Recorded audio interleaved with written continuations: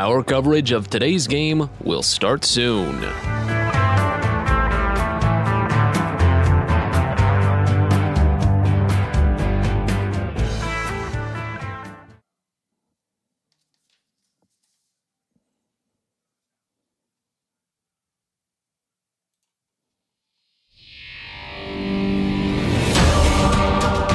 Welcome to Bowie Baysox Baseball. It's time now for the DCA Imaging Systems pregame show. It's the DCA Imaging Systems pregame show from FNB Field. We're getting set for the second game in this 7-game series between the Bowie Baysox and the Harrisburg Senators. Good evening and welcome. Matt Sabatis with you from City Island here in Harrisburg, Pennsylvania. Boy, what a convincing win it was for the Baysox to open this 7-game series. A 6-1 final last night behind some great pitching and some great offense as well. Good all-around offense, good all-around performance for the Baysox that you've really just got to be excited about. As Bowie got 4 strong innings from Zach Peak and then 5 strong innings of relief. A scoreless 5th inning from Clayton McGinnis and then 4 near-perfect innings from Connor Loprich. He only gave up 1 base hit, and the runner was thrown out trying to stretch a single into a double. So Loprich never worked with a runner on base all day. He struck out 4 to pick up the save. But it was a good day for the offense between Joey Ortiz and Greg Cullen going back-to-back on RBI knocks in the 5th inning, and then Cullen striking again with an RBI double in the 7th, and Andrew Dashbach closed it up with a 3-run home run in that same frame, his 8th of the season. All around, a good effort. It was the first time for Bowie that they'd had a game decided by more than 2 runs since the start of May, or the end of May, I should say, the start of June, if I'm keeping track of the months right. Sometimes it does get a little difficult. But Bowie is really hoping to continue some of that offensive prowess. They've collected 10 hits, at least, in 7 of their last 9 games played, and they have won, if you've been following along, 6 of those 9 games. That's a pretty good stretch, if you ask me. Let's get you set up for today's game. Bowie comes in for game number 51 on the season, a 20-30 record on the year, a 1-game winning streak. The Baysox are 6-4 over their last 10, 9-15 when playing on the road this year. As the Senators come in for game number 52 here in the 2022 campaign, a 21-30 record for the Sens. They're on a 3-game losing streak right now, however, after dropping the last 2 of their series with the Erie Seawolves and the first of this 7-game series. They're 3-7 over their last 10. Harrisburg is only 9-16 when playing in front of their home crowds. That is the lowest win percentage in home games in the Eastern League. Harrisburg comes into today 8.5 games out of first place in the Southwest Division, 5th overall in the 6-team league. They're still 4 games back from their next closest opponent. That's Altoona, who is in 4th.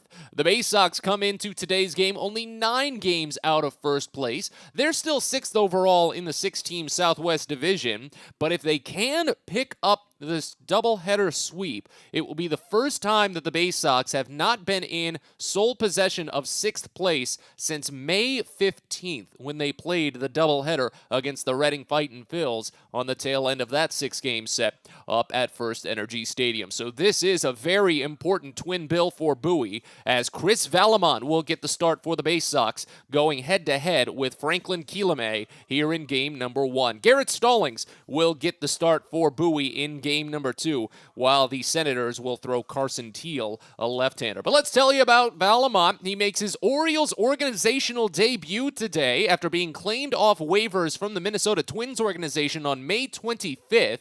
He was originally drafted actually by the Miami Marlins all the way back in 2018 from Division II Mercyhurst University in Erie, Pennsylvania, but he was traded to Minnesota along with right-handed pitcher Sergio Romo and a player to be named later in exchange for first baseman Lewin Diaz back in 2019.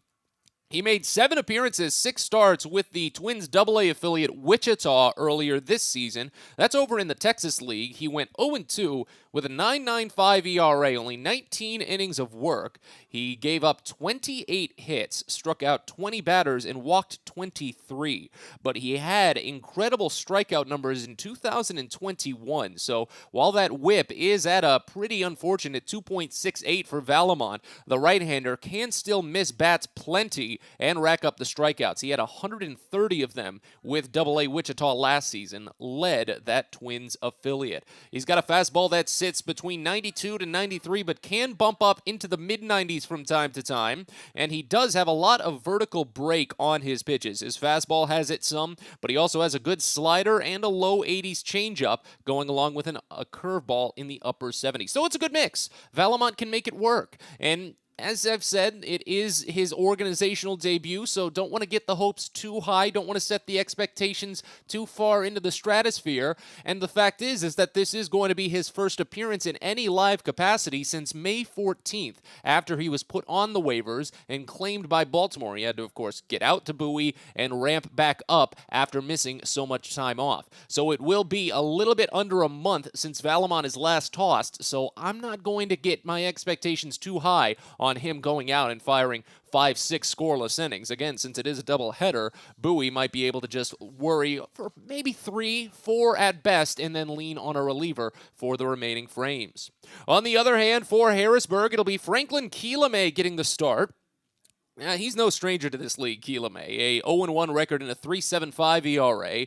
Just 12 innings of work, though, in 3 games and 2 starts. That's because he was only signed at the end of April by the Nationals organization, and since then, he's been getting back up into normal rhythm as well. But again, he's no stranger to this league. He was originally in the Phillies organization, got signed as an international free agent by the Phils, and he went 5-9 over 2 seasons with Reading before being traded to the Mets in the Asdrubal Cabrera deal. He was with Binghamton in 2018, but went 0-3 with a 4.03 ERA in 7 starts with the Ponies.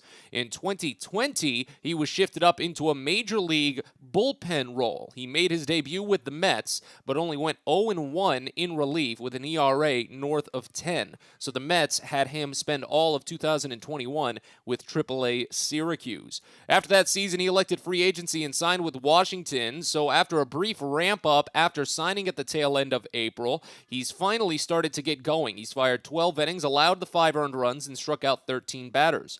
He's got a fastball that hovers in the mid-90s, and it can reach maybe a bit higher at points, sometimes toward 97, but he also does dip into his curveball and slider often. He does have a changeup, but that curveball is one of his most favorite secondary pitches, so it's going to be on Bowie today to try and make sure that they pick it up quickly and lay off of it when they can see it's coming, especially when it's coming a bit down away from the zone.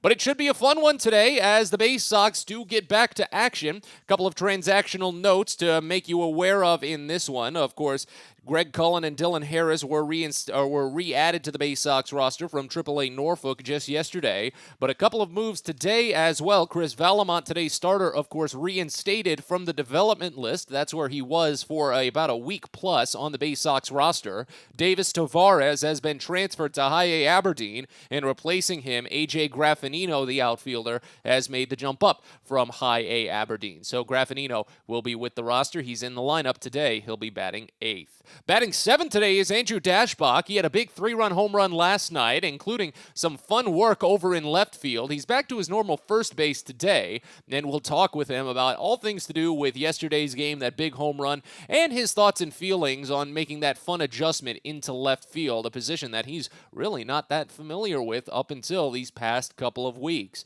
So we'll step aside. When we return, we talk with Andrew. After this, we're back in a bit. You're listening to the DCA Imaging Systems pregame show and Baysox Baseball. From sprains to stitches, sore throats to stomach aches, and pulled muscles to poison ivy, care is around the corner at Patient First. Walk in to see a doctor from 8 a.m. to 10 p.m. every day of the year. X-rays, lab tests, and prescription drugs are on site, and most major insurance plans are accepted. For routine illnesses and injuries, Patient First is here for you. Patient First, the name fits. Patient First, proud partner of the Bowie Baysox, open 8 a.m. to 10 p.m. every day. Hey, Baysox fans, if you've got a teacher or educator in your life that's meant a lot to you, or if you're one yourself, then you don't want to miss out on the Baysox Educator Appreciation Week from Tuesday, June 28th to Friday, July 1st. Teachers and educators who show a school ID at the Baysox ticket office will get 2 free tickets to a game of their choice between those days, all sponsored by Educational Systems Federal Credit Union. Again, it's Educator Appreciation Week at Prince George's Stadium, Tuesday, June 28th to Friday, July 1st. Everyone deserves a great smile, and Rad Orthodontics is here to help you, Bowie Baysox fans. Rad Orthodontics accepts most insurance, and whether it's braces or Invisalign aligners, anyone can get the smile they've always wanted with our flexible payment options. With 2 of the country's leading orthodontists right here in the DC area, we love to see Baysox fans smile with confidence. So get that amazing smile you deserve. Visit radsmile.com today and book your free consult. That's radsmile.com for Rad Orthodontics, official smile provider of the Bowie Baysox.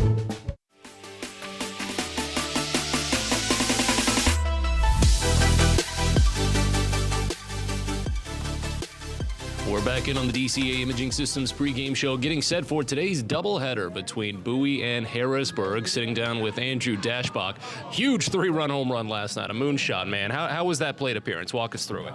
It was my 3rd at bat of the night, and I hadn't seen a fastball yet through 8 or 9 pitches. So I was, thinking maybe sit off speed, but I decided to go back to kind of my base and hunt the heater, and that's what I got that pitch and was able to put a good swing on it. Do you usually hang out for the breaking stuff a little bit earlier, or was that just what the scouting report was going for against Fuentes? It kind of varies series to series, pitcher to pitcher. Fuentes was a majority an off-speed pitcher to start with, so I wasn't that surprised that I saw as many off-speed pitches against him as I did. That 3rd pitcher who I hit the home run off of, he was a majority fastball guy and went breaking ball for a strike, breaking ball for a ball, and so I figured he might come back to that heater at some point, and so I was ready for it whenever it came. Have you really been enjoying your improvements? Just looking at the overall improvements in terms to your zone approach, because the walk numbers have been up, the power numbers are obviously still there. Things are always looking fun, at least from my perspective. How have you been enjoying it from your perspective? Yeah, that's the last couple weeks have been great. I've been able to make some adjustments on the fly and work with our entire staff from top to bottom on what they're seeing in my swing and how they think I can improve. And so it's really been a collective effort more than anything, and more than anything, it's fun helping the team win. That was a big spot last night. We lost 2 of our studs to AAA, and so being able to rally and get the win despite losing those pieces was exciting. Again, we're here with Andrew Dashbach talking about adjustments. What was it like having to adjust on the fly through all the weather that had just kind of gone off and on last night? Because when the rain looked like it was picking up and we might go into a delay, it almost suddenly stopped, it felt, and you got to keep playing at that point, and then it would pick back up. How do you deal with that? Yeah, that was bizarre. Quite frankly, I've never seen weather like that in my entire pro career thus far, and being from California, I didn't grow up with that weather where it's either it's raining or it's not raining. It's not dumping for 5 minutes and then nothing for 5 minutes and then dumping again for 5 minutes and then nothing for 5 minutes. So the field actually played pretty well despite how much rain we did get, and the grounds crew did a good job of continuing to maintain the pitching mound and the batter's box and keep them in okay condition. But yeah, that was definitely uncomfortable. Having 2 at-bats in the pouring rain and then 2 at-bats where it was clear as day. So it was bizarre for sure. Yeah. How about adjusting into your new kind of secondary role in left field? It's obviously been a new position for you now with J.D. Mundy taking on some first base roles, you taking on some first base roles while he DHs, but now filling in some outfield positions. I know the weather was clearly having a bit of an effect early on in the game too. Yeah. My comfort level is growing out there by the day. There are definitely some minor things. Last night there was a hiccup around the wall. I have very little experience dealing with balls around the wall, and so I was happy that Zach Peak was able to pick me up with that huge pickoff after that minor little hiccup out there. But yeah, it's been fun being able to get out there and run around a little bit. It's something that I did a little bit in college, my freshman year primarily. But aside from that freshman year of college, I don't think I've played more than 4 or 5 games out there in my life. So I'm doing what I can to learn from our other studs out there, guys like Hudson Haskins and Zach Watson, who really patrol out there and do a great job. And so picking up on cues from them and doing what I can to just catch the ball and hit my cutoff. Well, and obviously, it doesn't help either when the rain starts and the tarp is on the field before we even get rolling for the game, because I imagine you at least get a chance to maybe walk around a little bit pre-game and get an understanding of the dimensions. Am I right there? Absolutely, absolutely. Not getting to take BP on the field and kind of scout out it's a pretty bizarre setup out there with the cutout and a smaller wall that leads into a bigger wall. So that definitely, I'm not going to make an excuse, but that could have played a role in that hiccup out there. But anytime you're out in the outfield at a new park and don't get a chance to kind of check the dimensions and get a feeling for it, it definitely makes it tougher. Again, we're here with Andrew Dashbach getting set for today's doubleheader. It's such a busy stretch. Are you doing anything different to kind of stay well rested, a part of this 14-game and 13-day stretch, or just going about your business day to day? Yeah, definitely making sure to hit all my routines, take care of my body, make sure I'm getting 9+ hours of sleep a night, so I'm getting that recovery in. Doing what I can to fuel with the best quality of food. There's definitely an epidemic going around with injuries here and there, and so I'm trying to stay off that injured list and do everything I can possible to stay on the field. Now, I know a couple of the guys, they took an excursion or two on Monday because it's one of those rare off days on the road. They went to see the new Top Gun movie, if I'm not mistaken. Did you join in on some of that? Did you get out of the hotel at all, explore? I did not actually, although I heard the reviews on that movie were great. So I'm planning on checking it out on Monday when my girlfriend comes into town and we have another off day.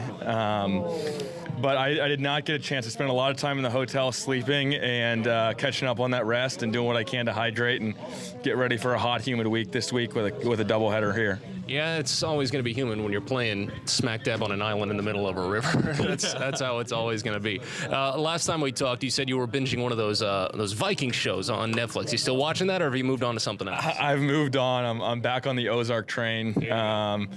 I watched the first season a while back, and Jordan Westberg said that he had restarted it, and so it inspired me to get it going again. So I'm halfway through season 2, looking forward to an exciting finish from what I hear. There you go. All right, well, we'll catch up on that later. Andrew, thank you so much for the time. Appreciate it. Absolutely. Andrew Dashbach here on the DCA Imaging Systems pregame show. We'll step aside, be back in a bit. First to the doubleheader coming your way. You're listening to Baysox Baseball. Hey kids, the Baysox Futures Club is the best way to be a fan of the Baysox, and it's completely free for kids ages 3 through 12. Futures Club members get access to special members-only events, discount ticket offers, and free gifts for just signing up. Parents, head over to Baysox.com to sign up your kids, so don't miss out on all the promotions and giveaways at Prince George's Stadium this season and next. The Baysox Futures Club. Sign up now at Baysox.com. Are you interested in beginning or expanding on a career in the pipe fitting, pipe welding, or HVAC service industry? Are you interested in a career path that will set you up for life without experiencing any college debt? If you are interested in these things and you live in the DC area, the Steamfitters UA Local 602 Apprenticeship Program is the best choice for you. For more information about our apprenticeship program and how to apply, please visit steamfitters-602.org. That's steamfitters-602.org.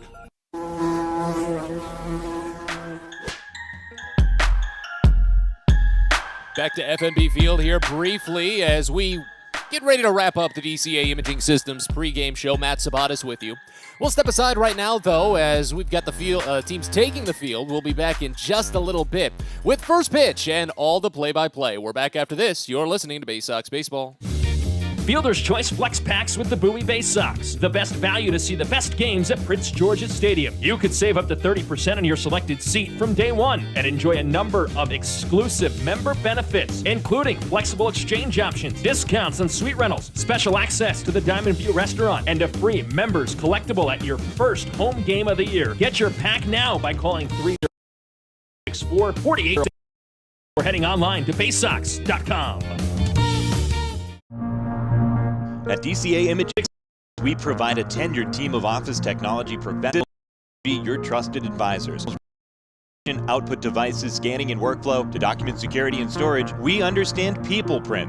not printers. Give DCA Imaging a call, 301-577-1021, or find out more about how we can help you. DCAimaging.com. DCA Imaging Systems, office technology made easy. Sky Shooter Displays by ZY Pyrotechnics will be lighting up the sky with top-of-the-line fireworks shows following Baysox games all season long. We will give you the best bang for your buck. Sky Shooter Displays include traditional shows, true pyro musicals, custom choreographed lays, and much more. The night sky is truly limitless, so don't be shy. Give ZY a try. Find out more by calling us at 570-328-1361 or visit us online, zypyrotechnics.com.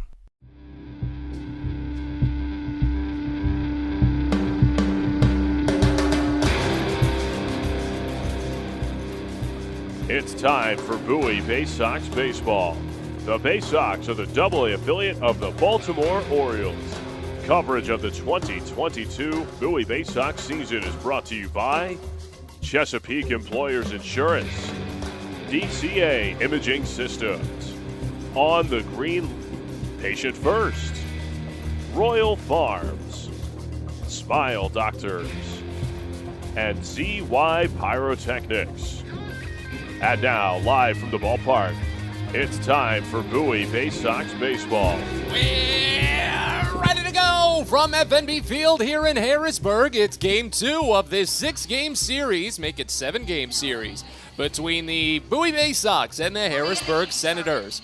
Matt Sabat is with you from the ballpark on City Island here in Harrisburg, Pennsylvania. And as Franklin Keelamay warms on the mound for the Senators, the starting lineup for the Baysox that he'll face looks like this. Leading off in center field, you've got Dylan Harris, followed by Cesar Prieto at second base, batting second. Joey Ortiz is the shortstop, he bats third. Greg Cullen at third base, bats fourth. Adam Hall is the designated hitter, he bats fifth. Maverick Handley is the catcher, batting sixth. Andrew Dashbach at first base, bats seventh. AJ Graffinino in left field, bats eighth. And Christopher Cespedes is in right field, batting ninth. The Baysox are the AA affiliate of the Baltimore Orioles. They're managed by Kyle Moore, assisted by Brandon Becker, Josh Conway, Tim DeJohn, Billy Facto, and Chandler Geller. Calvin Christensen, video coordinator. Lindsey Birchfield, athletic trainer. The Baysox are 20-30 on the season, a one-game winning streak, 6-4 over their last 10, and 9-15 when playing on the road. Once more, that lineup for Bowie: Dylan Harris, Cesar Prieto, Joey Ortiz, Greg Cullen, Adam Hall, Maverick Handley, Andrew Dashbach, AJ Graffinino, and Christopher Cespedes, all to face off against Franklin Keelamay on the mound. FNB Field here in Harrisburg, 325 feet down the line to both left and right field, 400 feet to straightaway center. Deepest parts of the ballpark are just to the left and right of straightaway center, as the wall extends to 405 feet on either side. The alleys more closer toward 360 feet, 335 feet toward left field specifically. As left-hander Dylan Harris digs into the box for Bowie, gets us set up against the tall right-hander Keelamay. Early lefty attack for Bowie. They've got 3 left-handers among the first 4 batters. But Keelamay's ready to go. He kicks high and fires the first pitch home. It's a fastball that misses wide. And we're underway at 5:32 p.m. on an 81-degree, beautifully sunny day here at FNB Field in Harrisburg. 1-0 the count to Harris, and the next pitch home is checked on, called a strike anyway. Fastball hits the lower outside corner, and the count evens at 1.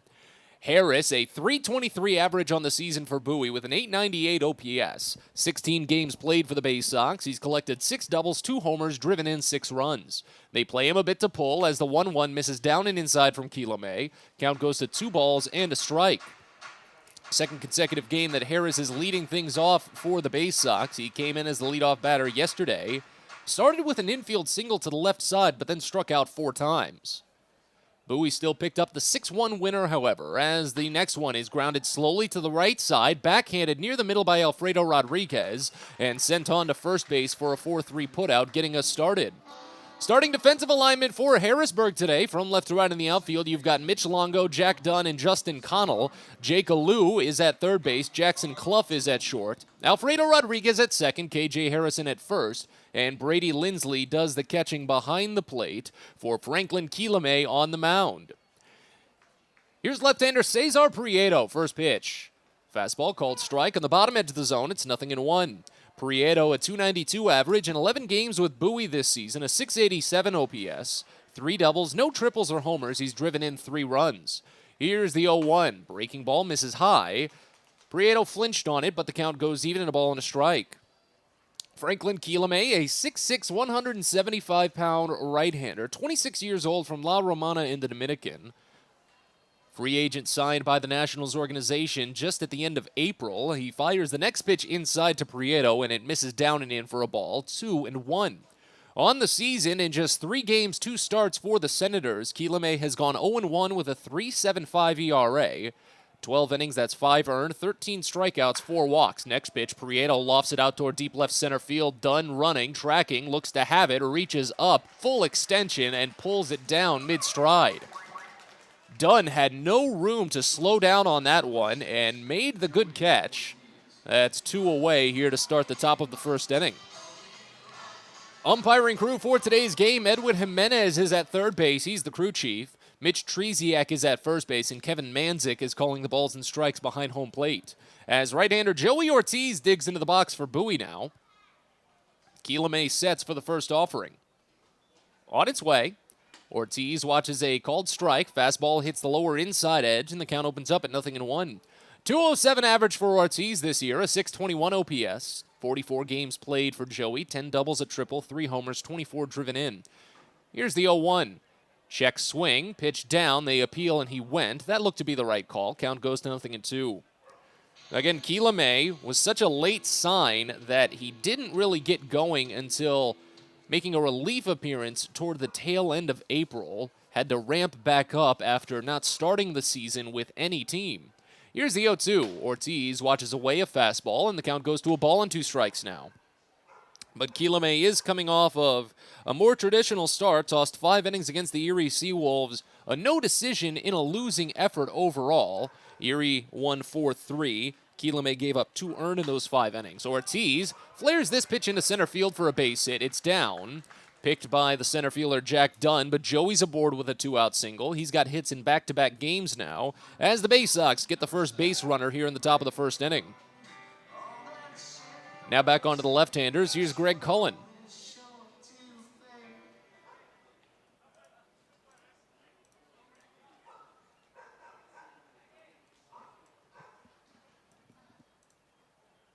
Cullen in his second game back with Bowie had a multi-RBI performance last night.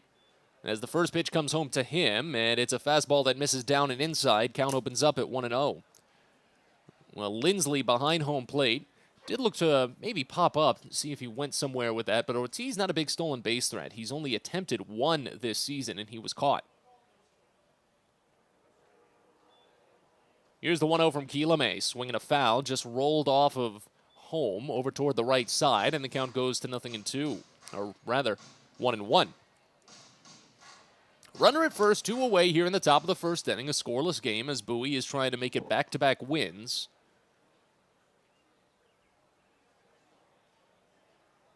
One on its way to Cullen, and it misses down and in, a breaking ball. Count goes to 2-1. It was a really interesting day yesterday for Bowie with their 6-1 win. A good performance, a tough luck loss for Steven Fuentes. He tossed a quality start with 6 innings, allowing just 2 runs, both earned, 6 strikeouts, no walks. But Bowie was able to get enough across, and the pitching staff put together an excellent performance. 2-1 pitch. Cullen watches high fastball. Count goes to 3 balls and a strike here.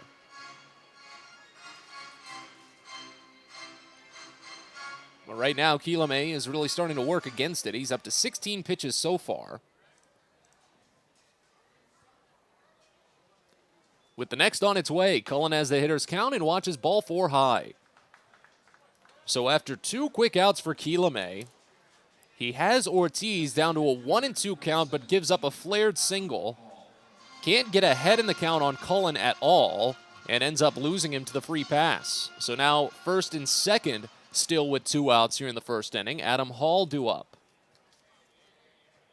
Hall had a base hit yesterday, an infield single, but he was taken out on a double play. Bowie has hit into plenty of those over the last week plus. First pitch to Hall, misses away for a ball. It's 1-0.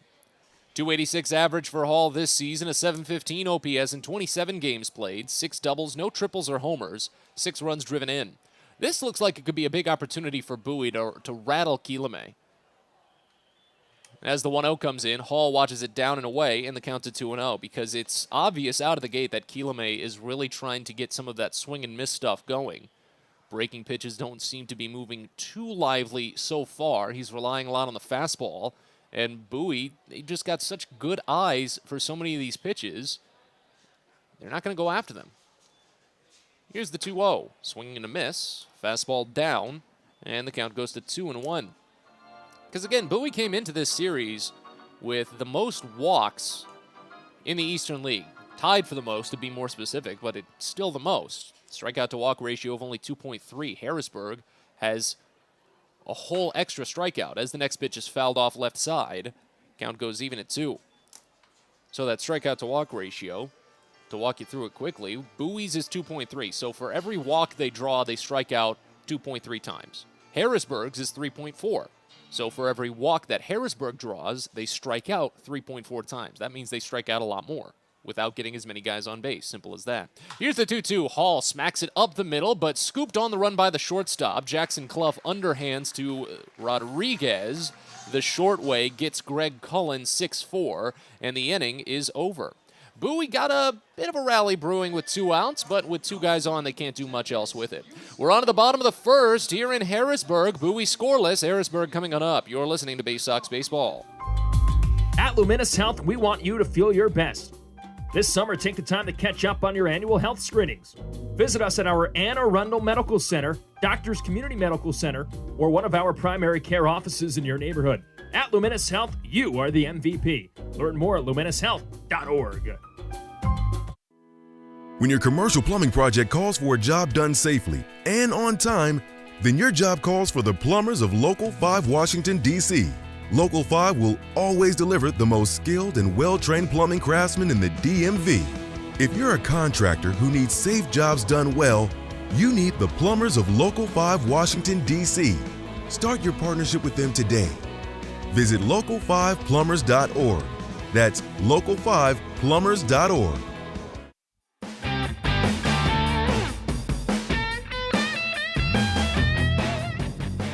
Well, the Bowie Baysox come up empty in the top of the first, and they'll try to do the same against the Harrisburg Senators here in the bottom of the first. As we continue on from FNB Field in Harrisburg, a beautiful day for a doubleheader.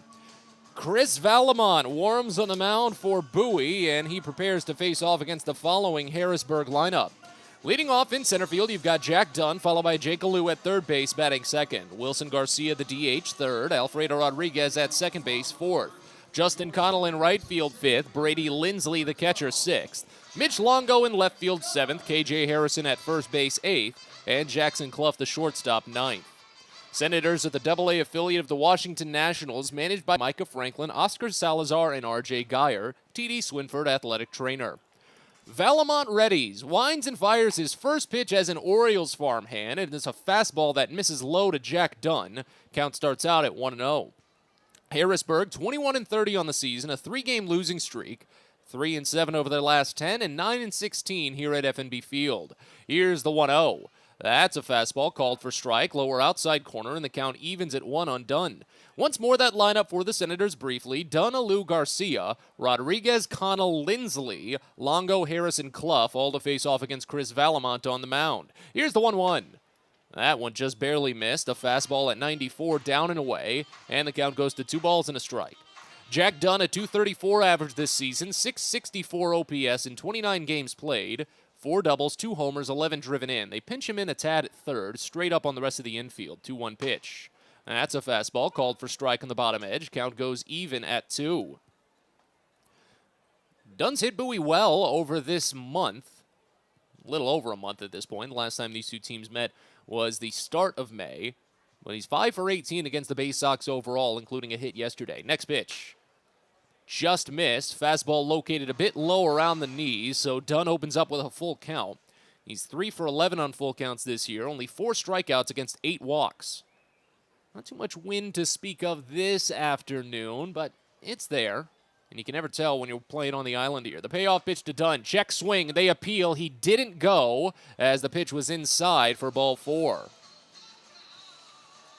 So a leadoff walk given up by Valamont. That's the 13th walk that Dunn has drawn this season. And now it's on to Jake Alou. We talk about those double plays and how Bowie has hit into a bunch of them. They did turn a handful in that Altoona series. Did not turn any yesterday, but they did catch 2 base runners stealing and had a play from the outfield, catching a runner trying to extend a single into a double. So still took runners off the board in that caliber. First pitch to Alou, a fastball called for strike on the upper outside corner. It's 0-1. They put the shift on for Alou. Left-hander batting .257 this season with a .760 OPS. Here's the 0-1.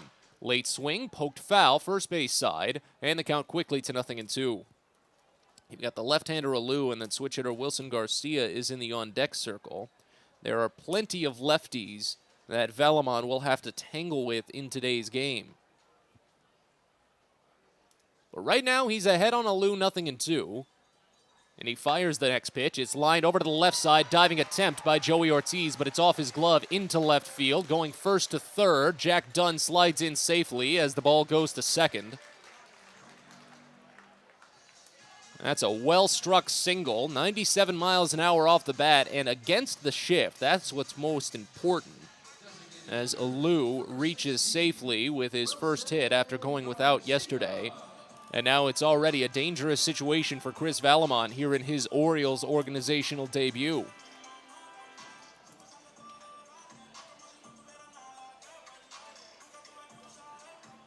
Here's Wilson Garcia. Switch hitter will bat as a left-hander.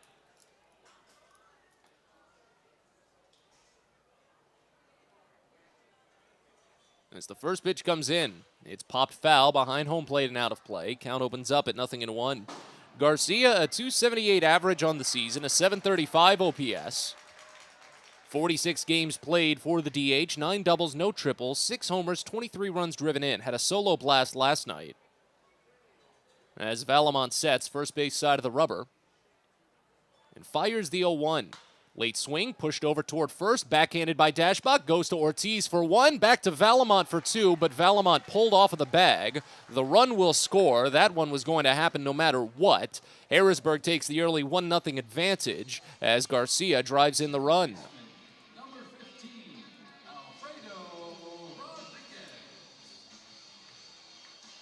So Bowie did get the lead runner. It went 3-6 to eliminate Alou, but Garcia is aboard on the choice. Should pick up his 24th RBI this season.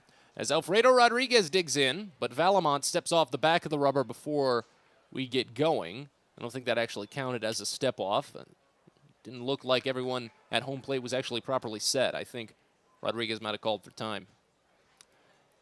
But now here's the first pitch.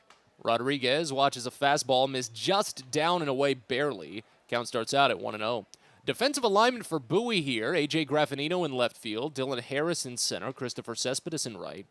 Greg Cullen at third. Joey Ortiz at short. Cesar Prieto at second. And Andrew Dashbach at first. Here's the 1-0. Swing and a miss. High fastball, and the count goes even at 1. Maverick Handley catches behind the plate for Chris Valamont on the mound. Valamont, a 6'5", 220-pound, 25-year-old right-hander from Erie, Pennsylvania.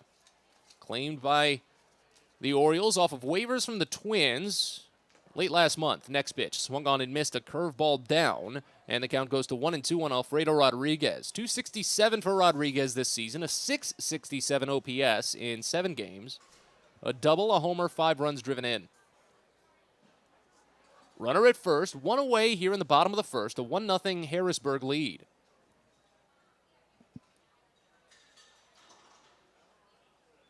Here's the next. Poked foul, left side, and the count goes to 1-2, well, stays at 1-2. Valamont was claimed on May 25th. This is his organizational debut, so a little bit over a week, around 2 weeks to ramp up. He was originally drafted by Miami back in 2018 out of Division II Mercyhurst University. He was a 5th-round pick. But he got traded to the Twins organization in 2019, close to the deadline, as he fires the 1-2 here, and it swung on and missed for strike 3. Change up on the outside edge, sends Rodriguez chasing, and that's the second out here in the bottom of the first inning. First strikeout for Valamont is an Orioles farmhand.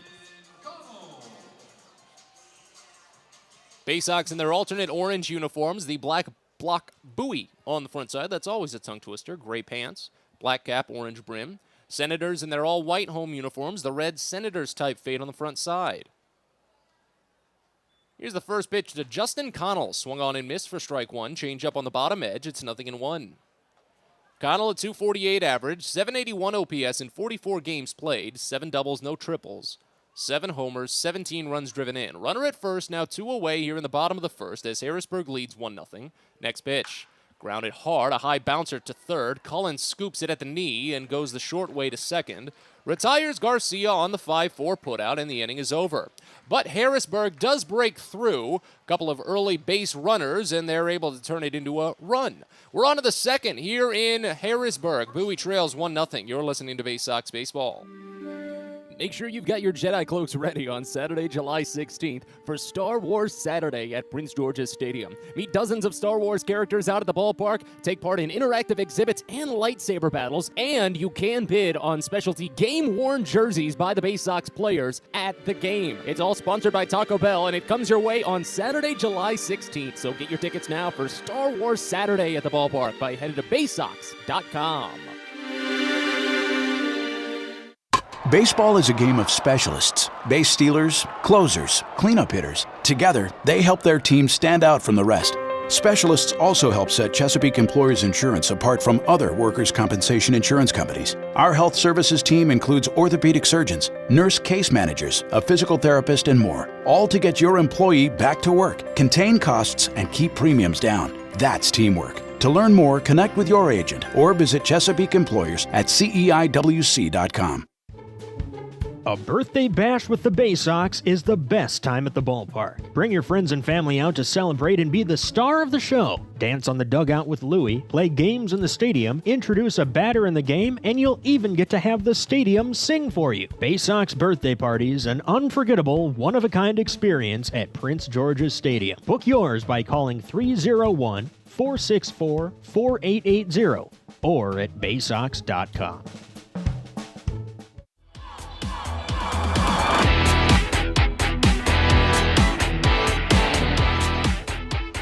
Second inning here at FNB Field in Harrisburg. What's so far a 1-0 Harrisburg lead.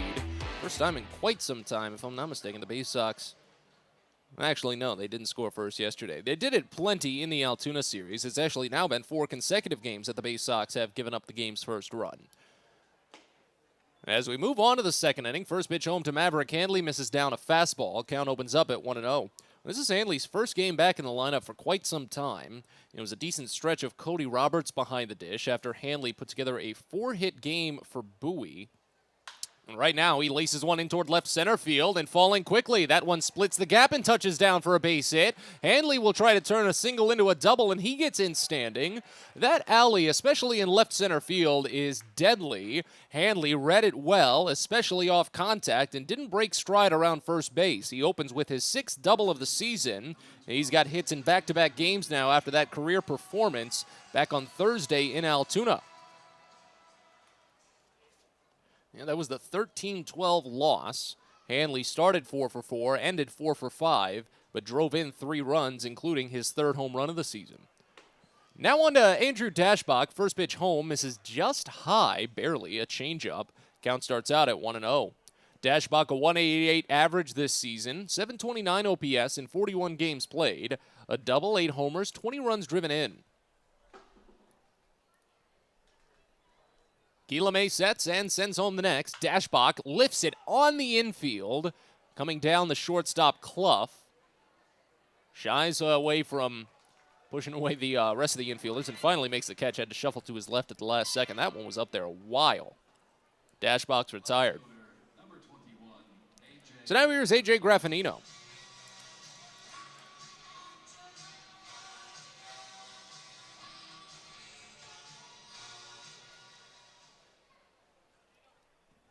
Left-hander digs in. Just his 6th game back with the Baysox.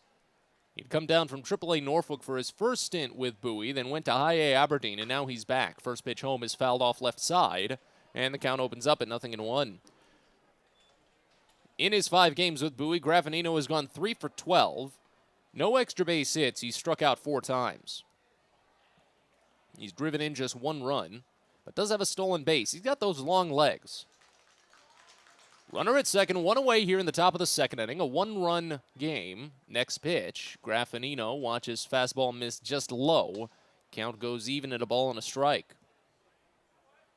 Yeah, this is a battle of the tall fellas right now as Graffinino clocks in at 6'2". I feel like he's a little taller than that. Maybe it's just the legs. He's got such longer legs than really anyone else on the roster. Here's the 1-1, swing and a miss. Change up down, and the count goes to 1-2.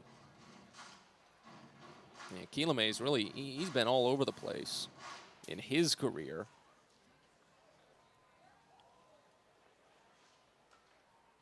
Third different organization he's pitching with. Already has some major league experience under his belt and fires the 1-2. It's slapped over to the left side, and it eats up the shortstop Clough. He can't go anywhere with it. Only 90 miles an hour off the bat, and it's registered as an error. 5th of the season for Clough in his 22 games played at short. Still holds Maverick Handley at second base. You hit it to the left side. There's not really much that he can do. And it does put the double play on the table for Christopher Cespedes, who's already hit into one this season with Bowie in just 8 games. First and second, 1 away here in the top of the 2nd. First pitch home to the right-hander Cespedes. Misses just down and away. Changeup starts us out at 1-0. Cespedes, a 154 average in his 8 games with Bowie, a 498 OPS, 2 doubles, no homers, a run driven in, 7 strikeouts. He has drawn 4 walks. Here's the next. That fastball just misses low again, and the count goes to 2-1. That really seems to be where Kieleme is trying to find those swings and misses and just isn't getting the sale from what Bowie is usually used to. He fires the next, and Cespedes lines it to left field for a base hit. This one a hard hit ball, so the stop sign goes up for Maverick Handley. Runners advance 1 bag, but Cespedes now has hits in back-to-back games, and 3 of his last 4 for Bowie. Loading the bases for the top of the lineup in Dylan Harris. Massive opportunity right now for the Baysox to try and at least tie this 1-0 game, or maybe even take the lead. Because they fell behind 1-0 yesterday, put on 2 runs on back-to-back RBI base hits in the 5th inning, and then broke out for a 4 spot in the 7th to cruise to an easy 6-1 victory when you looked at that final line score. But now it's back to the top. Dylan Harris grounded out to second base his first time up. That'd be hurtful here. First pitch home is a changeup that misses down, and the count starts out at 1-0. Harris, in his 16 games with Bowie, has hit into 2 double plays, but he's more of a fly ball batter. 0.8 ground ball to fly ball ratio this year. Here's the 1-0. Misses high a fastball. Lindsley had to snap up to keep that one in front of him. If it got by, the game would be tied. Count goes to 2-0.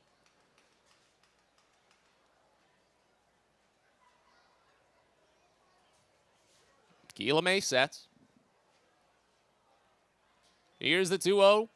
Harris watches a called strike on a fastball upper outside corner. It's 2-1.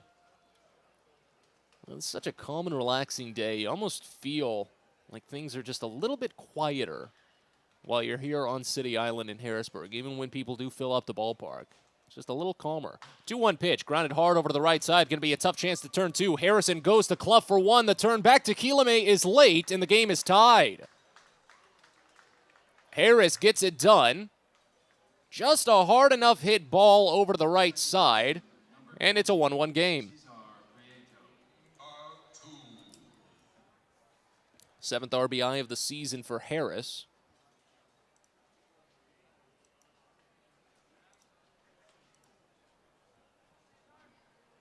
Graffinino to third.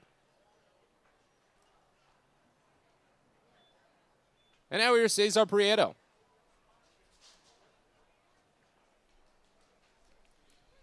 Righty on lefty. The first pitch comes in. Prieto watches high, a fastball. Count opens up at 1-0.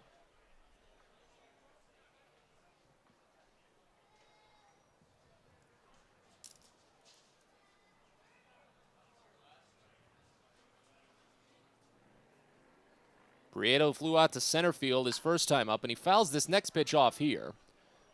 Sky's back over the netting, and the count goes even at a ball and a strike now. Well, the big problem for Prieto this season, while he is riding that 8-game hit streak at the moment, he's squeaking out the hits here and there. He hasn't put together a multi-hit game for a while now, as the next pitch is checked on, away, they appeal. He didn't go around on the fastball, so the count goes to 2-1. When is the last multi-hit game for Cesar Prieto? Let's see if we can find it quickly. It was back on the 2nd. So coming up on a week now. He's been pulling out individual hits, and a lot of that has just been on defensive placement. They've been reading his pull. Here's a pickoff throw back to first. Quilome's got a very clunky pickoff move. Harris had to scamper back in, didn't slide, and first baseman didn't even bother to apply the tag. He stepped in front of the bag to just keep the ball in front of him. So we wait on the 2-1 to Prieto. On its way. Swinging a slow bouncer to third. Scooped on the run by Alou. He charges and fires to first to end the inning. So Prieto answers my wish and goes the opposite way. But unfortunately, right to the third baseman, ending the inning. But the Baysox get on the board and tie the game. Dylan Harris drives it in when he hits into a fielder's choice. And as we go to the bottom of the second, here in Harrisburg, it's Bowie and Harrisburg tied at 1. You're listening to Baysox Baseball. On the Green Incorporated is your lawn care team, providing professional, organic-based lawn care programs for residential and commercial lawns. Our lawn care programs provide ballpark quality results. Each service is custom-tailored with guaranteed results for even the toughest lawns. On the Green also offers outdoor pest control services. Mosquitoes, ants, ticks, and more. Safely and effectively control insects and enjoy the outdoors this summer with On the Green Incorporated. Go to onthegreeninc.com. Baysox Youth Baseball Camps are back in 2022, and registration is open now. 3 sessions this summer led by Orioles Hall of Famer and former Rookie of the Year Al Bumbry, along with former Baysox outfielder Stephen Bumbry. Kids will take part in in-depth on-field instruction and go head-to-head in camp-wide games at Prince George's Stadium. All campers get a free Baysox hat and a ticket to a Baysox game of their choice. Space is limited, so head to BaysoxShop.com and reserve your spot at a Baysox Youth Baseball Camp today.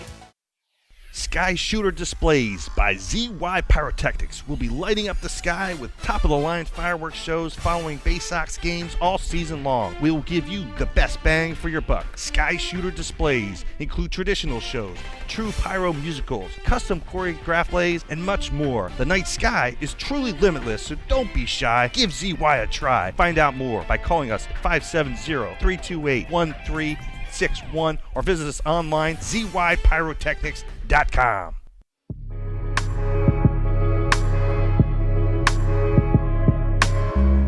Bottom of the second here in Harrisburg, as Bowie and Harrisburg are tied at 1. Brady Lindsley leads off and pops up the first pitch he sees from Chris Valamont to shallow center. Backing up on it, Joey Ortiz, the shortstop, is there to receive, and there's one out to get things rolling here in the bottom of the frame. It was an 18-pitch first for Chris Valamont, including a lengthy full-count walk against the first batter he faced in the first. So that's a big bounce-back start for Valamont here in the second. Now after Lindsley, it's Mitch Longo. KJ Harrison will follow, and if either of these two reach, Jackson Clough will be after. They put the shift on for the left-hander Longo as the first pitch comes in, and Longo fouls it off. Fastball hit high in the zone, so the count opens up at 0-1. Longo, a .217 average this season for Harrisburg, .654 OPS in 35 games played. He's got 5 doubles and 5 homers. He's driven in 10 runs this season.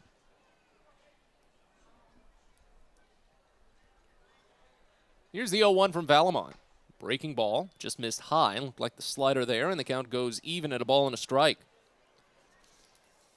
Well, it should be a very fun next couple of weeks for Valamont as he gets more and more acquainted working in live action against some of these new opponents and in this new organization as the next pitch is called a strike bottom edge. Curveball runs it to 1-2. But more importantly, he's back in familiar territory. Again, he pitched with Division II Mercyhurst University out in Erie, Pennsylvania, where the Erie Seawolves are. He's from Erie. The 1-2 pitch, grounded slowly but foul just to first. That one bounced, probably only about 5 inches at best to the right side of the line. Maybe a foot. Don't need to speculate on that too much as the count stays at a ball and 2 strikes.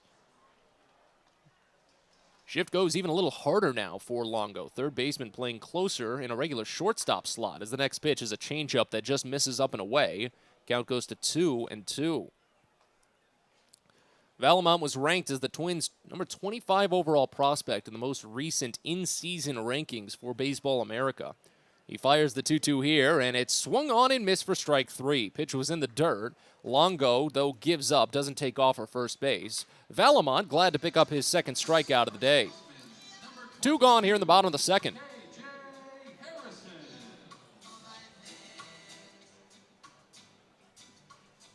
Now here's KJ Harrison.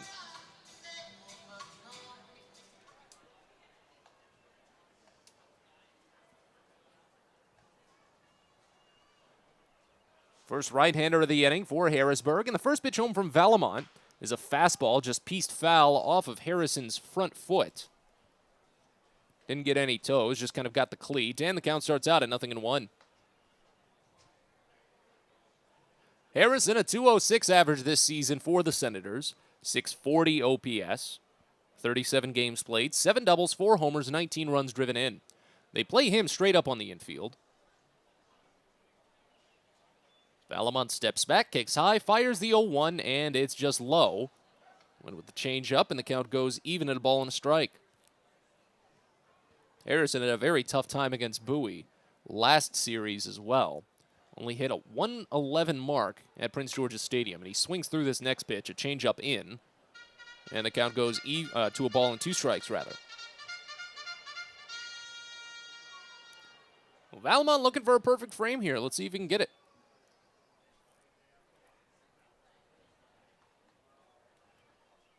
Sets at the chin.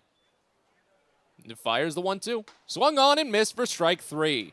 3 up, 3 down inning for Chris Valamont. He's up to 3 strikeouts here in his debut for the O's system. We're on to the third here at FNB Field as Bowie and Harrisburg are tied at 1. You're listening to Baysox Baseball. Get your gear and memorabilia from your favorite Baysox players and future stars of the Baltimore Orioles at the Tackle Box Team Store. Jerseys, hats, autographed bats and balls, all at great prices. Located right at the main gate at Prince George's Stadium and online at BaysoxShop.com, the Tackle Box is the only place to get the best Baysox gear for you and your favorite fan. It's the Tackle Box at Prince George's Stadium and at BaysoxShop.com. At DCA Imaging Systems, we provide a tenured team of office technology professionals ready to be your trusted advisors. From document creation, output devices, scanning and workflow, to document security and storage, we understand people print, not printers. Give DCA Imaging a call, 301-577-1021, or find out more about how we can help you. DCAimaging.com. DCA Imaging Systems, office technology made easy. It takes time to get rich, flavorful coffee beans from the lush mountain regions of Colombia and Brazil to Royal Farms. But less than a minute to get yourself a delicious hot cup of the finest and freshest coffee in the world. Because Royal Farms' new Swiss-made coffee machines grind those rich, flavorful coffee beans and brew them one magnificent cup at a time. It's why Royal Farms makes the freshest and best coffee in the world. Real fresh, real fast. Royal Farms.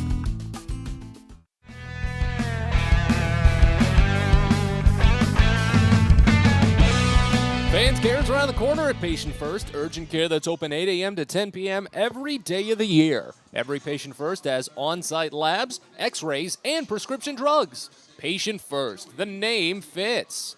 We're on to the third inning here in Harrisburg as Bowie and Harrisburg are tied at 1. Matt Sabatis as Franklin Kielme gets back to work for the Sens. Faces Joey Ortiz, Greg Cullen, and Adam Hall here in this half inning. First pitch. Ortiz watches a called strike on a fastball hitting the outside edge of the zone. It's 0-1 to start. Ortiz singled with 2 outs in the first inning, got to second base when Greg Cullen drew a walk but was left stranded. Baysox have already left 4 aboard today. Next pitch, called a strike. Fastball hit the lower outside corner again, and it's already 0-2. They play Ortiz straight up on the infield. As Kielme sends, drops down to the waist and fires the next. Misses wide, another fastball, and the count goes to a ball and 2 strikes. Well, if you heard our conversation pregame with Andrew Dashbach, he touched on a topic, I guess I brought it up, but something that I've definitely learned a lot more about just over the past season as it's gone on. Next pitch to Ortiz misses down. Count goes to 2 balls and 2 strikes here as Kilame is racking up now to 45 pitches so far. Needed 22 in the first inning and 19 in the second inning. But I've definitely learned a lot more about just general groundskeeping and some of the labors and efforts that go into it. The 2-2 to Ortiz, swung on and bounced hard over to the right side. Picked by Alfredo Rodriguez at second base and sent to first in time, 4-3. Ortiz retired, and that's the first out of the inning. But of course, through all of that intermittent rain, of course, that's something that you see a lot of in these types of ballparks where you're on the water in essence. And here, that's not even in essence, that's a literal term. The entire ballpark is pretty much on the water. You do get some of those low-lying clouds that can just spritz you with a quick downpour and then lay off. Here's Greg Cullen. Left-hander watches first pitch strike. A changeup on the inside edge. It's 0-1. And the Harrisburg grounds crew did an excellent job at making sure that they kept the most important parts of the infield as dry as they could, bringing out fresh dirt. As the next pitch is fouled off back to the screen by Cullen, count goes to 0-2. And it's very tough. It's very tough. I've worked games before where there was an inattentive grounds crew and players were slipping and sometimes even sliding all around the field. It's worrisome for injury. The 0-2, called strike 3. That's a pretty wide give on the changeup to Greg Cullen, and he's down on strikes. First punch out of the day for Franklin Kilame is backwards. 2 gone here in the third, and now Adam Hall due up.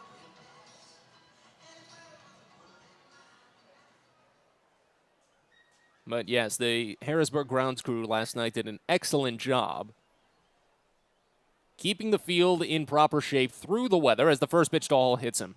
That's on the wrist, and he's going to start walking back to the dugout briefly. Drops the bat, but now he's turning back around. He's going to head up the line now. He's going to wait for one of the athletic trainers to come out and have a quick chat. Probably give him the grip test, but Bowie will get a runner aboard here with 2 outs in the top of the third inning. Again, a 1-1 game this evening here at FNB Field, a 7-inning game. As Bowie and Harrisburg are playing 2. Kyle Moore comes down to join in on this grip test, see if he needs to make a replacement with Hall. The Baysox do have 3 players on the bench right now. Hudson Haskin might be the last one to come out. He was a late removal from yesterday's game. Best I could get in terms of any sort of reasoning was just the word tightness. Where? Couldn't tell you. Hudson Haskin was dealing with some tightness yesterday. That's very specific. But that's fair. When you've got a good prospect like that and you want to make sure that you don't give away the farm and you keep things, tight-lipped. Hall looks like he's good. He'll head up the line. And the inning continues.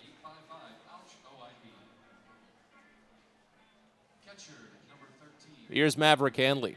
Had the leadoff double in the second inning. That led to the tie for Bowie. Came around to score on Dylan Harris's fielder's choice.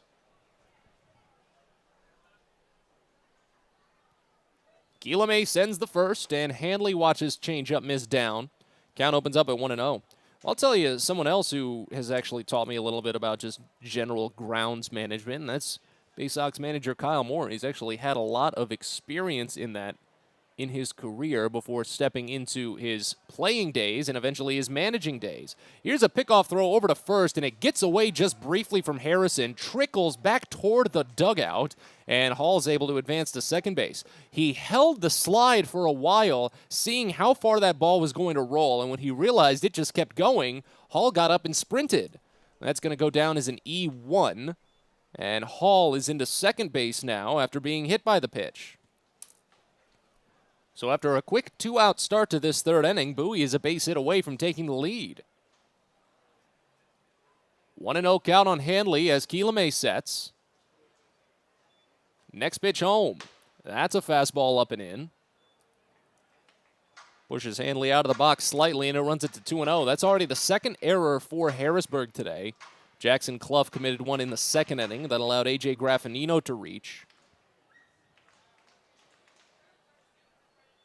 Next offering. Foul off, back behind home plate and out of play.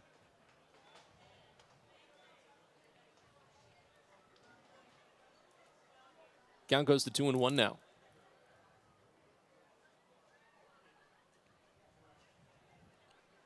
Hall a decent lead off of second. The pitch. This one bounced up the middle, sliding to his left. Clough, the shortstop, fires to first in time.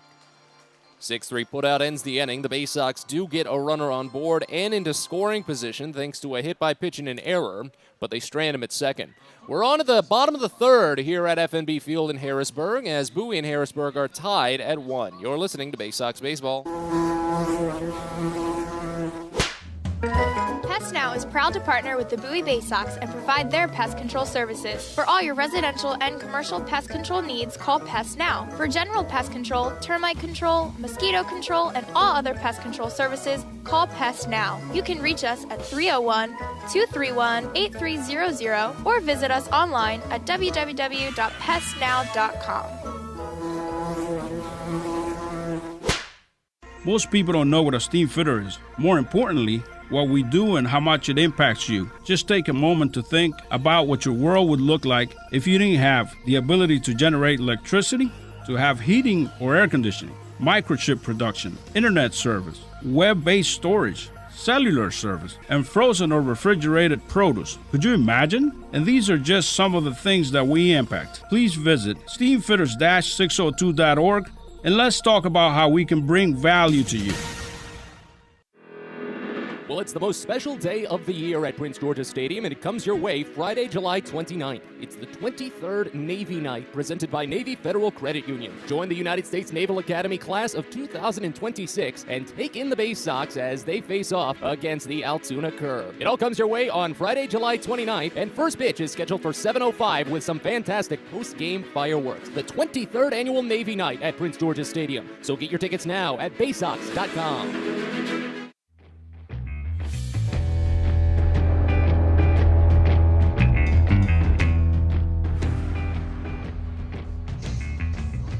Bottom of the third inning here in Harrisburg as Bowie and Harrisburg are still tied at 1. Matt Sabatas with you, with Chris Valamont getting back to work for Bowie. Fired a perfect second inning on 11 pitches with 2 strikeouts. He fires the first pitch home here to Jackson Clough. It's called a strike on the bottom edge, 0-1 to open. Clough, the number 9 batter, then is back to the top of the lineup with Jack Dunn, then Jake Alou due up in this half frame. As the next pitch in is roped up the first base line, but that one is hooking and just going foul. If it stayed fair, it was well gone. Christopher Cespedes didn't even give chase to it.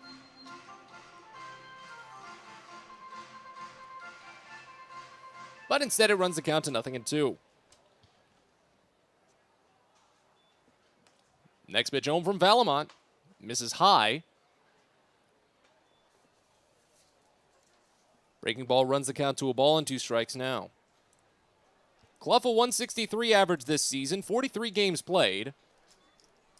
1-2 pitch to the left-hander is just pieced foul off of home plate, rolls back to the screen. And we'll do it once more. 484 OPS for Jackson Clough, 7 doubles, no triples, 2 homers, 7 runs driven in.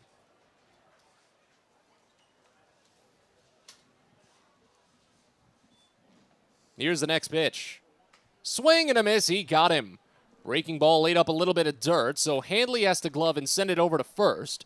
But he gets it there, and that's the 4th strikeout for Chris Valamont, 3 of them coming in a row now.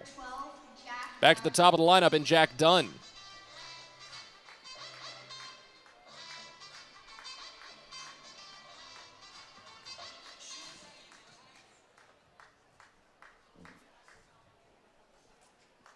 Dunn drew a walk on a full count all the way back in the top of the first inning, bottom of the first inning, rather. He led off that inning, of course.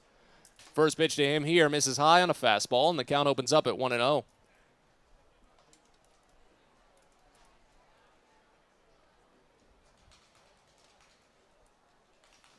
Tie game here in the bottom of the third.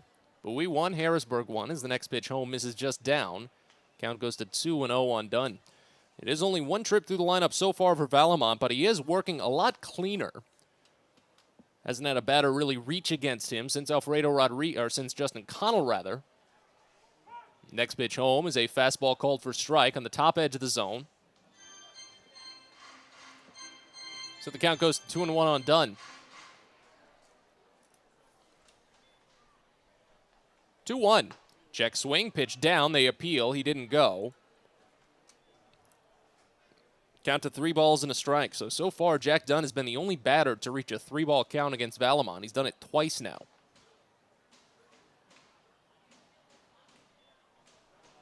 Hitter's count in the offering is high ball 4. So Dunn has done it again. Ha-ha. Second walk for Valamon, both of them to Dunn. And now here's Jake Alou.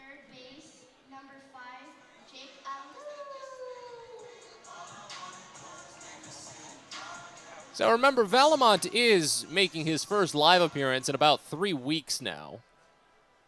Don't want to overtax an arm that you put in a waiver claim for. Looks like Bowie might be able to take him out after the third if he can wrap this one up quickly. First pitch to Jake Alou is swung on and missed low. Count opens up at 0-1. Alou singled to the left side of the infield back in the first inning. Joey Ortiz had to run a long way to try and pick it, and it was just too far for him. Pickoff throw back to first. Not in time. And Valamont had to fire that one because he was running out of time on the pitch clock to actually deliver.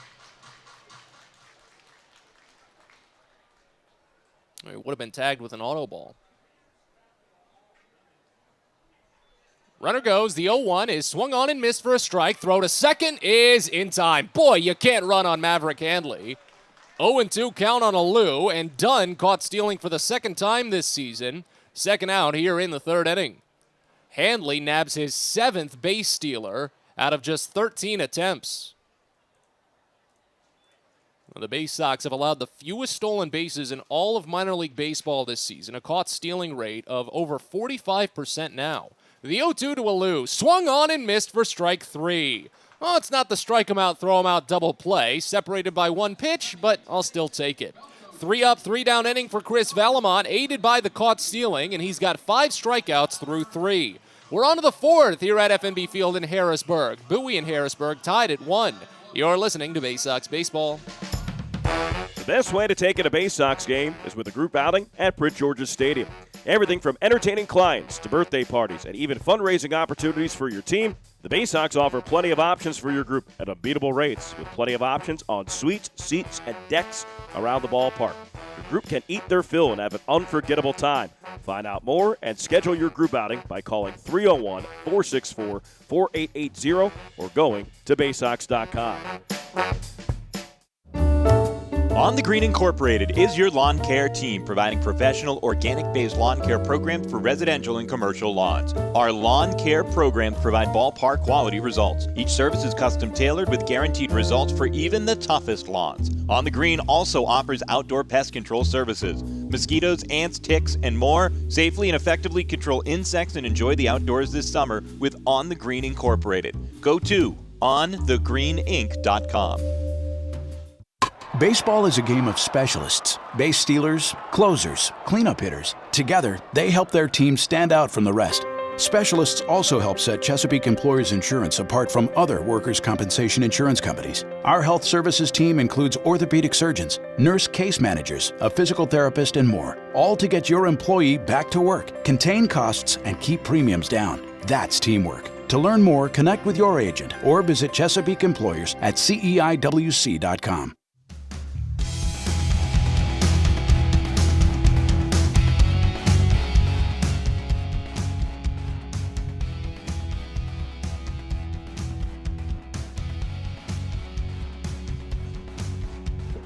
We're on to the 4th here at FNB Field in Harrisburg. The Baysox on the back end of what is this now, a 13-game road trip? Still losing handle on the counts for myself simply because Bowie has to play this 7-game set. But Bowie's back to action at Prince George's Stadium on Tuesday, June 14th. They open up a 7-game series with the Binghamton Rumble Ponies. First pitch to Andrew Dashbach is swung on and missed. As we move into the fourth here in this 1-1 game, Franklin Quilame is back to work for the Senators. It'll be Dashbach, AJ Graffinino, and Christopher Cespedes due up in this half inning for Bowie. 7-8-9 in the lineup. Next pitch, swung on and missed again. Changeup missed low, and the count goes to 0-2. Dashbach popped out to shortstop with a runner at second base in the second inning. Bowie was still able to put the run across, though, after A.J. Graffinino reached on an error. Christopher Cespedes singled, and Dylan Harris reached on an attempted double play. Drove in a run on the fielder's choice. Next pitch to Dashbach misses away, and the count goes to a ball and 2 strikes. 57 pitches so far for Franklin Quilame. His last inning was his most efficient, needed just 13 pitches. After 2 quick outs, he hit a batter and committed a throwing error while trying to pick the runner off. And Quilame is just about to be charged with an auto ball here. He had not delivered in time. So the count goes to 2-2 on Dashbach.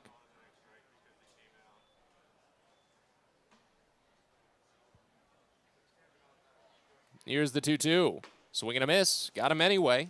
And Dashbach is down on strikes. Spun a changeup low. And that's the second strikeout for Franklin Quilame.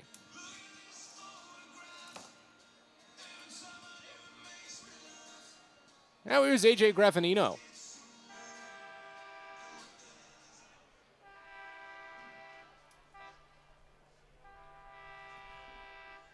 Well, City Island, a very fun little place. Probably one of the spots in the Eastern League with the most personality and little tiny amenities around its individual ballpark. As the first pitch to A.J. Graffinino misses low. Count opens up at 1-0.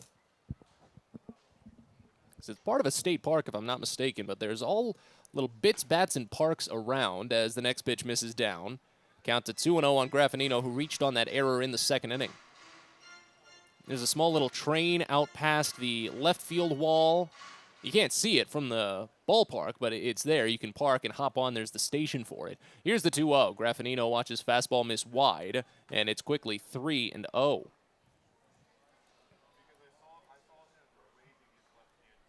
They've got other little parks behind us at this ballpark. I think there's a little soccer field, and there's a playground out near the shores of the island. Graffinino watches the next pitch. Fastball just barely hits the outside edge for a called strike.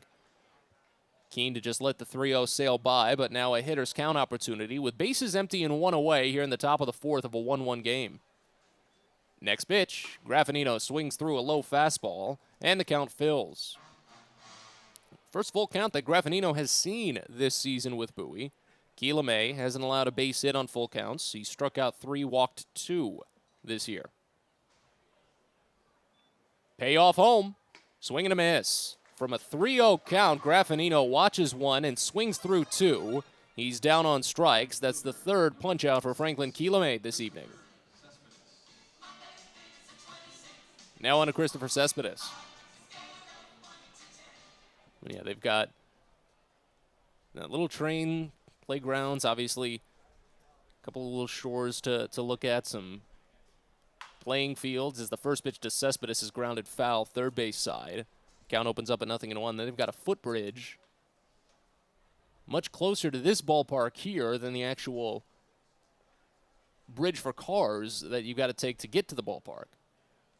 One of these days, maybe tomorrow or at least the next day, I'll try to get out here early and just make that walk and walk around downtown Harrisburg. Haven't gotten the opportunity just yet. Next pitch to Cespedes is called a strike on the outside edge, a fastball. Count goes to 0-2. Cespedes singled in the second inning, loaded the bases at that point, and Bowie was able to turn a run out of that. As we're tied at 1, the 0-2 pitch, Cespedes swings and just gets a piece. It hits off of the catcher. We'll stick around and do it once more. But getting up there for Franklin Quilame, of course, he's so well experienced in his starting roles. He could probably get up around 80 pitches, maybe a little bit more even. But he is at 67 right now. He fires another 0-2, and it's poked slowly to third. Scooping it a Lou while shuffling to his left. He sends it to first base for the 5-3 putout. Inning is over. The Baysox go down in order, and as we move to the bottom of the fourth here at FNB Field, it's still a 1-1 game, Bowie and Harrisburg. You're listening to Baysox Baseball. Sky Shooter Displays by ZY Pyrotechnics will be lighting up the sky with top-of-the-line fireworks shows following Baysox games all season long. We will give you the best bang for your buck. Sky Shooter Displays include traditional shows, true pyro musicals, custom choreographed plays, and much more. The night sky is truly limitless, so don't be shy. Give ZY a try. Find out more by calling us at 570-328-1361 or visit us online, zypyrotechnics.com. Well, it's a busy day at Prince George's Stadium on Sunday, July 17th. Princesses and Pirates Day at the ballpark. Don your shiniest crown, wear your fanciest slippers or your peg leg and your eye patch as Prince George's Stadium transforms into a fun fairy tale castle and a swashbuckling ballpark. It's also Louie's birthday bash. Many of Louie's mascot friends will be on hand to celebrate what should be just a fantastic day at Prince George's Stadium. That's Sunday, July 17th, so get your tickets now at Baysox.com. At DCA Imaging Systems, we provide a tenured team of office technology professionals ready to be your trusted advisors. From document creation, output devices, scanning and workflow, to document security and storage, we understand people print, not printers. Give DCA Imaging a call, 301-577-1021, or find out more about how we can help you. DCAimaging.com. DCA Imaging Systems, office technology made easy.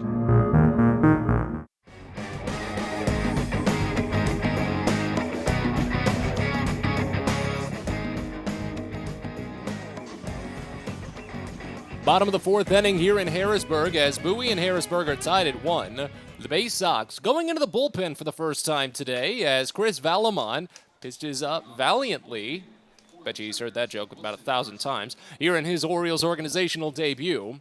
Jensen Elliott takes over and fires a first pitch fastball away to Wilson Garcia. It's 1-0 to start. Next pitch to the switch hitter batting lefty misses inside, and the count goes to 2-0. It'll be Garcia, Rodriguez, and then Justin Connell due up here in this half inning for Harrisburg as we're tied at 1. Shift on for Garcia again as he fouls off this next offering. Just a piece bounced off of the catcher. And the count to 2-1 now. So the line on Valamon, again, it's his first time facing live opponents since mid-May, so about 3 weeks now. So it's understandable he only went 3 innings. 3 innings, 1 hit and a run. It was earned. 5 strikeouts. He walked 2. Next pitch. Fouled off again. A slow roller to the first base side. And the count goes to 2-2. But for Valamont, those 5 strikeouts are tied for the second most in any single outing this season. So it's a good little opener for what we might be able to see from him in his new uniform this year. Next pitch to Garcia misses inside. And the count runs full. Jensen Elliott taking over, a 6'6", 231-pound right-hander, drafted in the 19th round of the 2019 draft from Oklahoma State. Fires the payoff, and it's driven high out toward left center field, but not deep. Running down Dylan Harris, called off by the left fielder Graffinino, and it's Graffinino to make the catch.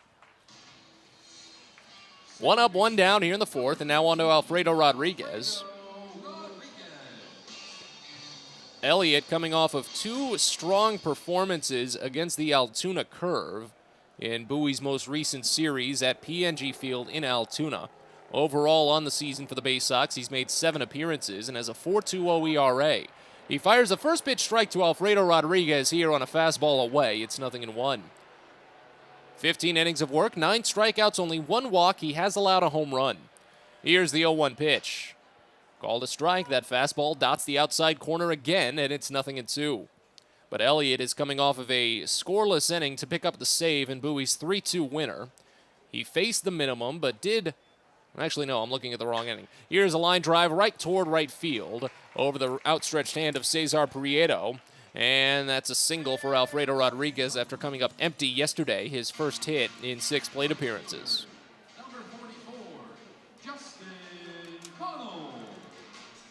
So Elliott came in the 9th inning of that June 3rd game and retired the side in order. Both teams actually went down in order in the 9th. Elliott got a strikeout, a line out, and a ground out.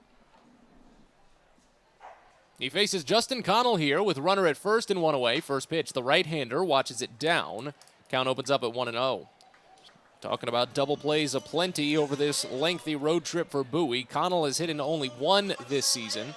Baysox haven't turned 1 in this game. Both teams have actually come close, but they haven't been able to make the back end. Here's the next pitch. Misses low and away again, and the count goes to 2-0. Connell has hit into just 1 this season, but he's got a ground ball to fly ball ratio of 1.2. Right-hander sets. Rodriguez not a stolen base threat. The next pitch is down and away. A back pick doesn't go anywhere. Hanley pumped the throw, but didn't actually release the ball. Count goes to 3-0.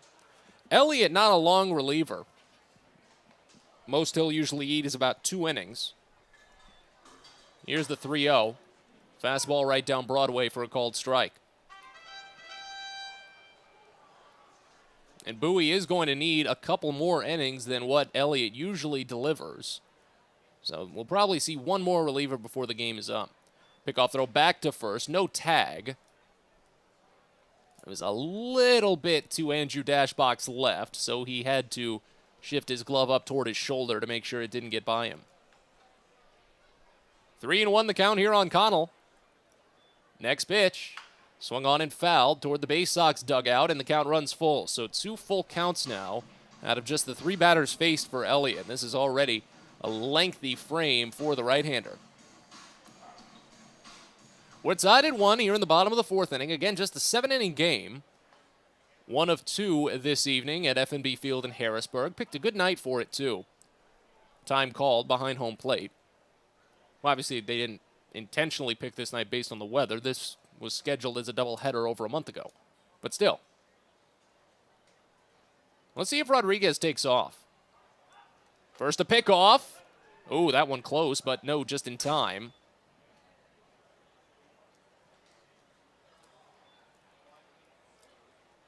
It was a good move by Dashbach on the receiving end, too, going at it very calmly before Elliott had turned, quickly receiving and fluidly going to the tag. Runner feigns the takeoff, and the 3-2 is fouled off again back to the screen.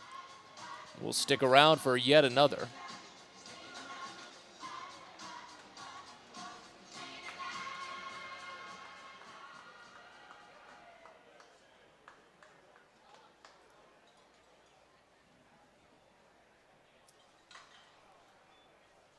Another 3-2. Oh, that got him.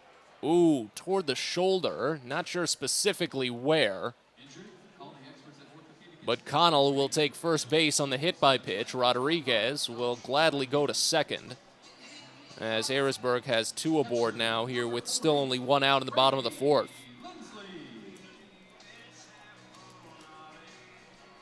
Elliott's got a 4-pitch offering, a 4-seamer, sinking 2-seamer, then a slider and a changeup. Right now, early on, it definitely seems as if he's struggling to not necessarily locate, but get that put down. First pitch home to Brady Lindsley, grounded hard to short, sliding grab by Joey Ortiz. He goes to first for 1, but he couldn't hold the runner at first in Connell.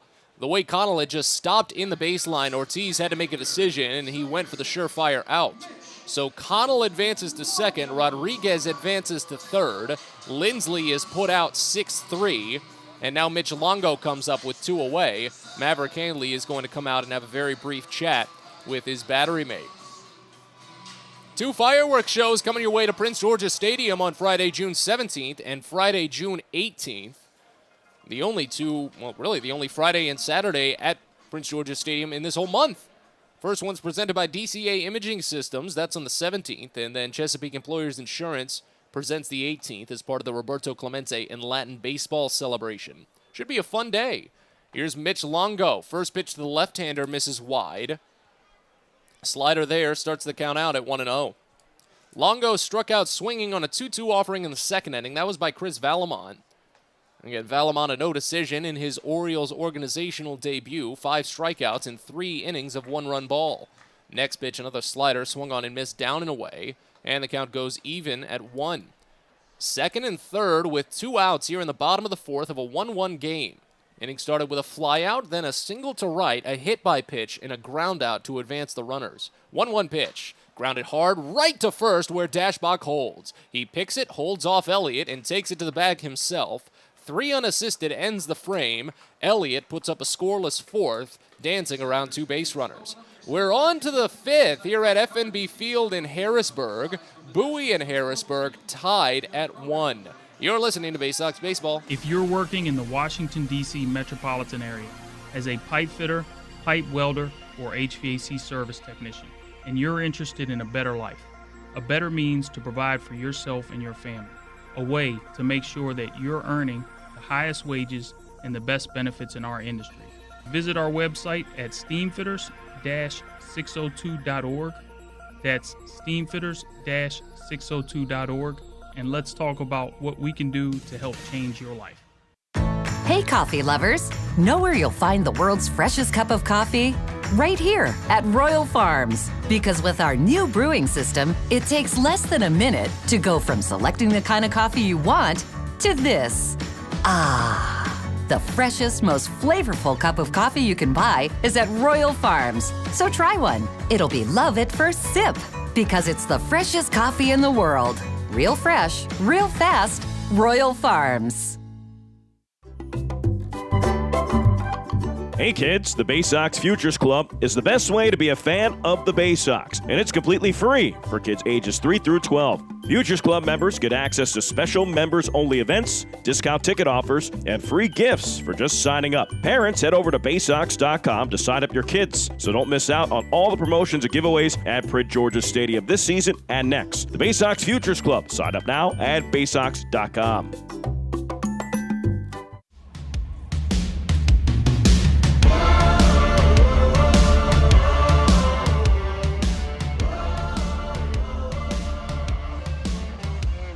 I'm Matt Sabatis here with you on a good day at FNB Field in Harrisburg. A pretty one. I mean, my goodness. You see some distant clouds down further to the south, but blue skies well above, only a streaky shadow here or there across the deep outfield and a little bit behind home plate, but so much sunshine and beauty as we continue on with the first of this doubleheader between Bowie and Harrisburg. Top of the Baysox lineup due up, and the first pitch home from Franklin Keelamay in the fifth is a called strike on a low changeup to Dylan Harris. 1-1 ball game. Harris riding an 0 for 2 day, but he has driven in the Baysox only run.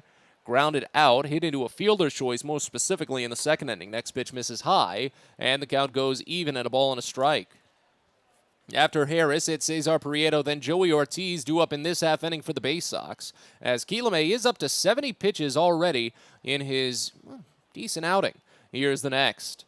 Swinging a line drive right toward the right field side and through the gap for a base hit. So Harris has hits in 3 consecutive games now for the Baysox. That one looked to be one of those tough plays where the first baseman is caught within their decision-making of, do I try to make that play or do I go to first to cover should the second baseman make that play? If Harrison did make that play, I think it'd be tough for Keelamay to win the foot race over there. But it doesn't matter. Harris is aboard with the single. So leadoff runner aboard, and now Cesar Prieto. First pitch. Left-hander watches high. Changeup just misses to start us out at 1-0. Prieto riding an 0 for 2 day. Flew out to center field in the first. Grounded out to the third baseman in the second. That'd be tough right now with runner at first base and nobody out. 1-0. Called a strike. Oh, wow. That fastball looked to be a little bit below the knees at most. But Prieto will have to deal with it as the count goes even at 1. Here's the next. He serves this one out toward right center field, hanging up just long enough for the center fielder Dunn to make ground. He gets there and makes the catch for the first out of the inning.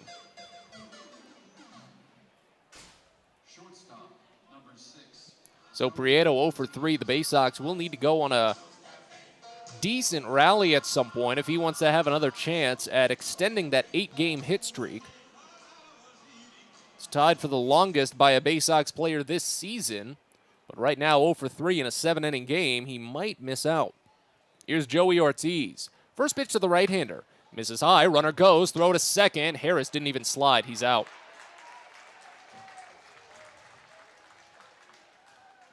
That's a 2-6 caught stealing. Harris is caught for the first time this season. Brady Lindsley catches just his sixth runner in 19 attempts. Curious why Harris didn't slide. But now there's 2 outs. 0-1 count on Ortiz, and the next pitch is fouled off back to the screen. It's 0-2. That helps Keelamay get back into a little bit of efficiency. Again, he is coming up on 80 pitches. He's at 76 right now.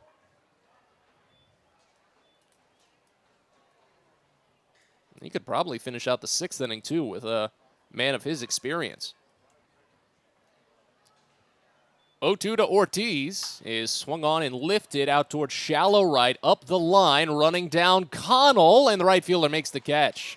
Ranging just over into foul territory before pulling it down, the inning is over. The Baysox get a leadoff single, but only send the minimum to the plate in the inning. As we move to the bottom of the 5th here in this 7-inning game, it's Harrisburg 1, Bowie 1. You're listening to Baysox Baseball. Be sure to get to the ballpark on Friday, June 17th for a jam-packed night of promotions and fun at Prince George's Stadium. It all starts with fireworks presented by DCA Imaging Systems. It's our mother and son night out with special ticket packages available at BaysoxShop.com. And most importantly, it's the Scouts BSA Campout. When you purchase a special ticket, you and your scout can camp out in the outfield at Prince George's Stadium after the game. It all happens on Friday, June 17th, so find out more and get your tickets now at Baysox.com. Baseball is a game of specialists. Base stealers, closers, cleanup hitters. Together, they help their team stand out from the rest. Specialists also help set Chesapeake Employers Insurance apart from other workers' compensation insurance companies. Our health services team includes orthopedic surgeons, nurse case managers, a physical therapist, and more, all to get your employee back to work, contain costs, and keep premiums down. That's teamwork. To learn more, connect with your agent or visit Chesapeake Employers at CEIWC.com. Everyone deserves a great smile, and Rad Orthodontics is here to help you, Bowie Baysox fans. Rad Orthodontics accepts most insurance, and whether it's braces or Invisalign aligners, anyone can get the smile they've always wanted with our flexible payment options. With 2 of the country's leading orthodontists right here in the DC area, we love to see Baysox fans smile with confidence. So get that amazing smile you deserve. Visit radsmile.com today and book your free consult. That's radsmile.com for Rad Orthodontics, official smile provider of the Bowie Baysox.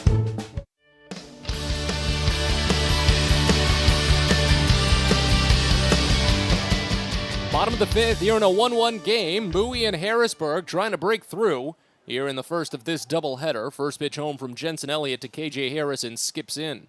1-0 to start on the number 8 batter. Right-hander is 0 for 1, struck out swinging in the 2nd inning. 1 of 5 punch-outs for Chris Valamon in his first game as an Orioles farmhand. Next pitch is a fastball that nicks the lower outside corner for a called strike, and the count goes even at a ball and a strike. Well, Elliott's location really seems to be working with that fastball down and away to right-handers. He's been picking up plenty of called strikes with it. Next pitch here, though, was a fastball wide, and the count goes to 2-1.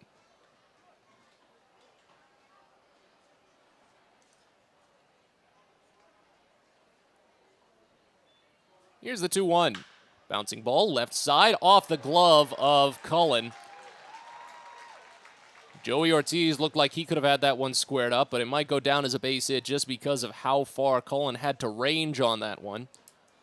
So Harrison is aboard. He's got hits in back-to-back games now for the Senators, and the go-ahead run opens up the frame at first base. Now here's Jackson Clough.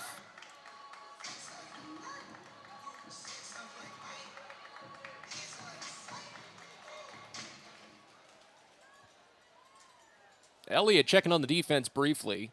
See, they've got the shift on hard, and Cullen is pinched in the line at third. And an auto strike has just been called, I believe. I think. What was that? Home plate umpire just pointed hard at the first base umpire. First pitch laying down a bunt, but it's foul. Jackson Clough comes up empty, so the count starts out at 0-1. Well, I thought that was an auto strike. I'm not sure what the home plate umpire was pointing at. And then it looked like the first base umpire made a strike sign. It's difficult sometimes. That's why I like the major leagues now that they've given them those little radios. Here's a ground ball over to first. Speared out of the air by Andrew Dashbach. Sent to second, and they get the lead runner. Joey Ortiz was covering the bag. Ortiz, he had a good time receiving it, but boy, did Dashbach really have to reach up out of his way to keep that one in front of him. If it got by him, the best that Bowie could have hoped for would probably have been a play at first. But Harrison is taking out 3-6. Clough replaces him over at first base. Now there's one away.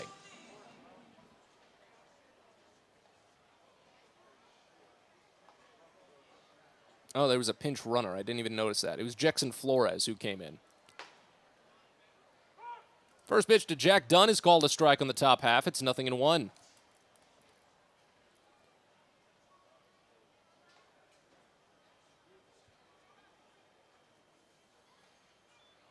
Here's the next. Dunn lines it over towards second. It might have hit the glove of Cesar Prieto, but it gets into right field anyway. Hard line drive at 92 on the exit velocity, and it's the second hit of the inning for Harrisburg. Dunn has hits in 5 consecutive games, and he's reached in all 3 plate appearances today. Now here's Jake Alou.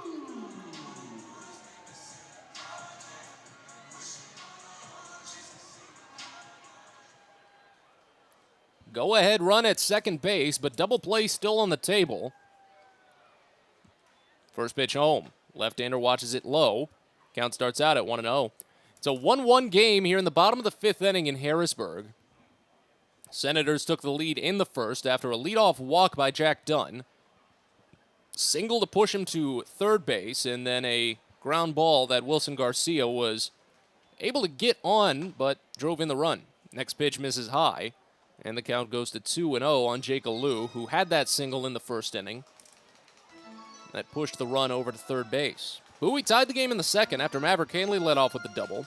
An error and a single loaded the bases, and Dylan Harris hit into a choice that drove in the run. Here's a ground ball over towards second. Is not going to be 2. They send it to first.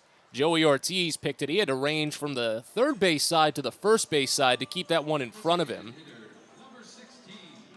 So both runners advance. Clough is to third, Dunn is to second, but now there's 2 away for Wilson Garcia, a dangerous hitter. Switch hitter will bat lefty.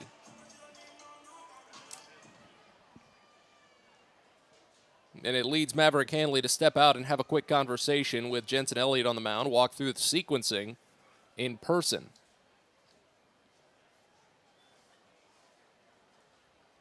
Infield will put the shift on for Garcia. He's hit it to first base. He's hit it to left field today. Once on a fielder's choice, once on a flyout. You could probably figure out which was which. First pitch home to the big switch hitter. Misses wide a fastball, and the count starts out at 1-0. Hanley shakes his head, saying, yes, though, that's where I wanted the pitch. You're fine.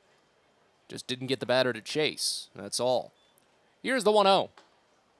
Missed it again. Change up inside this time, and the count goes to 2-0 on Garcia. Inning started with an infield single by K.J. Harrison. He was replaced by a pinch runner, but Jackson Clough hit into a fielder's choice that took out that pinch runner. Jack Dunn singled, and Jake Alou grounded out to push them both into scoring position. Here's the next pitch. High drive out toward deep left center field. Harris running back a long way, looks to have it squared, and with a couple of strides before the warning track, he makes the scoop catch over the shoulder. Tricky inning for Jensen Elliott, but it comes to a close with a 0 on the board. We're on to the 6th here at FNB Field in Harrisburg. Bowie and Harrisburg tied at 1. You're listening to Baysox Baseball.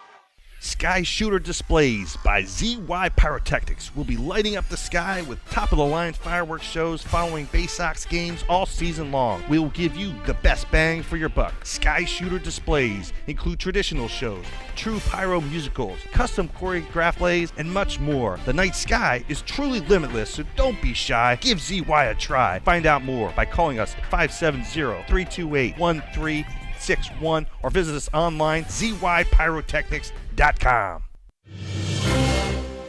It's not baseball season without fireworks, and you can always count on the biggest and best at Prince George's Stadium. There's no better way to cap off a fun evening at the ballpark than a spectacular fireworks show. And the Baysox have got you covered this season with 16 different shows to choose from. So get your tickets now at Baysox.com. Only 2 chances to catch fireworks in June on the 17th and 18th against the Binghamton Rumble Ponies. Hope to see you there.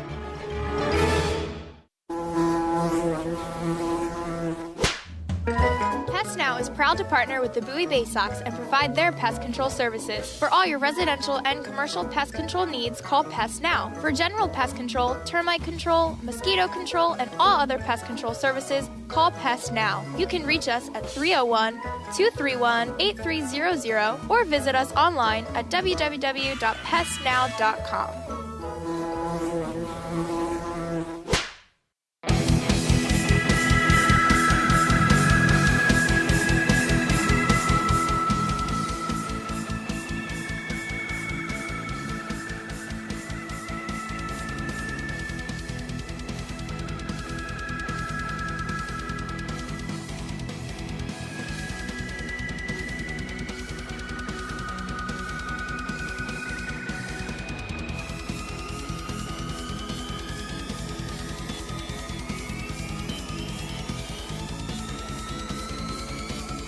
Roll on to the 6th inning here at FNB Field in Harrisburg as Bowie and the Senators are tied at 1.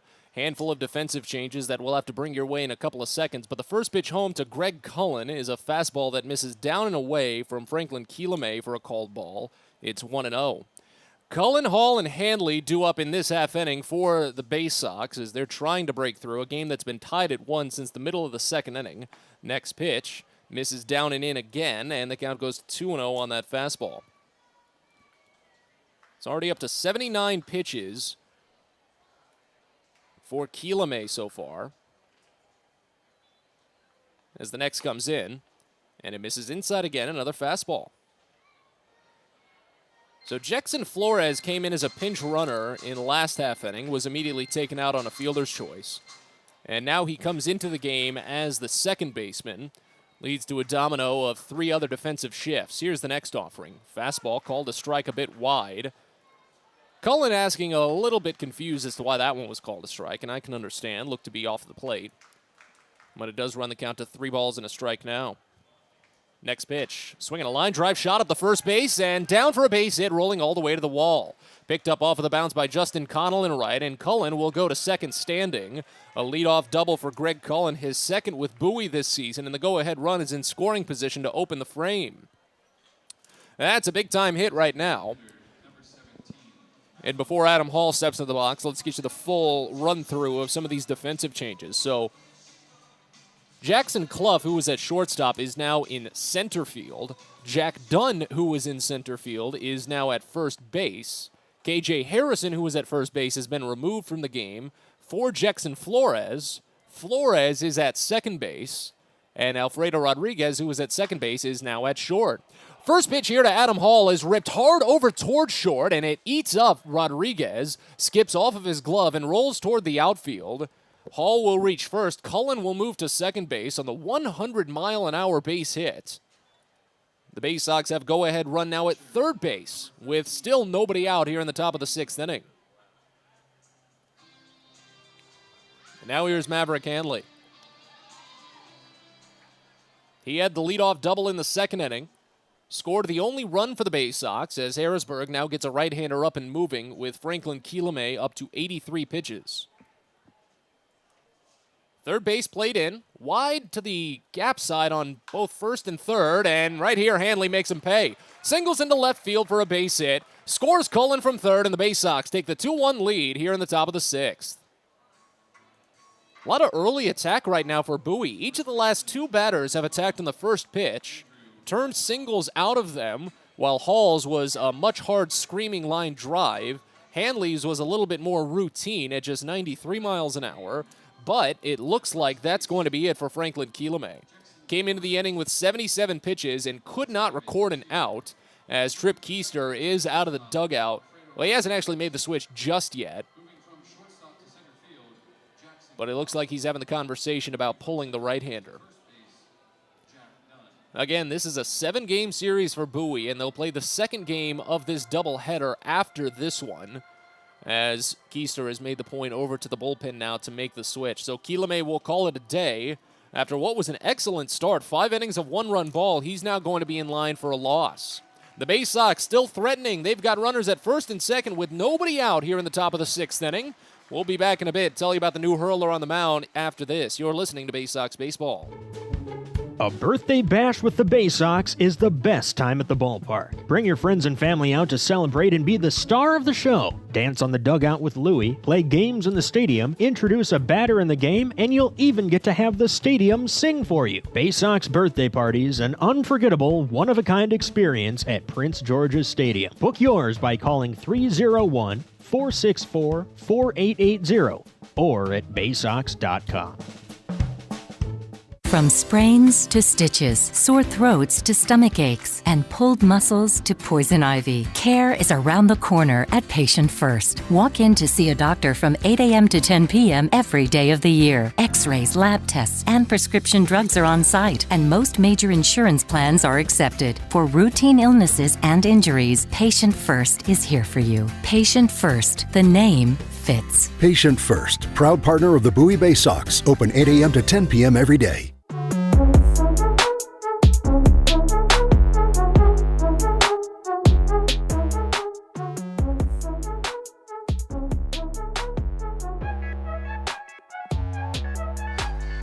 Well, back to FNB Field here in the top of the 6th inning as Harrisburg dips into the bullpen for the first time today. The Baysox already threatening to increase their first lead of the evening. An RBI single by Maverick Handley after an early double and a single. Double by Greg Cullen, single by Adam Hall. And Bowie leads 2-1 with runners still at first and second and nobody out. As Franklin Keelamay departs, he's in line for a loss. Finished 5 innings plus some change, faced 3 batters here in this 6th. He gave up 7 hits and so far 2 runs. It could go all the way up to 4, depending on how things go. He struck out 3 batters, only walked 1. Didn't give up any home runs. And Edgar Garcia, right-hander, will take over for the Senators. Faces off against Andrew Dashbach, and the first pitch as the runners go is away for a ball, and the throw to third is offline. A double steal for Adam Hall and Maverick Handley. Hall's got his perfect 12th of the season. Handley's got his first of the year in just his second attempt. Baysox not letting off the gas right now. After the 5-run win last night, they want to make sure they build enough of a cushion after what's been such a tough little stretch for them with that mix of 2-run and 1-run losses to Altoona last week. Next pitch to Dashbach misses down and away, and the count already to 2-0. Dashbach 0-2 on the day. 0-4-2. A pop out to shortstop, a strikeout swinging back in the 4th inning. The entire infield plays in now, as the 2-0 bounces in, kept in front by Brady Lindsley, and the count goes to 3-0. Got to tell you about the new hurler on the mound, though, now that we've got the moment. Garcia, a right-hander with plenty of major league experience, just making his 2nd appearance with the Senators this season. 2nd appearance overall in 2022 after failing to sign with the team this season. Here's the 3-0. Called a strike, fastball outside edge, and it's 3-1. But Edgar Garcia is a 6'1", 205-pound, 25-year-old right-hander from Sabana Grande de Planique in the Dominican Republic. He's got a hitter's count with Dashbach here and fires the 3-1. Dashbach crushes it out towards deep right field. Connell's running back. Does he have room? He does. At the warning track, makes the catch, but that'll easily allow the runners to tag. Hall scores from third. Handley goes to third, and the Baysox lead 3-1. Sacrifice fly for Andrew Dashbach gives him 21 RBI on the season. Add some insurance for Bowie on just the first out here in the top of the 6th inning. So now on to A.J. Graffinino. Sac fly still in option here as Graffinino is 0 for 2 on the day. Did reach on an error in the 2nd inning. First pitch home from Garcia is called a strike on a changeup lower outside corner. It's 0-1. Well, Garcia has a little bit over a year of Major League service time under his belt, splitting time between Minnesota and Cincinnati in 2021. Next pitch home, fouled off left side, and the count to 0-2. But his big league numbers left a lot to be desired. Combined at the Major League level, he's gone just 2-1 with a 7.74 ERA. 52 total appearances. He made his Major League debut in 2019 with the Phillies organization, the team that signed him internationally. Next pitch to Graffinino misses high, and the count goes to a ball and 2 strikes.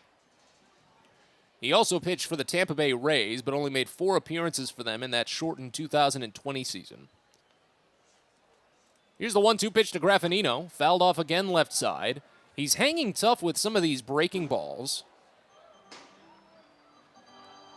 As the count stays at a ball and 2 strikes, plenty of them are coming on the outside edge to the left-hander.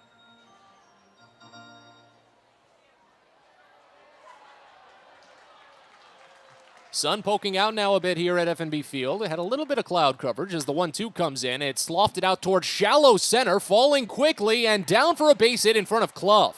That'll score Maverick Handley. An RBI single for A.J. Graffinino makes it a 4-1 ball game. Bowie putting on 3 here in the frame. That's Graffinino's 2nd RBI with the Baysox this season, his 4th hit overall in 15 plate appearances. And now here's Christopher Cespedes. Infield can play back now with runner only at first. First pitch to the right-hander Cespedes is a fastball called for strike middle, and it's 0-1. And the cloud coverage is actually starting to thicken a little bit over this ballpark. As the 0-1 comes in, Cespedes reaches forward and drives it out to right, but this one will stay in. Justin Connell curls around and steps in to make the catch, 2 away.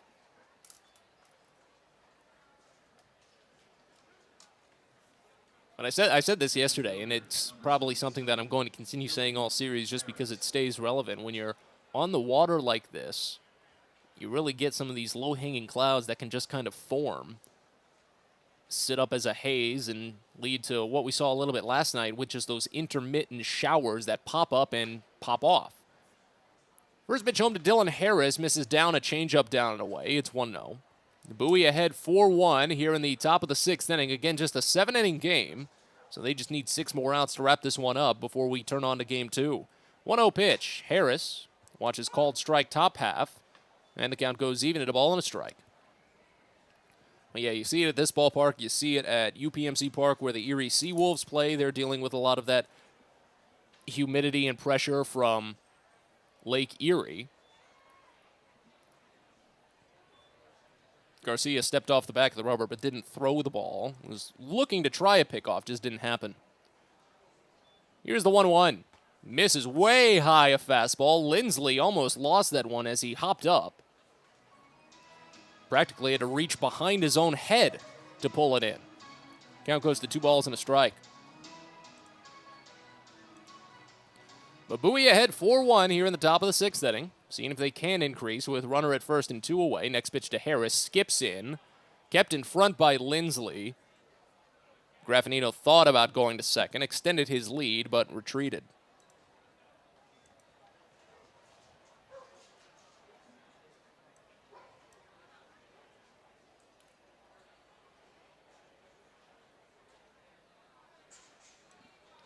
Three balls and a strike. Runner stays put, and the pitch to Harris is high for ball 4.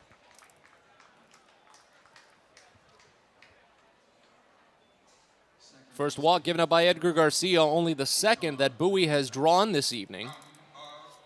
They've been coming up a little quiet on those free passes, something that they're so comfortable with. Only picked up 4 walks so far this whole series. Here's Cesar Prieto, already the 8th batter to the plate in this half inning for Bowie. First pitch. He watches fastball called for strike on the inside edge. Count opens up at 0-1.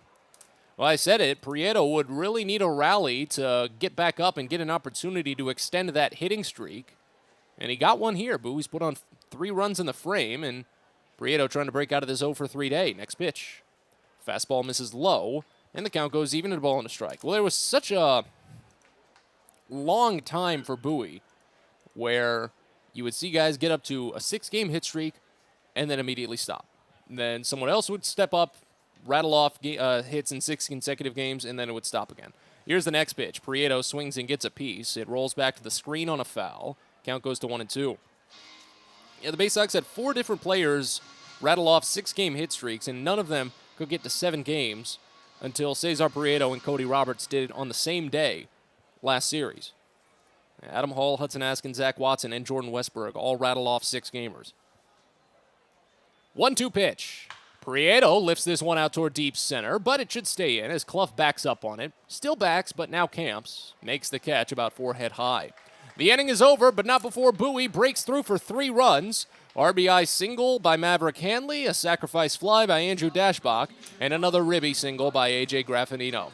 As we move to the bottom of the 6th here at FNB Field, Bowie leads 4-1. You're listening to Baysox Baseball. It takes time to get rich, flavorful coffee beans from the lush mountain regions of Colombia and Brazil to Royal Farms. But less than a minute to get yourself a delicious hot cup of the finest and freshest coffee in the world. Because Royal Farms' new Swiss-made coffee machines grind those rich, flavorful coffee beans and brew them one magnificent cup at a time. It's why Royal Farms makes the freshest and best coffee in the world. Real fresh, real fast. Royal Farms. A birthday bash with the Baysox is the best time at the ballpark. Bring your friends and family out to celebrate and be the star of the show. Dance on the dugout with Louie, play games in the stadium, introduce a batter in the game, and you'll even get to have the stadium sing for you. Baysox birthday parties, an unforgettable, one-of-a-kind experience at Prince George's Stadium. Book yours by calling 301-464-4880. or at baysox.com. Are you interested in beginning or expanding on a career in the pipe fitting, pipe welding, or HVAC service industry? Are you interested in a career path that will set you up for life without experiencing any college debt? If you are interested in these things and you live in the DC area, the Steamfitters UA Local 602 Apprenticeship Program is the best choice for you. For more information about our apprenticeship program and how to apply, please visit steamfitters-602.org. That's steamfitters-602.org.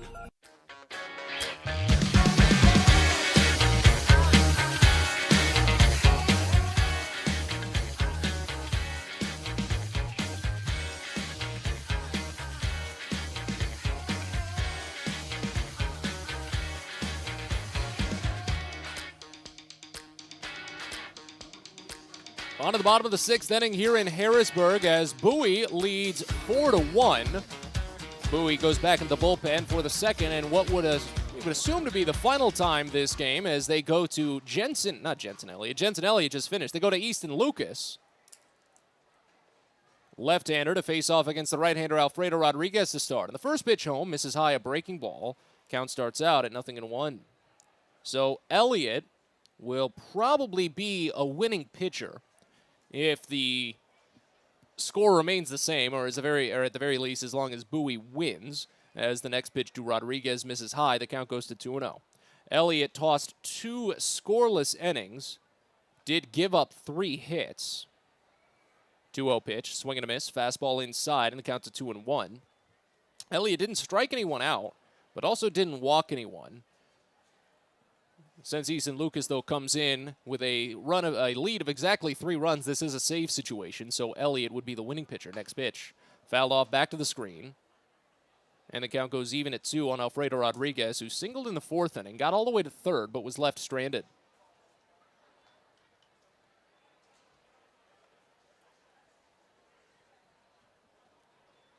Elliott's got the sign, kicks and fires the 2-2. It's just low, fastball inside. And the count runs full. Now, I was bringing this up, I think, during the Altoona series. Something that I wish we had a little bit more coverage of, as the 2-2 is flared slowly over toward short, picked by Joey Ortiz on the roll. And he sends it on to first for the out 6-3. Is a little bit more clarification on just general strike numbers, because you can see easily that Easton Lucas has now thrown 5 pitches, make that 6 pitches, with 3 of them going for strikes. But what I'd be interested to find out is how many of those strikes are foul balls, and how many of those strikes are balls put in play, and how many are swinging, and how many are looking. As the first pitch to Justin Connell is crushed out toward the right field corner, Cespedes running on it toward the foul pole, and it's just hooked foul. Touches down on the warning track, barely. Cespedes gave it a good run, but it was just out of his reach. And the count starts out at 0-1 here on Justin Connell, who's 0 for 1 on the day. Hit into a force out that ended the 1st inning and got hit by a pitch in the 4th, but was left stranded over at second base.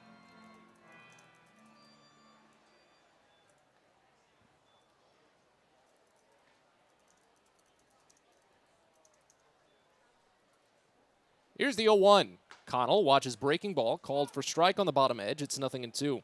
See, that's what I want to know. I feel as if today has not been a big called strike kind of day for Baysox pitching. Here's the 0-2. That one up and away. Skips off of Maverick Handley's glove, and the count goes to a ball and 2 strikes. Easton Lucas, a 6'4", 180-pound left-hander, the only lefty left in the bullpen after Cameron Bishop got the call up to AAA Norfolk. Traded to the Orioles from the Miami Marlins in 2019. That was in the Jonathan VR deal. He fires the 1-2 here. Knuckled foul, right side. That pitch in on the hands. 92 miles an hour on the up and in fastball.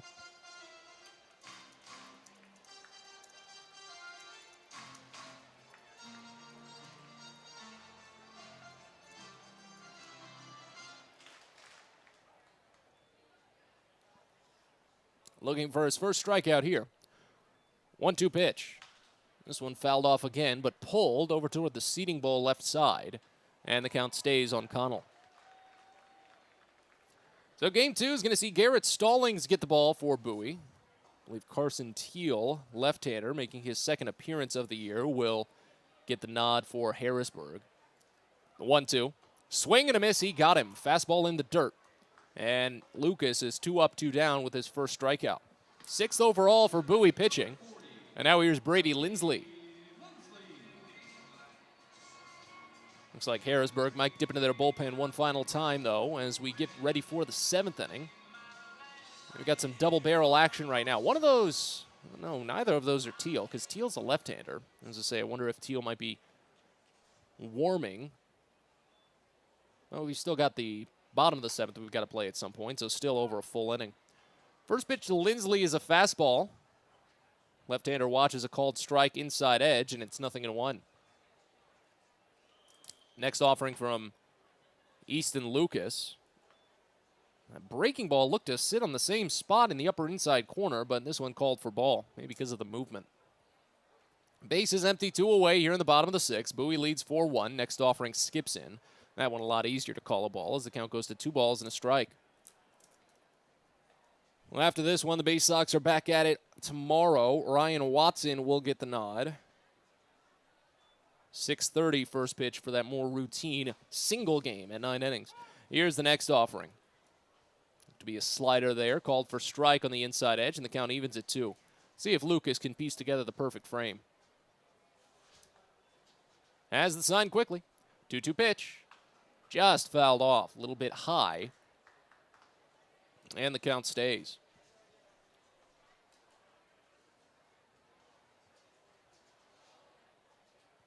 Yeah, very calm, quiet day here at FNB Field in Harrisburg. Suite level's really pumping. Lots of folks in their individual suites. Another 2-2. Another foul ball. That one a screamer over toward the Baysox dugout. Count stays. I saw a note somewhere. I think this is the anniversary of Steven Strasburg making his Major League debut. Of course, that's relevant for the folks here. Strasburg was a big name when he pitched in Harrisburg as the 2-2 comes in, and it's fouled off again. Good battle right now as Lindsley has fouled off 3 consecutive. His next pitch will be number 8. Boy, was that an electric debut for Strasburg back in the day. 14 strikeouts. Another 2-2. Swing and a miss. He finally got him. Slider missed low, and Lindsley went fishing. Back-to-back strikeouts to end the inning on a valiant effort there by Easton Lucas. 3 up, 3 down, and we're on to the 7th. Bowie leads 4-1. You're listening to Baysox Baseball.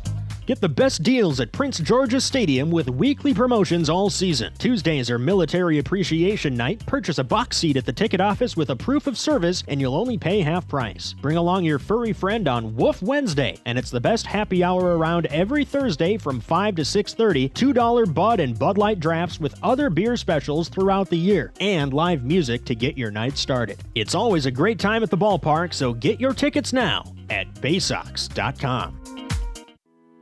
When your commercial plumbing project calls for a job done safely and on time, then your job calls for the plumbers of Local 5 Washington, D.C. Local 5 will always deliver the most skilled and well-trained plumbing craftsmen in the DMV. If you're a contractor who needs safe jobs done well, you need the plumbers of Local 5 Washington, D.C. Start your partnership with them today. Visit local5plumbers.org. That's local5plumbers.org. Well, it's a special Baysox Live Happy Hour on Thursday, July 14th at Prince George's Stadium. Along with the usual live music and beer specials from 5 to 6:30, it's also Margaritaville night out at the ballpark. Get your flip-flops, salt shakers, and Hawaiian t-shirts ready to celebrate cruise culture with Margaritaville night, sponsored by Bud Light. That's Thursday, July 14th at Prince George's Stadium, so get your tickets now at Baysox.com.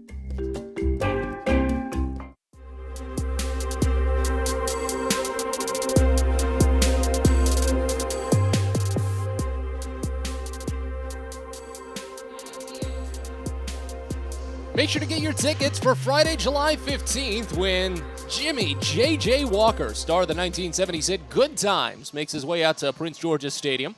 Special VIP meet and greet packages are available to meet the legendary actor and comedian. That's Dynamite Night with a special bucket hat giveaway on Friday, July 15th. Get your tickets now. We're on to the 7th inning as Joey Ortiz leads off for Bowie, and the first pitch home is a swing and a miss on a breaking ball away. Count opens up at 0-1. New pitcher on the mound for Harrisburg as Bowie leads 4-1, trying to close things up here in the first of this doubleheader. Next pitch down and away on Ortiz, and it's 1-1. Danny Dopico takes over for the Senators as Edgar Garcia calls it a day. It was a scoreless inning for Garcia, but he did allow 2 inherited runners to score. 1-1 the count here on Ortiz as the next comes in, and it's a fastball that just misses down and away. Count goes to 2-1. So 1 inning for Garcia, 1 hit, no runs, no strikeouts. Did walk a batter, but again, no runs. So drops the ERA just ever so slightly in his second appearance with the Senators as the 2-1 pitch misses away. And the count goes to 3 balls and a strike here on Joey Ortiz. After Ortiz, it's Greg Cullen, then Adam Hall due up.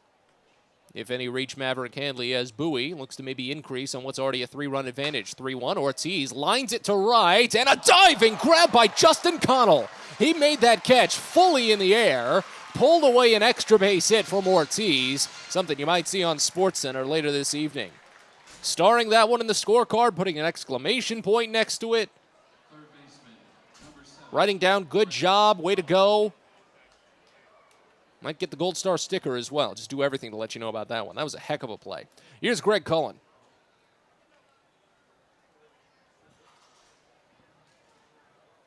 Ortiz was awestruck. He just kind of hung around in the baseline for a little bit. Now he's finally getting back into the dugout after just watching. Righty on lefty. First pitch to Cullen. Misses down and in for a ball. It's 1-0. Danny DePico, a 6'3", 205-pound, 28-year-old right-hander from Miami, Florida. Signed as minor league free agent just at the tail end of April by the Nationals. Coming in for just his 5th appearance with the Senators. Fires a next strike on the outside edge. Changeup runs the count even at 1 on Greg Cullen, who doubled and scored in the 6th inning. Kicked off the rally for Bowie. That gives them their current 4-1 lead. Next pitch is a change that misses away. Count goes to 2-1.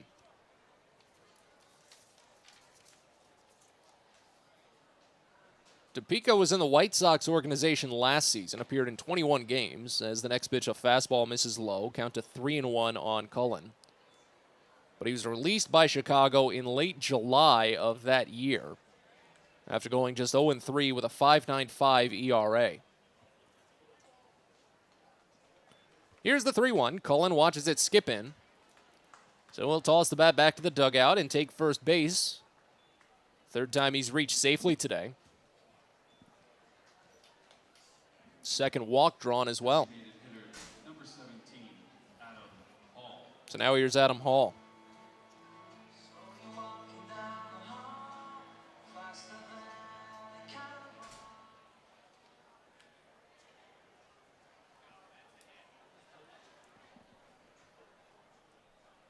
Righty on righty, first pitch, Hall checks on it. It's called a strike anyway.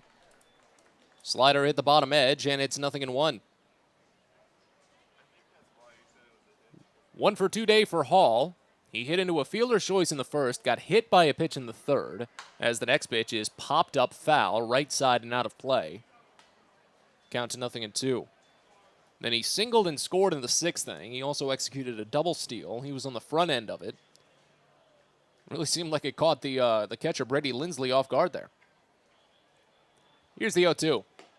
Check swing, change up low. Count goes to a ball and 2 strikes. Runner at first, 1 away here in the top of the 7th. Again, just a 7-inning game. And it looks like Bowie will stick with Easton Lucas in the bottom of the 7th to try and finish out the save. Here's the next to Hall. Late swing, pokes slowly over toward short. Could be 2. Rodriguez underhands to Flores, sent to first, but not in time. Dunn fielded it cleanly, but it was so weakly hit at only 57 miles an hour that there wasn't much of a chance for them to really turn 2. The fielder's choice goes 6-4, and there's 2 outs in the inning.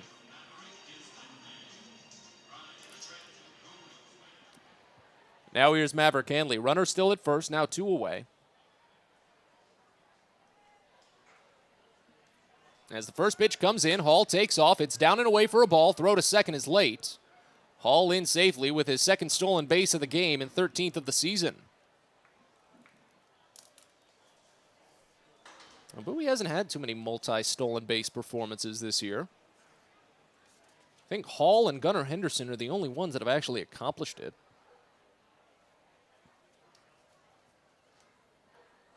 As the 1-0 comes in, and it rolls away off the glove of Lindsley, Hall has a much easier trot to third base on the wild pitch. Well, that one was a slider that just slid a little bit too much to the left side of DePico, and the count goes to 2-0 on Handley.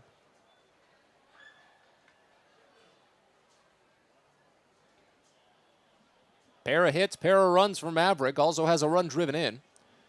He's got 6 hits in his last 8 plate appearances. The 2-0. Called a strike. Changeup hit the bottom edge, and the count goes to 2-1. Runner at third. 2 outs here in the top of the 7th. As Bowie leads by 3. 2-1. Hanley watches it bounce in. Kicked up a little bit of chalk around the batter's box, and the count goes to 3-1. Bottom of the 7th, we'll see the bottom of the Harrisburg lineup due up, as Easton Lucas will try and wrap it up for a save. Would be his first converted in his second opportunity. Try and give Jensen Elliott the win as well. The 3-1. Hanley watches down and away for ball 4. That's the second walk of the inning, given up by DePico. Now it's first and third with 2 outs here in the 7th as Andrew Dashbach digs in.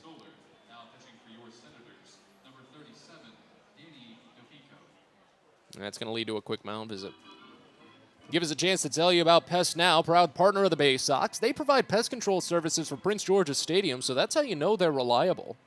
For all your residential and commercial pest control needs, anything from general pest control, termite control, mosquito control, really all pest control services, give them a call. Pest Now, 301-231-8300, or visit them online at pestnow.com.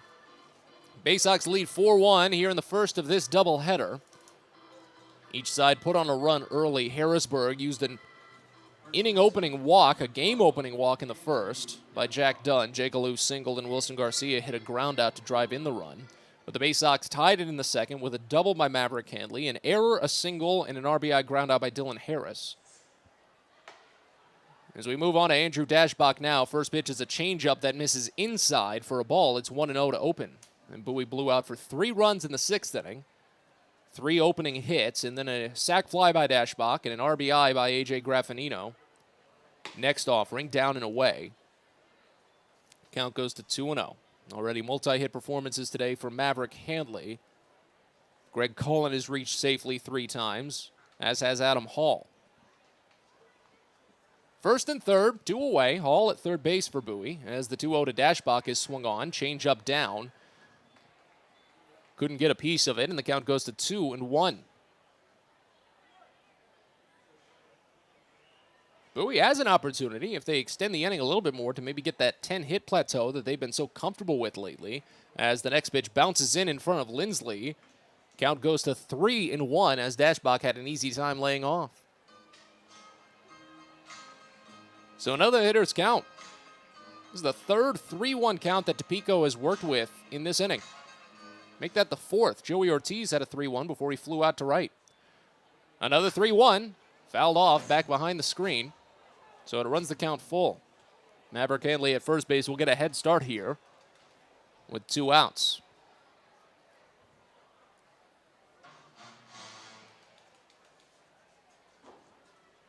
DePico sets. There goes Handley. The payoff is swung on and missed for strike 3. Change up down and away, and Dashbach is retired on strikes, ending the inning. The Baysox had an opportunity to maybe add on some insurance, but came up just shy. We're on to the bottom of the 7th, though, here in Harrisburg. Easton Lucas needs 3 outs to wrap it up as Bowie leads 4-1. You're listening to Baysox Baseball. Get your gear and memorabilia from your favorite Baysox players and future stars of the Baltimore Orioles at the Tackle Box Team Store. Jerseys, hats, autographed bats, and balls, all at great prices. Located right at the main gate at Prince George's Stadium and online at BaysoxShop.com, the Tackle Box is the only place to get the best Baysox gear for you and your favorite fan. It's the Tackle Box at Prince George's Stadium and at BaysoxShop.com. On the Green Incorporated is your lawn care team, providing professional organic-based lawn care programs for residential and commercial lawns. Our lawn care programs provide ballpark quality results. Each service is custom tailored with guaranteed results for even the toughest lawns. On the Green also offers outdoor pest control services. Mosquitoes, ants, ticks, and more. Safely and effectively control insects and enjoy the outdoors this summer with On the Green Incorporated. Go to onthegreeninc.com. Baseball is a game of specialists. Base stealers, closers, cleanup hitters. Together, they help their team stand out from the rest. Specialists also help set Chesapeake Employers Insurance apart from other workers' compensation insurance companies. Our health services team includes orthopedic surgeons, nurse case managers, a physical therapist, and more, all to get your employee back to work, contain costs, and keep premiums down. That's teamwork. To learn more, connect with your agent or visit Chesapeake Employers at CEIWC.com.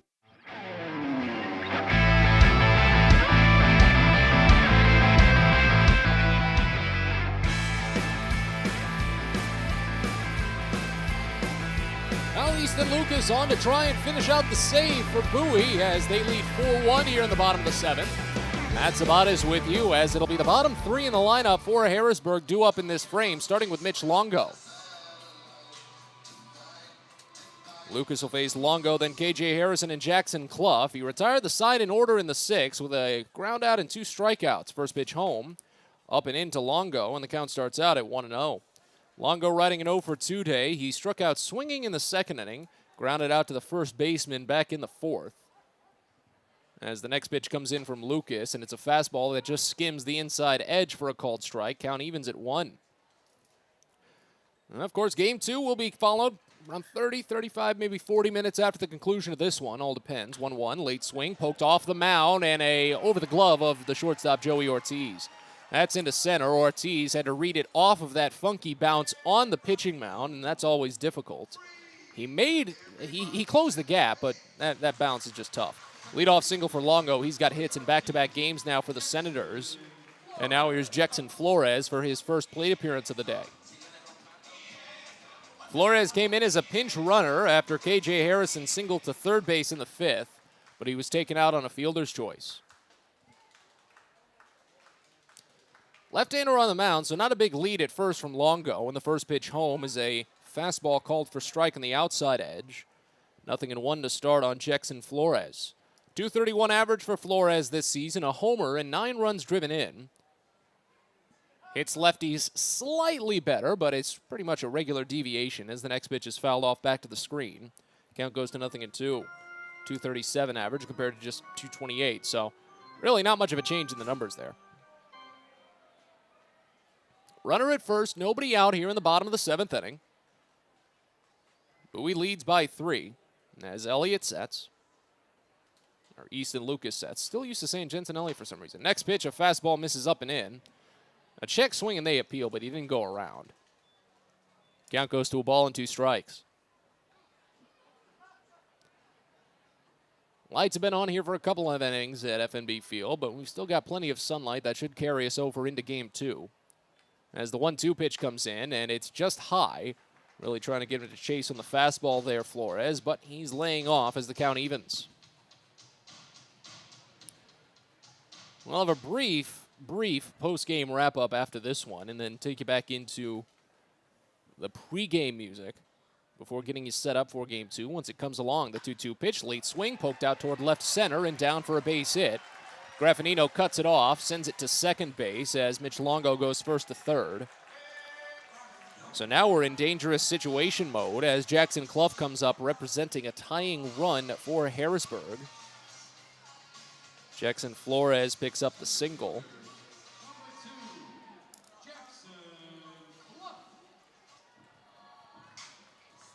So here's Clough.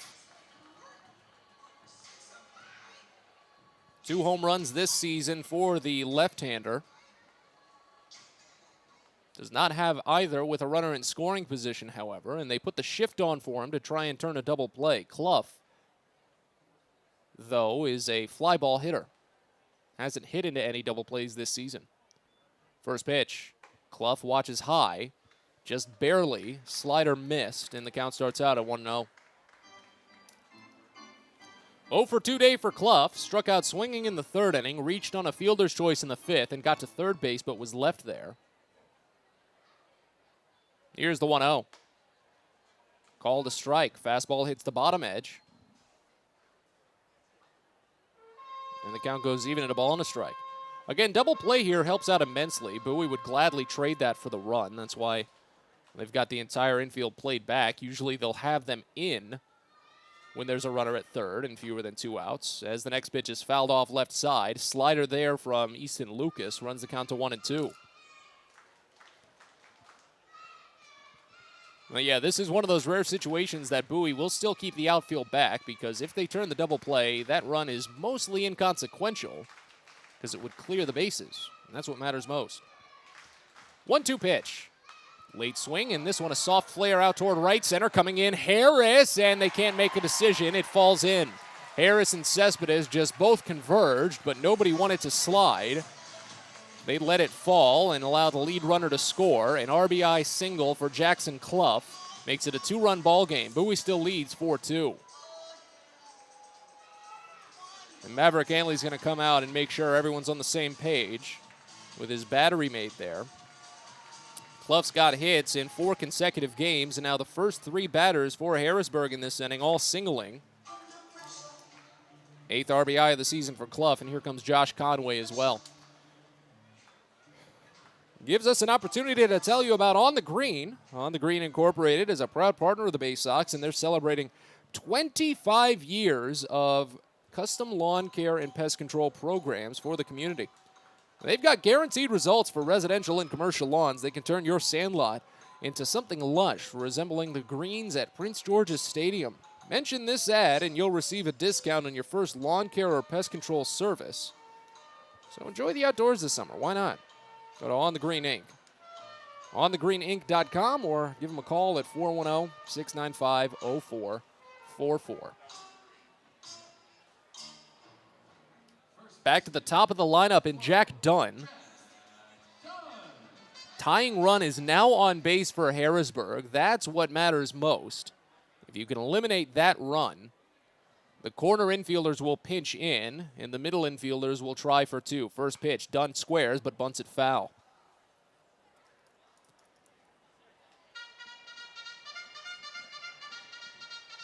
Sinker moved down and inside, and it's 0-1 to start.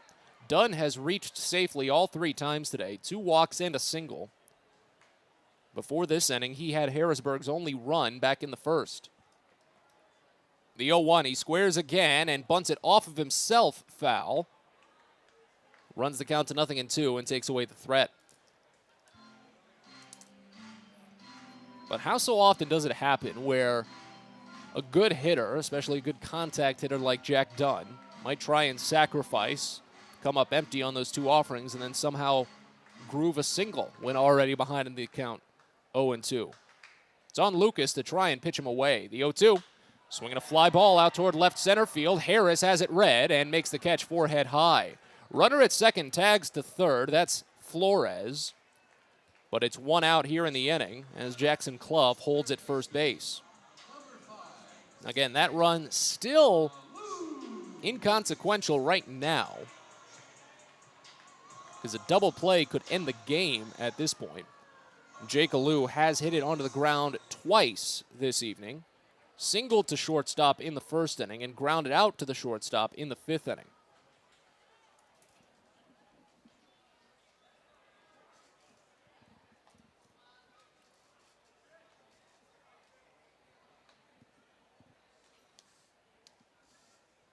Lefty on lefty, first pitch. Misses high, a fastball. And the count starts out at 1-0.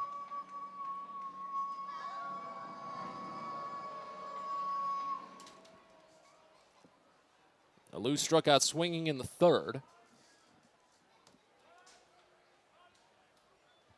as Lucas steps off the back of the rubber briefly. Lucas does have a blown save on his ledger this season.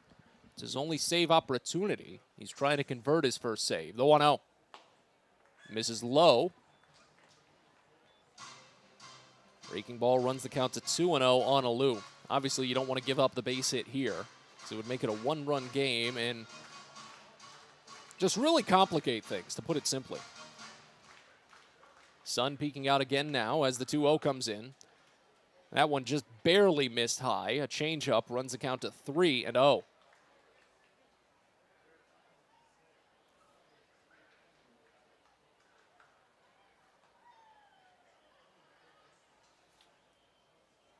Here's the next. Called a strike. Fastball hits the bottom edge of the zone, and it runs to 3-1 on Alou. 286 average this season for the left-hander with runners in scoring position. Lucas shakes off 2 from Maverick Hanley and comes to terms. 3-1 pitch. High ball 4. Bases are loaded. Winning run is aboard for Harrisburg here in the bottom of the 7th inning. And Wilson Garcia, the heavy hitter, comes to the plate. Garcia's 0 for 3 this season with the bases loaded. He does have a run driven in. He's also struck out once.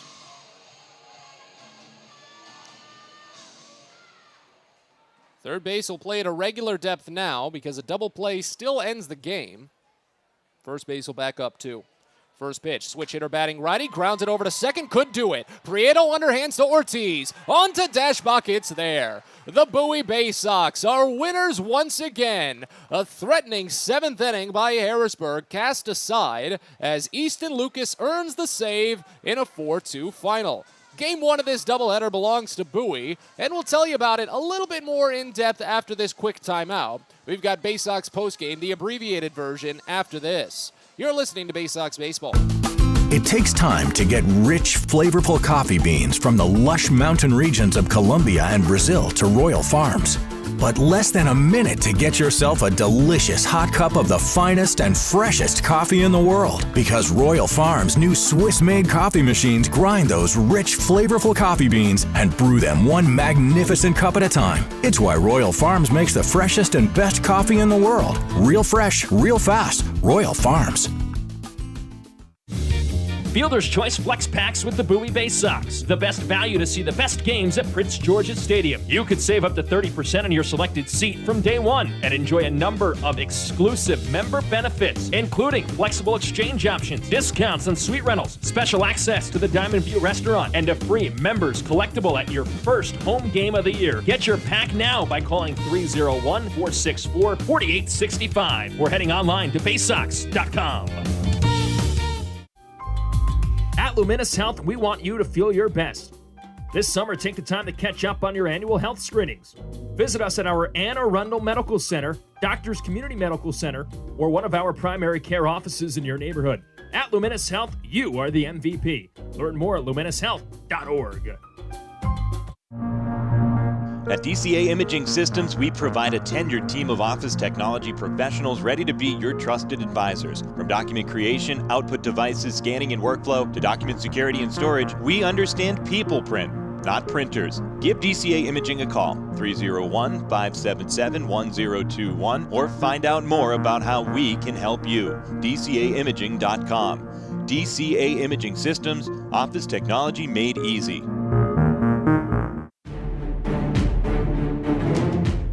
It's now time for the Bowie Baysox post-game show. Let's head back to the ballpark with Matt Sabanas. Well, keeping things brief this evening as we get ready to wrap up Game 1 of today's Twin Bill. From FNB Field here in Harrisburg, Matt Sabadas with you for Baysox postgame.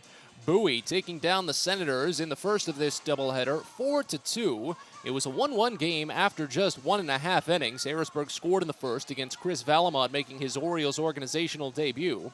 But the Baysox tied the game up in the top of the second after Maverick Handley led off with a double. They advanced to third on a single, softly hit to left field, and then scored when Dylan Harris reached on a ground ball to the first baseman. and it was 1-1 going into the 6th as Franklin Kieleme finally unraveled, gave up double, single, RBI single. The RBI belonged to Maverick Handley.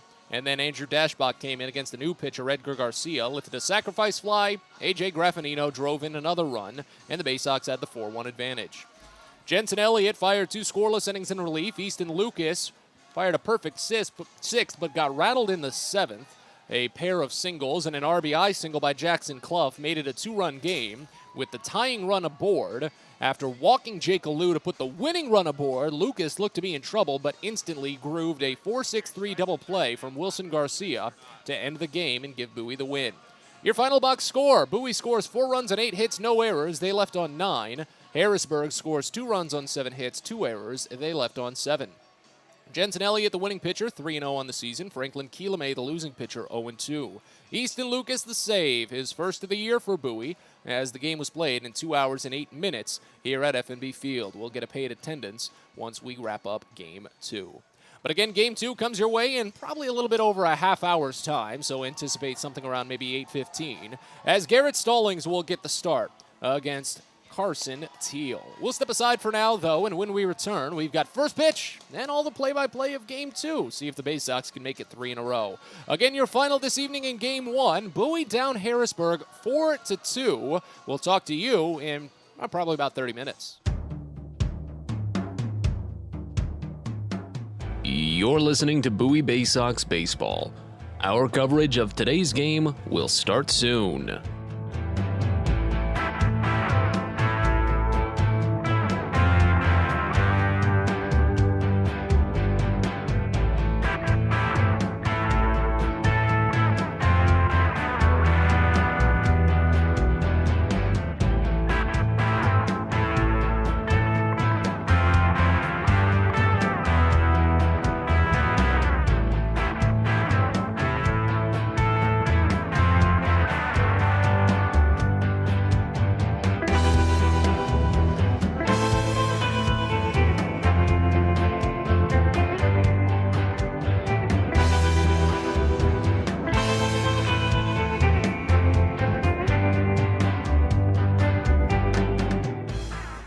You're listening to Bowie Baysox Baseball. Our coverage of today's game will start soon.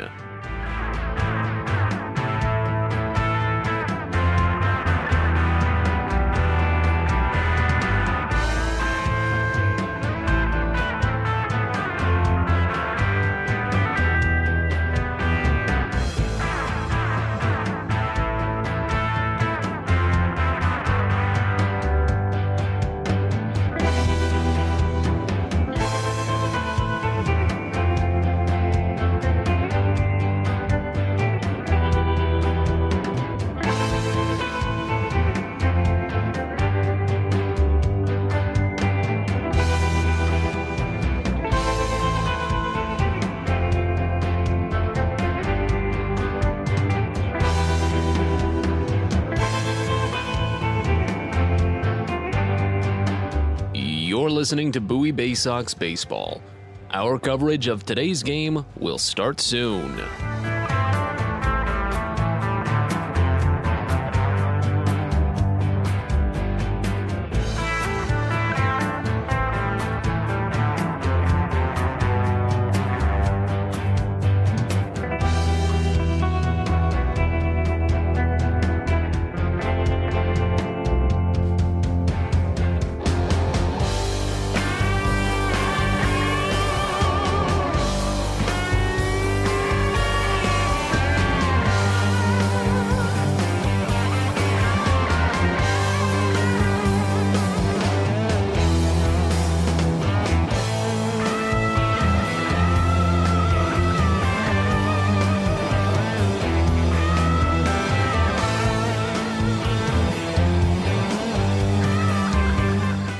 You're listening to Bowie Baysox Baseball. Our coverage of today's game will start soon.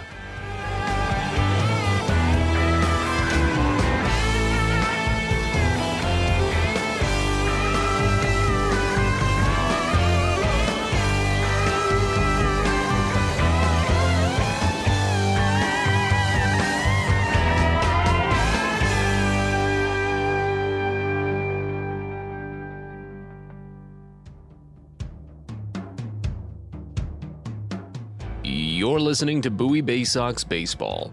Our coverage of today's game will start soon.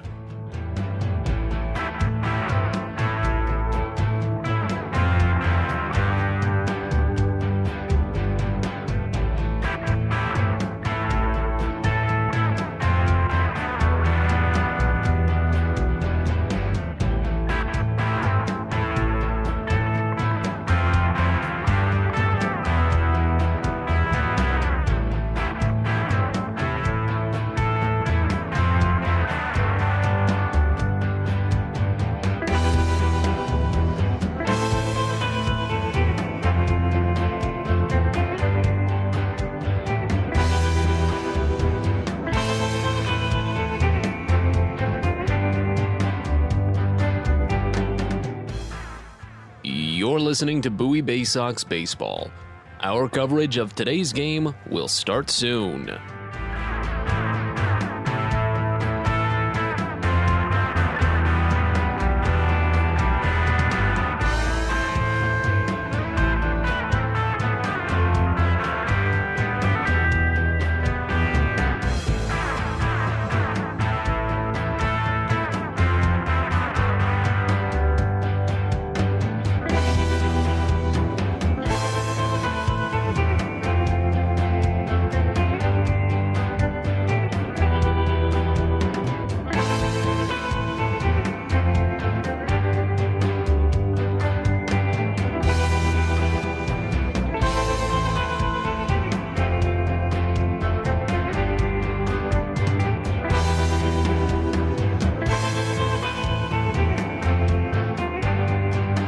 You're listening to Bowie Baysox Baseball.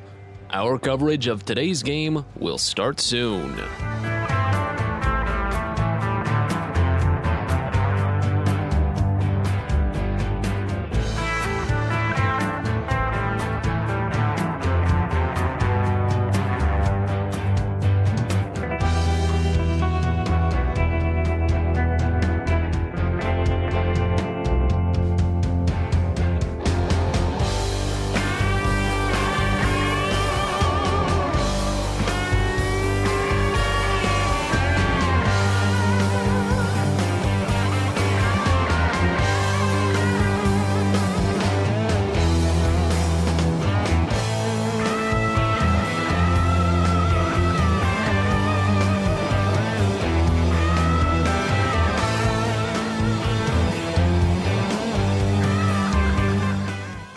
You're listening to Bowie Baysox Baseball.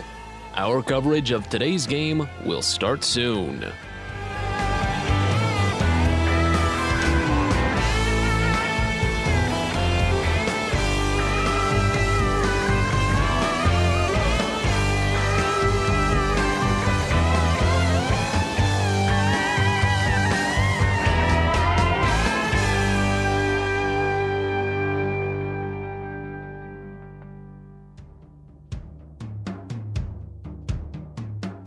You're listening to Bowie Baysox Baseball.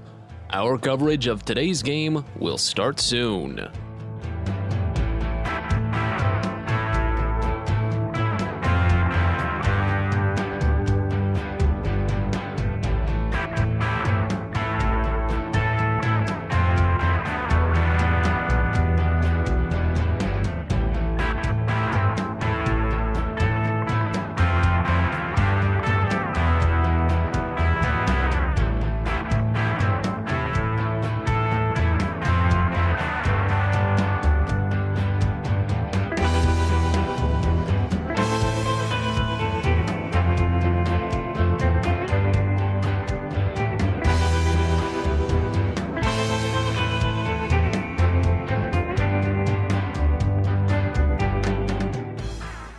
You're listening to Bowie Baysox Baseball. Our coverage of today's game will start soon.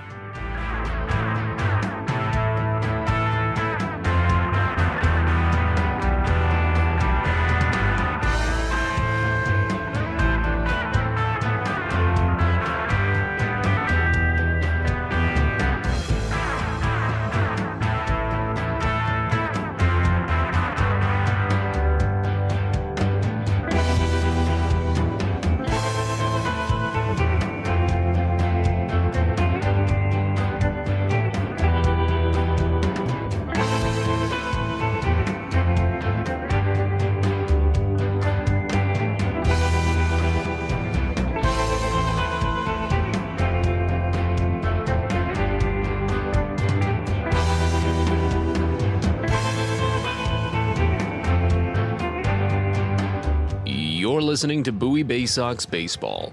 Our coverage of today's game will start soon.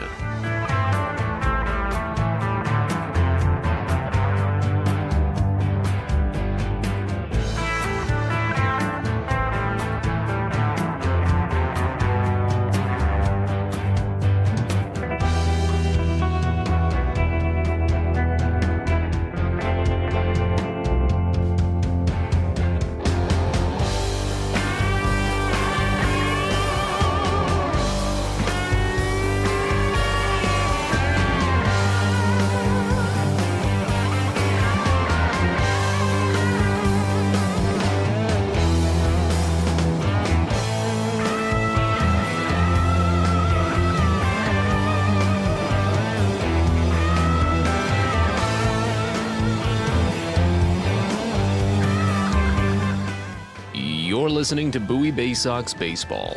Our coverage of today's game will start soon.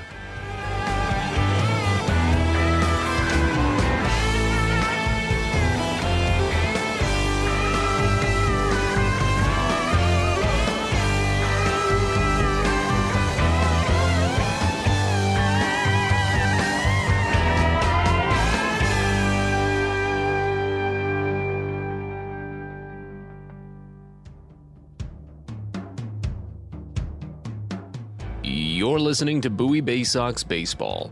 Our coverage of today's game will start soon.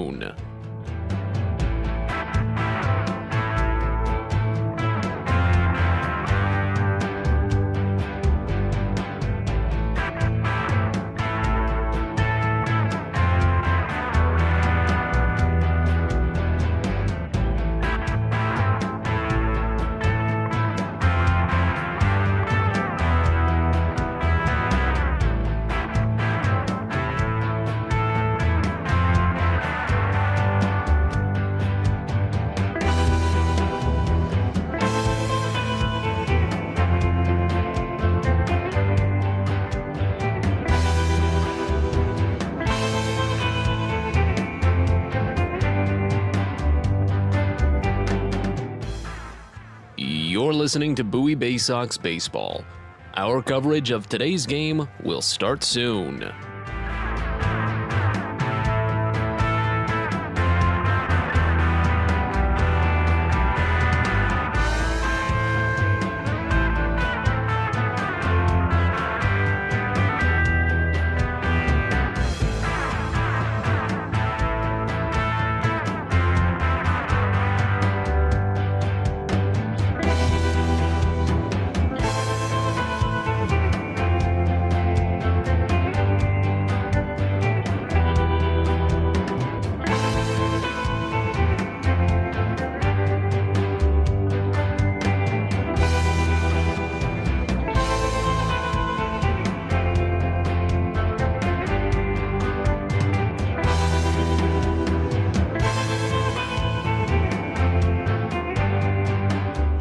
You're listening to Bowie Baysox Baseball. Our coverage of today's game will start soon.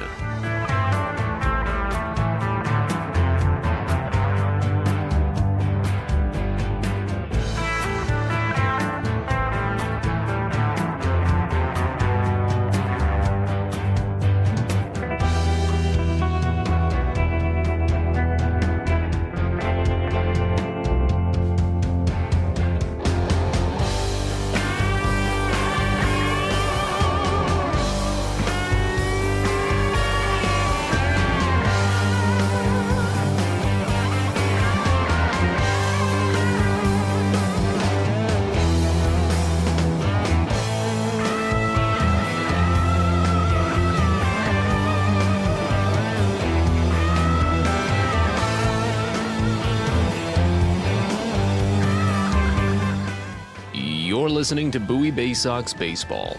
Our coverage of today's game will start soon.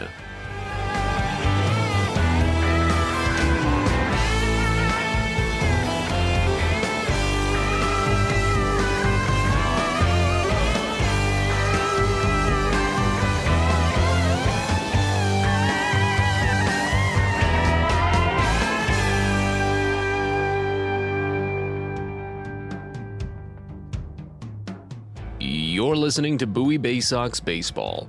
Our coverage of today's game will start soon.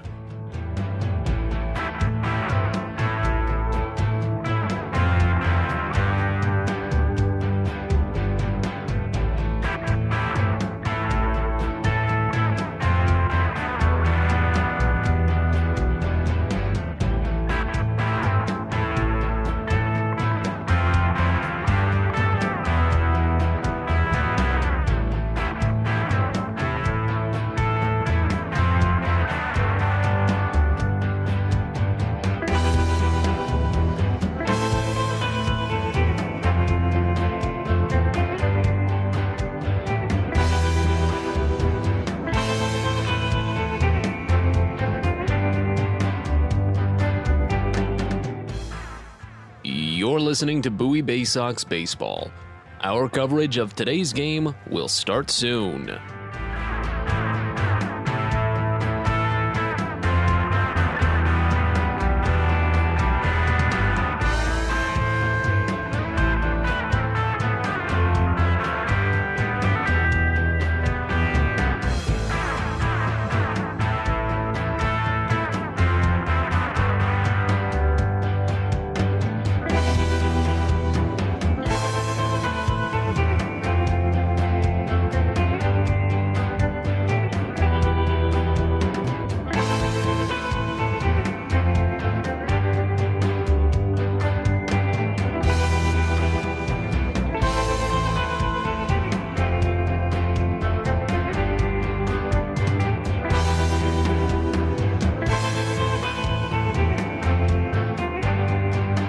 You're listening to Bowie Baysox Baseball. Our coverage of today's game will start soon.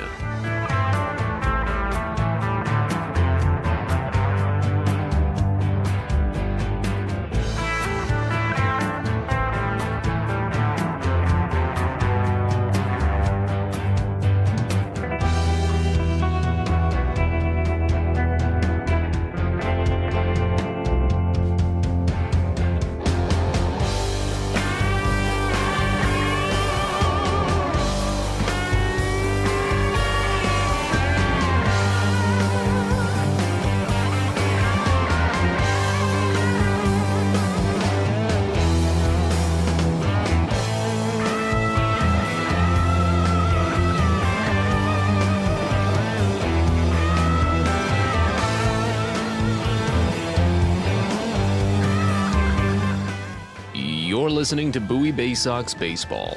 Our coverage of today's game will start soon.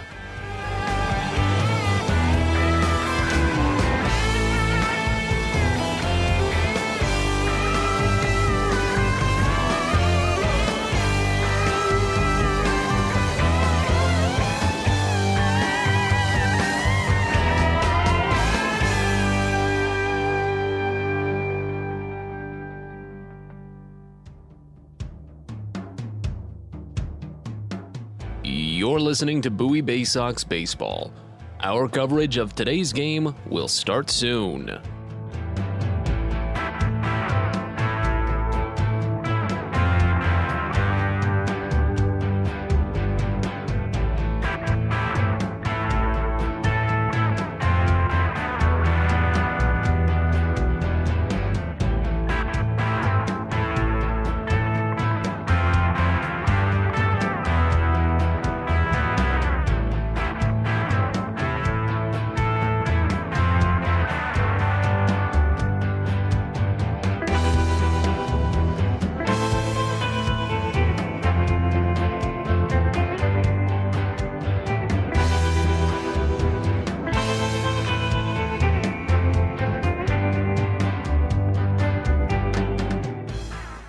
You're listening to Bowie Baysox Baseball.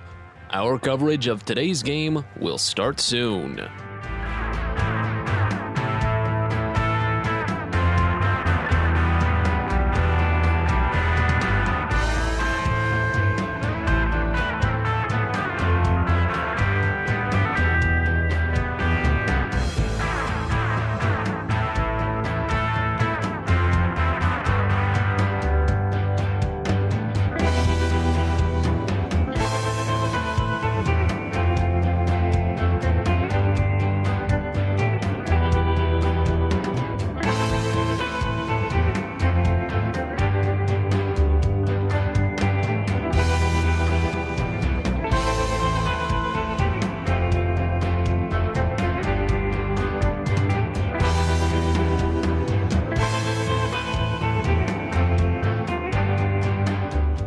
You're listening to Bowie Baysox Baseball. Our coverage of today's game will start soon.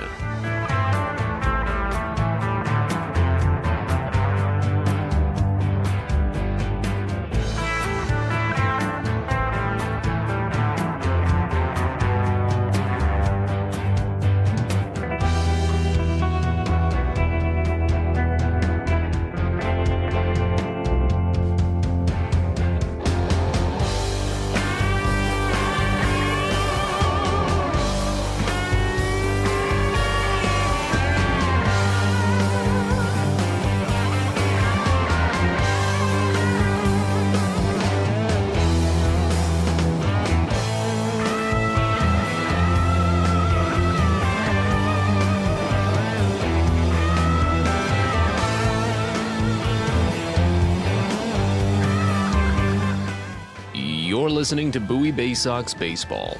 Our coverage of today's game will start soon.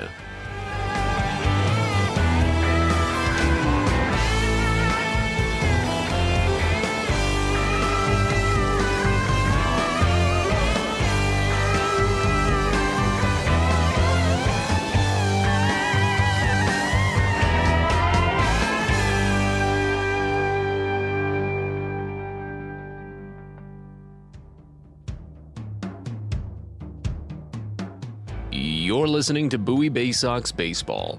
Our coverage of today's game will start soon.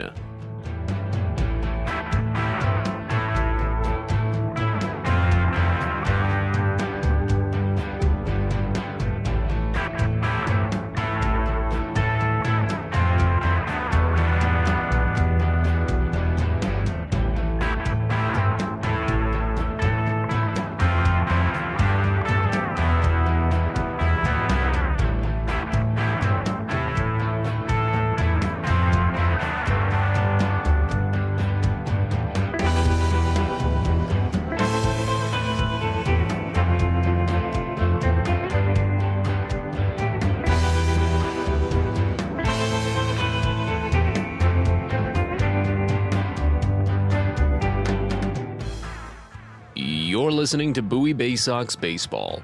Our coverage of today's game will start soon.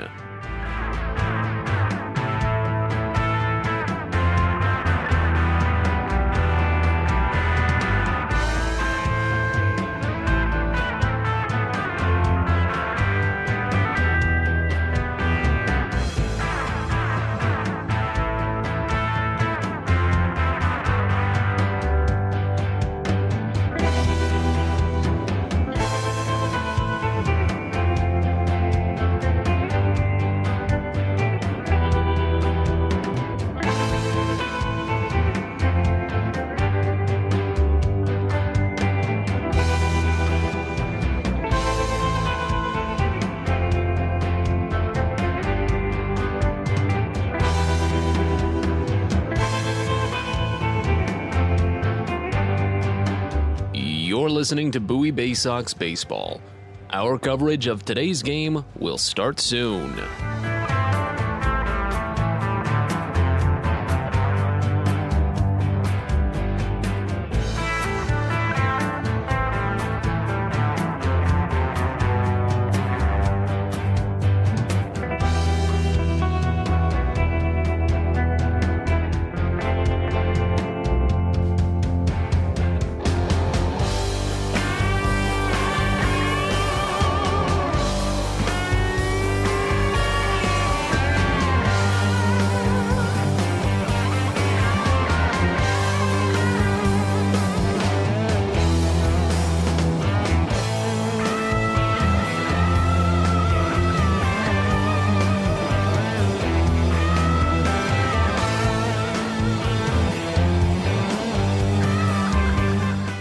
You're listening to Bowie Baysox Baseball. Our coverage of today's game will start soon.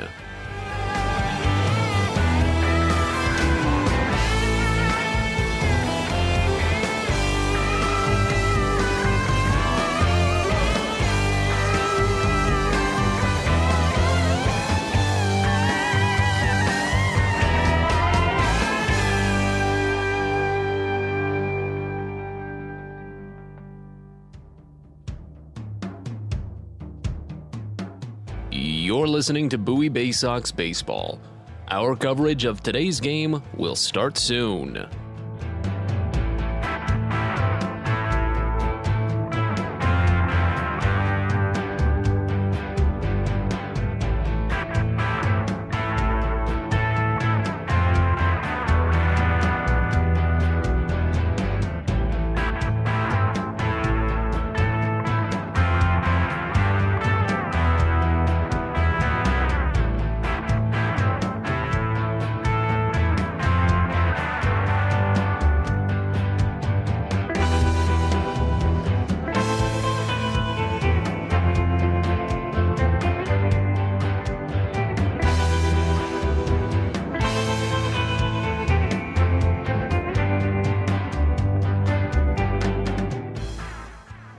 You're listening to Bowie Baysox Baseball.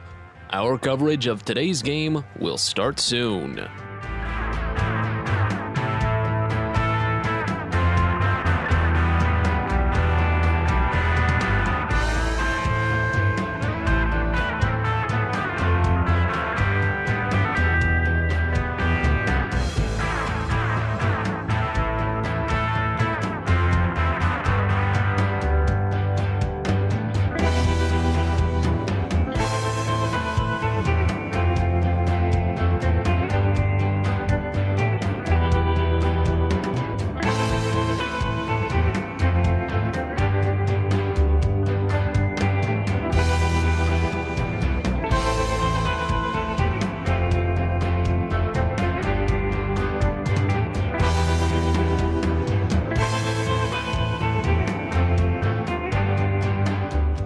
You're listening to Bowie Baysox Baseball.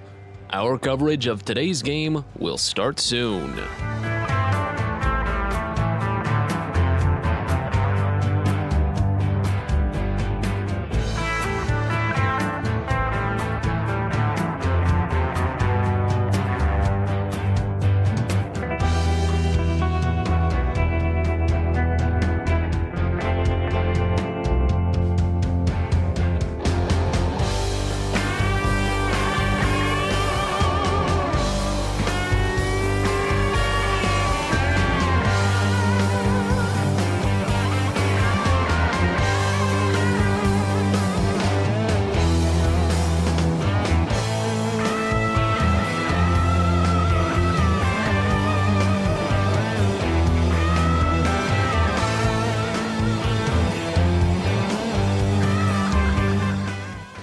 You're listening to Bowie Baysox Baseball. Our coverage of today's game will start soon.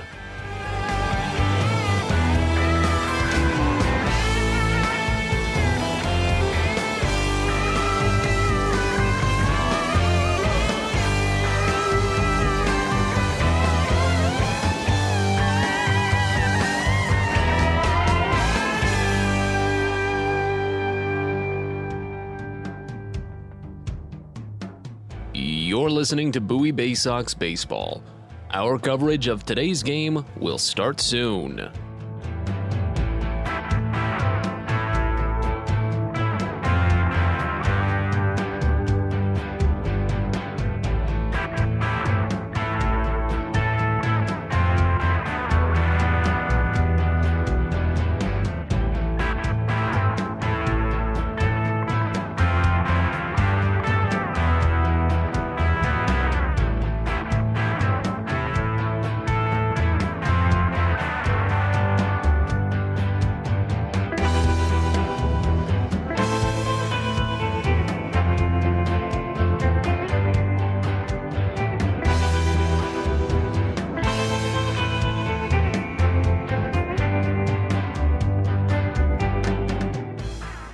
You're listening to Bowie Baysox Baseball.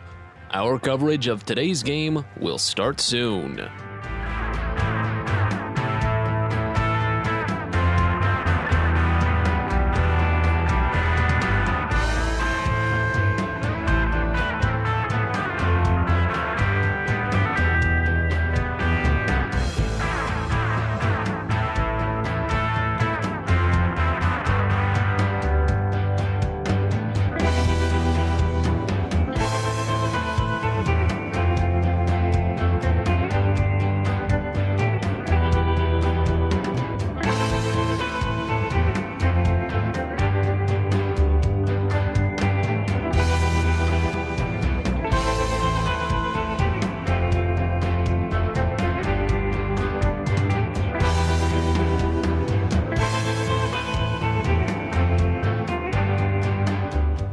You're listening to Bowie Baysox Baseball. Our coverage of today's game will start soon.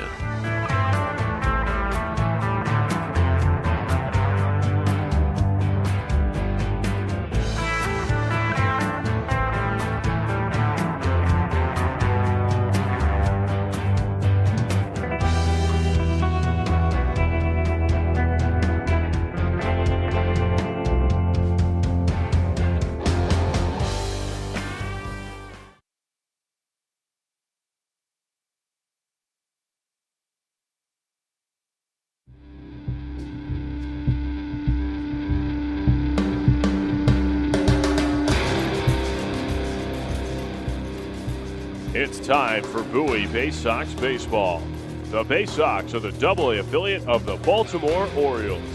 Coverage of the 2022 Bowie Baysox season is brought to you by Chesapeake Employers Insurance, DCA Imaging Systems, On the Green, Patient First, Royal Farms, Smile Doctors, and ZY Pyrotechnics. And now, live from the ballpark, it's time for Bowie Baysox Baseball. We're ready to go from FNB Field here in Harrisburg. It's Game 3 of this 7-game series between the Bowie Baysox and the Harrisburg Senators. Glad you're with us. Matt Sabat is with you from City Island here in Harrisburg, Pennsylvania. And as Garrett Stallings finishes his warm-up tosses for the Baysox, the starting lineup of the Senators that he'll face looks like this. Leading off in center field, you've got Jack Dunn, followed by Jake Alou at third base, batting second. Wilson Garcia, the DH, bats third. KJ Harrison at first base, bats fourth. Justin Connell in right field, fifth. Drew Millis, the catcher, sixth. We'll get you the rest of the lineup in just a second. As Stallings winds and fires the first pitch home, it's a breaking ball that misses high, and we're underway at 8:17 p.m. on an 80-degree cloudy day here in Harrisburg. Here's the 1-0. Called a strike on a fastball inside edge to Dunn. Remainder of that Harrisburg lineup, Mitch Longo is in left field batting seventh, Gilbert Lara at shortstop eighth, and Jackson Flores at second base bats ninth. Here's the 1-1. Called a strike, changeup nicks the inside edge of the zone, and it's 1-2. Senators are the AA affiliate of the Washington Nationals. They're managed by Trip Keister, and they're 21-31 on the season, riding a 4-game losing streak. Next pitch, swung on and missed for strike 3. Pumped a changeup up and in, and Dunn is down swinging. It's a great start for Garrett Stallings, his first strikeout, 40th on the season. Let's get you the defensive alignment for the Baysox here in the top of the first inning. Greg Cullen is in left field. Dylan Harris is in center. Christopher Cespedes is at first. Cesar Prieto at third base. A.J. Graffinino at short. Joey Ortiz at second, and J.D. Mundy at first. First pitch home here to Jake Alou is a slider that misses away. Count opens up at 1-0. Cody Roberts catches behind the plate this evening for Bowie for Garrett Stallings on the mound. Here's the 1-0. Just misses wide a fastball, barely. Count goes to 2-0. Stallings, a 6'2", 200-pound, 24-year-old right-hander from Chesapeake, Virginia, traded to the Orioles from the Los Angeles Angels back in 2020. That was part of the Jose Iglesias deal. 2-0 pitch. That one just missed a changeup, nibbling on the edges right now. Stallings trying to get the called strikes early, but these last three just haven't been able to ease the eyes, I suppose, of the home plate umpire, Mitch Tresiak. 3-0. Outside ball 4. So all 4 of those pitches were just barely on the edge, and Stallings could not get a single one of them to go in his favor. 1-out walk, and Jake Alou is aboard. FNB Field here in Harrisburg, 325 feet down the line to both left and right field, 400 feet to straightaway center, 405 feet to left and right center, the deepest parts of the ballpark. As Wilson Garcia steps in, switch hitter bats lefty, and the first pitch home misses high. That's going to lead to a mound visit. Battery mates converging as Garcia starts out 1-0. But again, all 4 of those pitches to Jake Alou were more just borderline offerings that the umpire wasn't keen on taking. At this point, I think it's more on Roberts trying to say, hey, let's change our approach a little bit, because already the umpire is not on our side when it comes to some of these pitches on the edge. See if you go in a little bit of a different direction after it's already falling behind a little. So 1-0 to start on Garcia. Runner at first, one away here in the top of the first, as Bowie is trying to sweep today's doubleheader, a 4-1 winner in game one, or 4-2 winner rather in game one. Next pitch, Garcia watches slider miss inside, and the count goes to 2-0. That's 6 consecutive out of the zone for Stallings after striking out Jack Dunn on a 1-2 offering to open up this game. Here's the next. Changeup misses down and away, 7 consecutive out of the zone for Garrett Stallings. And Garcia is a big strikeout guy, doesn't walk too often. .272 average with a .718 OPS in 47 games played. Only a 2% walk rate. That's it. The 3-0. That one finally right down Broadway. Slider runs the count to 3-1. We'll clear things up in a little bit, but obviously it may be a bit confusing if you're just joining and you hear that. And why is Harrisburg leading off in the top of the first when we're here in Harrisburg? There is a reason, as the 3-1 is swung on and lifted out toward deep right. This one's gone. Christopher Cespedes running back, and there it goes. 2-run home run for Wilson Garcia, and Harrisburg breaks up to the early 2-0 lead.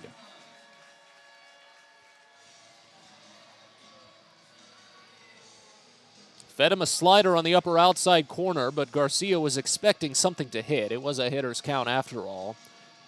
He's the big slugger for a reason. 7th home run of his 2022 campaign. He's up to 26 runs driven in.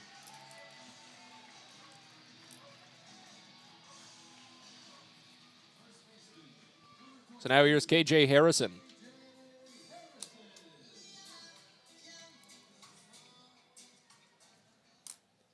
Bases empty, still just one away here in the top of the first, and the first pitch home to Harrison, misses away for a ball. It's 1-0. So why is Harrisburg batting in the top of the first of a game in their home ballpark? Well, it's because this is a makeup game of a game that was postponed out at Prince George's Stadium back in the month of May. Next pitch to Harrison is a fastball called for strike on the inside edge, and the count goes even at 1.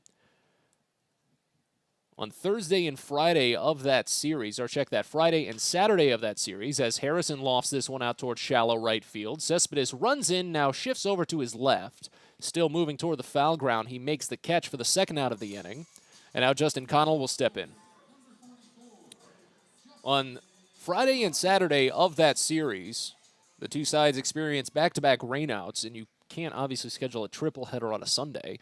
Can't schedule a triple header anywhere, but you put the doubleheader on Sunday, and to still get the game in, they pushed one of the games to this series here at FNB Field, but Bowie is still considered the home team. First pitch to Justin Connell into the box is a called strike on a fastball away. It's 0-2. Here's the 0-1. Here's the next from Stallings. It misses down. Count evens at 1. Umpiring crew for today's game, Kevin Manzik is at third base, Edwin Jimenez is the crew chief over at first, and Mitch Treziak is calling the balls and strikes behind home. Here's the 1-1 to Connell. Swing and a miss, change up away, and the count goes to 1-2. Garrett Stallings, a 2-3 record this season for Bowie, a 5.72 ERA, 39 innings of work, 39 1/3 specifically, 39 strikeouts, 10 walks, now 11 home runs given up after the long ball to Wilson Garcia. Opponents hitting .240 against the right-hander. Bases empty, 2 outs. The 1-2 is checked on. He went for called strike 3. Stallings logs his second strikeout, but Harrisburg takes the early advantage here in the top of the first. 2-run home run by Wilson Garcia. It's Harrisburg 2, Bowie coming on up. You're listening to Baysox Baseball. Get the best deals at Prince George's Stadium with weekly promotions all season. Tuesdays are Military Appreciation Night. Purchase a box seat at the ticket office with a proof of service, and you'll only pay half price. Bring along your furry friend on Woof Wednesday, and it's the best happy hour around every Thursday from 5 to 6:30. $2 Bud and Bud Light drafts with other beer specials throughout the year, and live music to get your night started. It's always a great time at the ballpark, so get your tickets now at Baysox.com. At Luminous Health, we want you to feel your best. This summer, take the time to catch up on your annual health screenings. Visit us at our Anne Arundel Medical Center, Doctors Community Medical Center, or one of our primary care offices in your neighborhood. At Luminous Health, you are the MVP. Learn more at luminoushealth.org.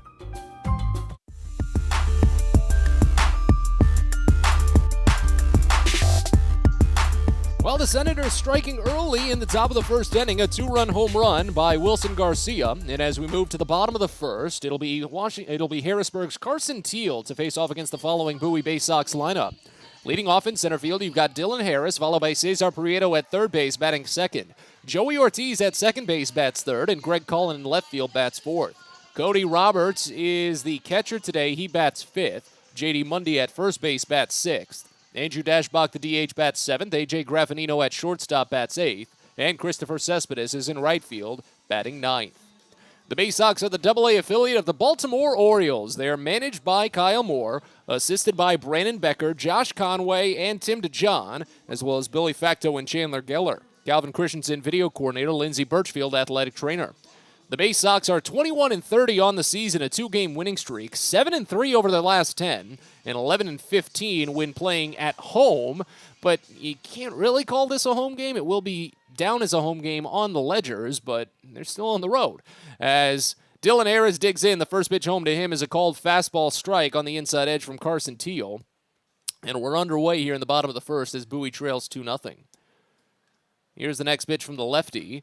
Another fastball called for strike on the outside edge, and it's 0-2. Once more that lineup briefly for Bowie. You've got Harris, Prieto, Ortiz, Cullen, Roberts, Mundy, Dashbach, Graffinino, Cespedes, all to face off against left-hander Carson Teal, making just his second appearance and first start this season for Harrisburg.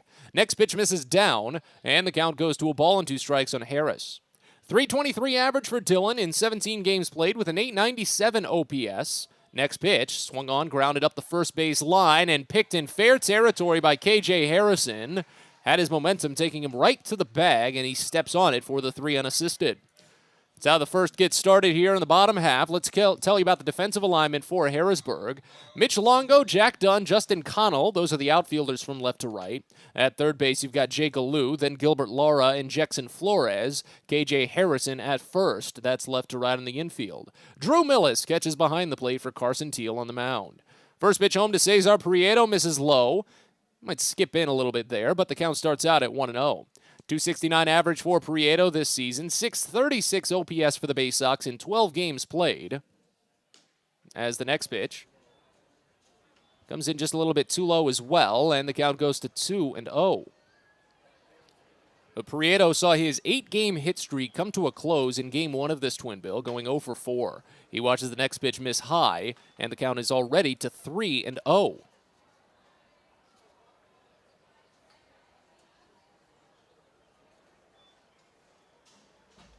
3-0. Teal fires a fastball called for strike on the inside edge, and it's 3-1.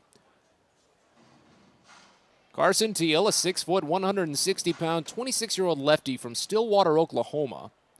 16th round draft selection in 2018. Here's a long fly ball from Prieto to left, but not deep enough. Mitch Longo backs up on it. Moves in and makes the catch. 2 away. Baysox didn't change jerseys through the doubleheader. They're still sticking with that alternate orange uniform. The black block Bowie scripted on the front side with the gray pants, but Harrisburg did change uniforms. They're wearing their alternate reds. All red with a H logo patch on the left breast. White pants, red cap. Here's Joey Ortiz. First pitch. Ortiz watches fastball called for strike on the bottom edge of the zone. It's 0-1. Teal only has 1 appearance this season with Harrisburg. It was a relief outing. As Ortiz watches the next, and it just misses up and away on a fastball.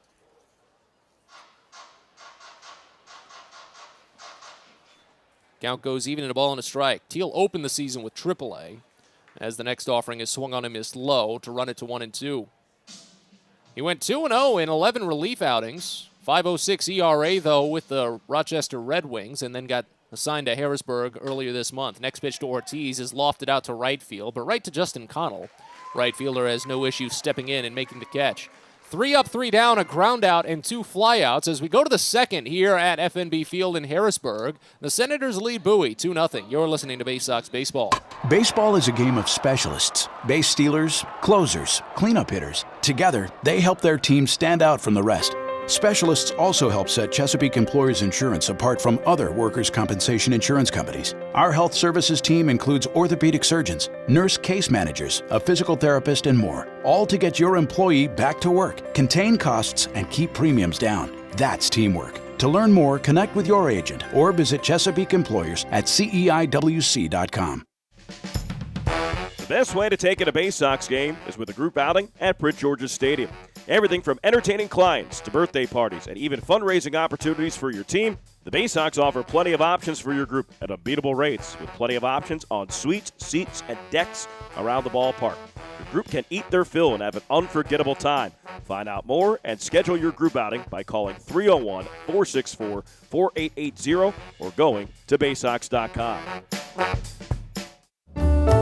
On the Green Incorporated is your lawn care team, providing professional organic-based lawn care programs for residential and commercial lawns. Our lawn care programs provide ballpark quality results. Each service is custom tailored with guaranteed results for even the toughest lawns. On the Green also offers outdoor pest control services. Mosquitoes, ants, ticks, and more. Safely and effectively control insects and enjoy the outdoors this summer with On the Green Incorporated. Go to onthegreeninc.com.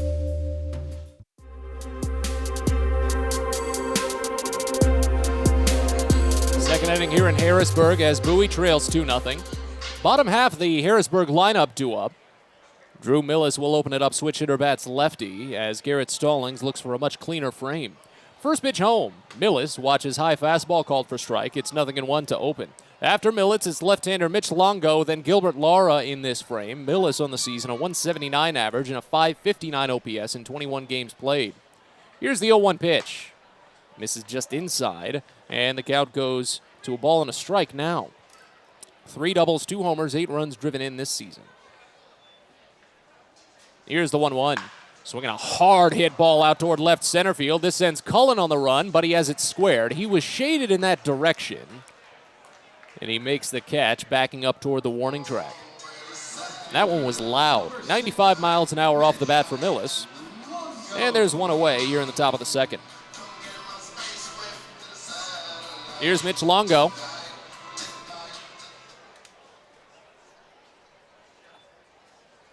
First pitch home. Left-hander watches curveball called for strike. Hits the middle of the zone. And it's 0-1 to start. Longo, a 220 average this season. 655 OPS in 36 games played. 5 doubles, 5 homers, 10 driven in. Next pitch. Misses away a fastball, and the count goes even at a ball and a strike. Well, fortunately, the way that I've constructed the scorecard here, I don't think I'll be too confused about the home road switch as the next offering is fouled off left side. The changeup from Stallings runs the count to a ball and 2 strikes. Obviously, it will be something to be mindful of, but personally, I always set up my scorecard. The road team is on the left and the home team is on the right. So with Bowie on the right side, hopefully I should be able to roll with it. The 1-2 misses high a fastball, and the count goes even at 2 balls and 2 strikes here on Mitch Longo. Bases empty, 1 away in the top of the second as Bowie trails 2-0. A 2-run home run by Wilson Garcia. The 2-2 grounded hard over towards second. Gobbling it up Ortiz, and he sends it to first in time where Mundy receives. 4-3 put out, 2 gone. But I did actually see something earlier today. There was a different minor league team, I think a Phillies affiliate, High A Jersey Shore, had a similar scenario earlier today where they had a walk-off win in a road ballpark. Here's Gilbert Lara. First pitch is a changeup. Make that the slider. Called a strike on the outside edge. It's 0-1. Lara didn't appear in game 1. Next offering, grounded foul over toward the Baysox dugout, 0-2. He's batting .216 this season with a .607 OPS in 26 games played, 3 doubles, a triple, 2 homers, 8 runs driven in. He strikes out a ton. Stallings steps back, kicks high, fires the 0-2, and it's lined hard but foul, first base side. We'll do it once more.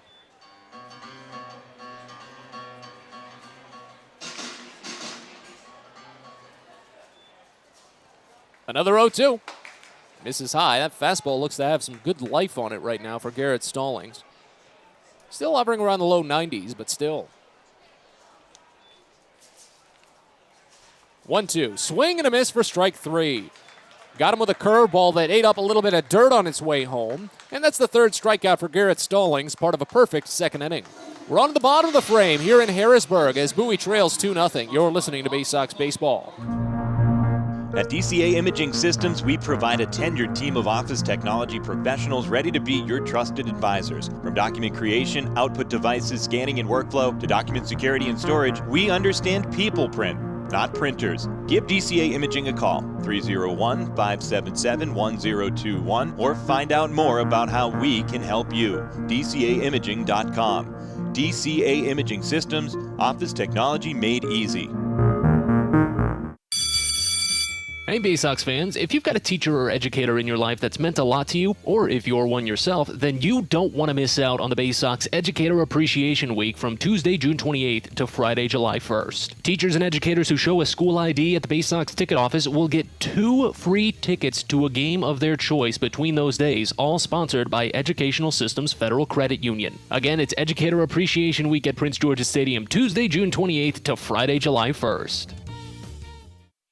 Sky Shooter Displays by ZY Pyrotechnics will be lighting up the sky with top-of-the-line fireworks shows following Baysox games all season long. We will give you the best bang for your buck. Sky Shooter Displays include traditional shows, true pyro musicals, custom choreographed plays, and much more. The night sky is truly limitless, so don't be shy. Give ZY a try. Find out more by calling us at 570-328-1361 or visit us online, zypyrotechnics.com.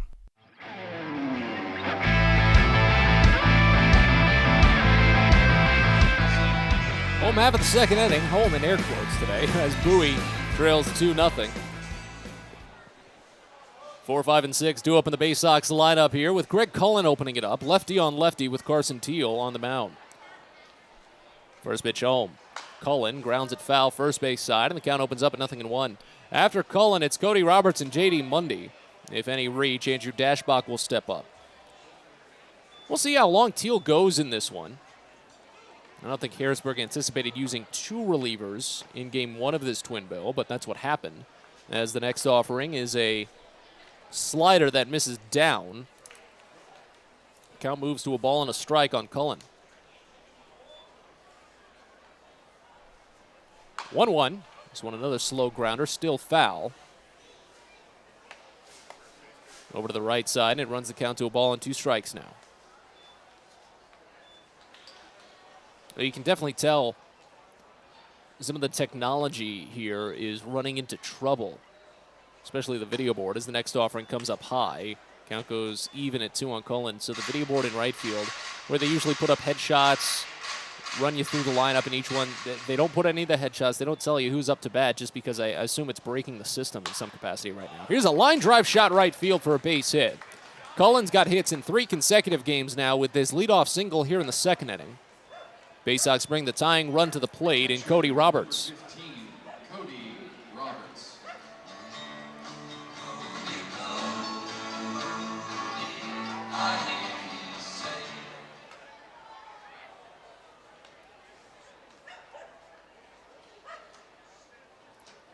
Lefty on righty as Roberts digs in. First pitch home. Fastball just skims high. 1-0 to start.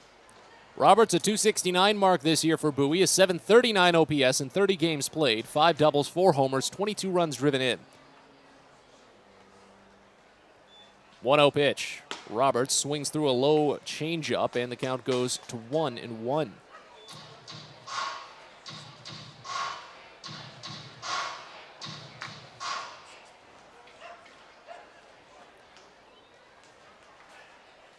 Calling a short lead off of first base. Here's the 1-1 pitch, and it's bounced over to the left side. Backhanded by Lara. Goes to second for 1. Flores sends it to Harrison, and it's in time. That was a tough play. Lara was really running to his backside at an angle, out toward left field, but still turned the 6-4-3. 5th double play that Cody Roberts has hit into in this season. And it ends the early runner for Bowie as J.D. Mundy steps into the box. The Baysox have hit into plenty of double plays on this road trip. First pitch to the lefty, Mundy, called a strike on a fastball top edge of the zone. It's 0-1. Mundy hitting .230 this season for Bowie. .648 OPS, 9 doubles, no triples, 2 homers, 13 runs driven in. Here's the 0-1 pitch. Mundy swings through a fastball inside, and the count already to 0-2.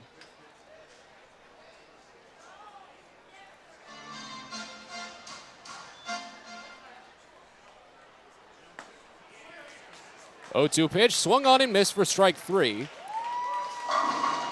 Got him with a two-seamer on the outside edge. First strikeout for Carson Teal ends the inning. The Baysox get a leadoff single, but lose it on a double play. Already on to the third here at FNB Field. Bowie trails 2-0. You're listening to Baysox Baseball. Hey, coffee lovers. Know where you'll find the world's freshest cup of coffee? Right here at Royal Farms. Because with our new brewing system, it takes less than a minute to go from selecting the kind of coffee you want to this. The freshest, most flavorful cup of coffee you can buy is at Royal Farms. So try one. It'll be love at first sip. Because it's the freshest coffee in the world. Real fresh, real fast, Royal Farms. Hey kids, the Baysox Futures Club is the best way to be a fan of the Baysox, and it's completely free for kids ages 3 through 12. Futures Club members get access to special members-only events, discount ticket offers, and free gifts for just signing up. Parents, head over to Baysox.com to sign up your kids, so don't miss out on all the promotions and giveaways at Prince George's Stadium this season and next. The Baysox Futures Club. Sign up now at Baysox.com. If you're working in the Washington, D.C. metropolitan area as a pipe fitter, pipe welder, or HVAC service technician, and you're interested in a better life, a better means to provide for yourself and your family, a way to make sure that you're earning the highest wages and the best benefits in our industry, visit our website at steamfitters-602.org. That's steamfitters-602.org. And let's talk about what we can do to help change your life.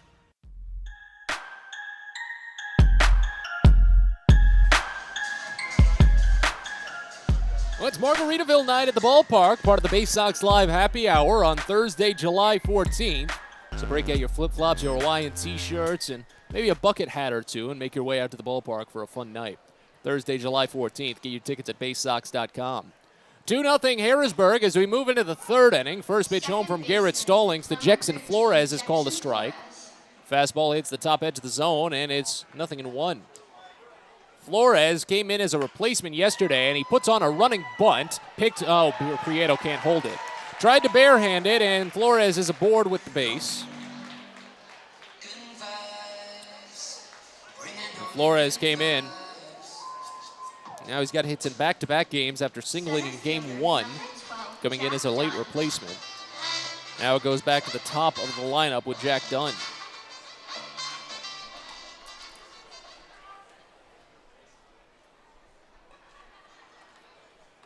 Stalling comes set, third base side of the rubber. Pickoff throw back to first, no tag. We'll wait on the first offering here. Dunn struck out swinging back in the first inning. As the first pitch comes in, it misses high. Back pick to first. Late throw a little bit off target from Cody Roberts. When Mundy saw it, he was more focused on making sure he kept the ball. But he did get there and try to apply the tag. It was still just late. But 1-0 to start on Dunn. Next pitch. That one a fastball, middle. Call it for strike one. Well, Stallings is obviously coming off of one of his worst outings of the season, and you feel for the guy. A career low, inning and 1/3. Gave up 8 hits and 8 runs. Here's a line drive out toward right field that falls for a base hit. Picked by Christopher Cespedes and sent back to the infield. Flores stops at second base. Jack Dunn with the single. Back-to-back hits here to open up the top of the third for Harrisburg. And now here's Jake Alou.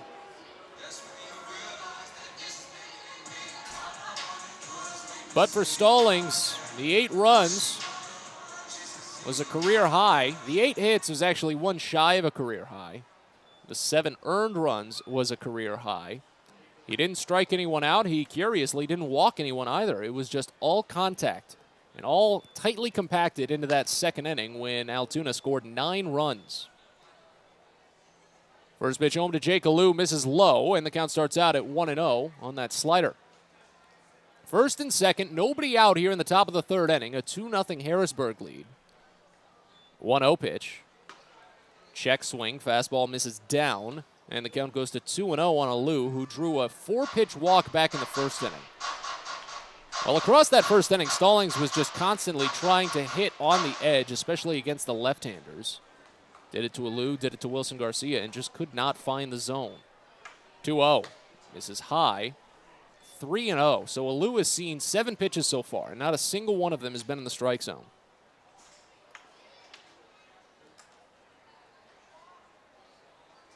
Stallings sets. Fires the 3-0.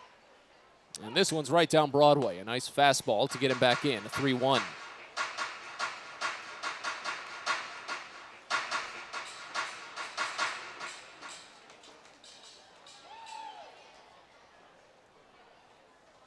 Hitters count, though, for Alou. The next offering bounces in, and the bases are loaded. Second walk given up by Stallings. Both of them have been to Alou. DH number 16, Wilson Garcia. Now on to Wilson Garcia, who already tagged Stallings for the 2-run home run back in the first. Second time that Garcia has stepped to the plate with the bases loaded today. Happened back in the 7th inning of Game 1 in this doubleheader, but he hit into a double play that ended the game, giving Bowie the 4-2 win. First pitch home here. Fastball hits the outside edge of the zone for a called strike. It's 0-1.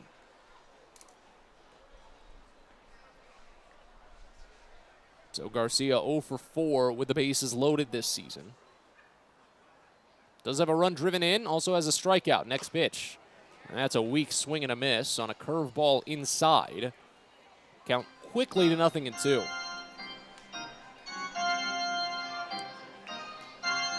You got to rely on the swing and miss stuff right here because Garcia, well, he could still hit into a double play. KJ Harrison probably won't. The 0-2 pitch. Misses low and away a fastball. Count goes to a ball and 2 strikes.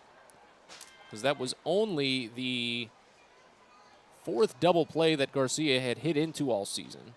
And he splits it fairly evenly between the ground balls and the fly balls. KJ Harrison, however, on deck is a big fly ball hitter. The 1-2 bounces in, kept in front by Roberts. Count goes even at 2 on that curveball. Inning started when Jackson Flores laid down a bunt single, pulled it out and ran it up the line with an 0-1 count. Jack Dunn singled to right field, and Jake Alou drew a walk on 5 pitches. But now it's 2-2 on Wilson Garcia after Garrett Stallings started ahead 0-2. He's got to step off the back of the rubber. He wasn't ready to fire home yet.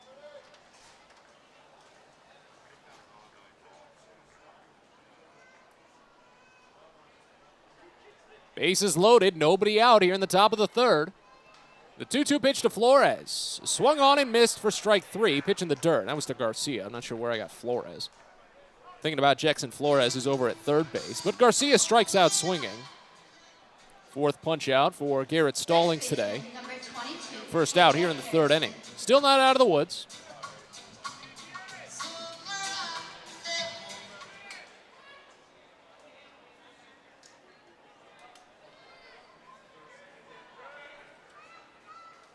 Hard lean in out of the stretch for Stallings as he comes set at the chest. First pitch to Harrison, right-hander, swings through a changeup low. Count opens up at 0-1.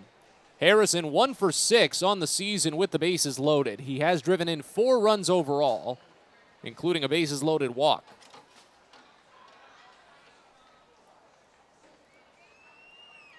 Stallings looks back runner at second twice, fires the 0-1, and it rolls away from Roberts on a pitch down. Run's going to score. Roberts threw it to Stallings, thinking he was covering, but it got away slightly. Stallings was able to retrieve it before anyone else scored, but Flores comes home on the wild pitch, and it's 3-0.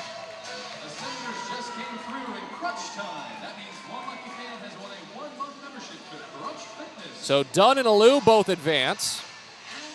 Double play out of the equation as the count evens at 1 on KJ Harrison, and the entire infield will play in.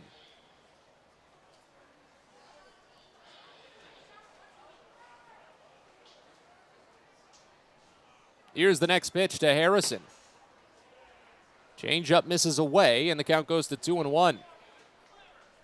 51 pitches for Stallings. So far, only 28 of them in the strike zone.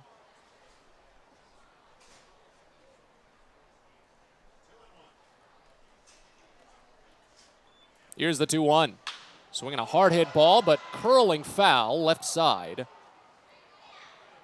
Touches down on that hooked line drive. Count evens at 2.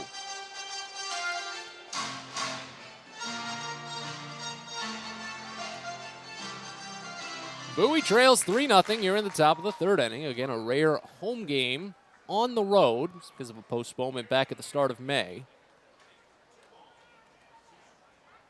As the 2-2 comes into Harrison, it's swung on and missed for strike 3. Got him with a high slider, and Harrison is down swinging. Already 5 strikeouts for Garrett Stallings today. He has the swing and miss stuff working,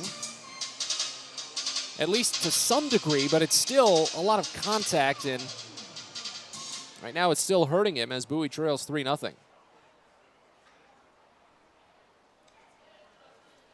Here's Justin Connell, struck out swinging to end the first inning.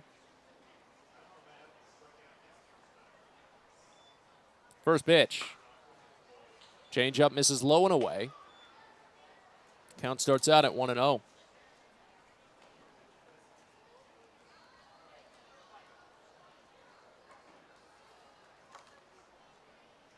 Stallings already up to 54 pitches as well. 1-0, bounces in. And we're seeing a lot of those today too. Not necessarily too much break on the curveball. I'd say both on the eye test and from what we're reading on some of these readouts.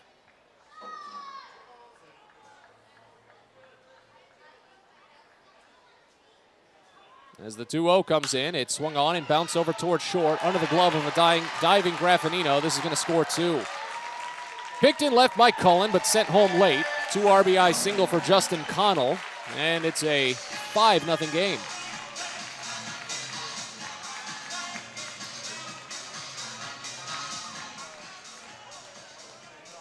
Number 3, Drew Millis. Connell up to 19 runs batted in this season. Now here's Drew Millis as the inning extends.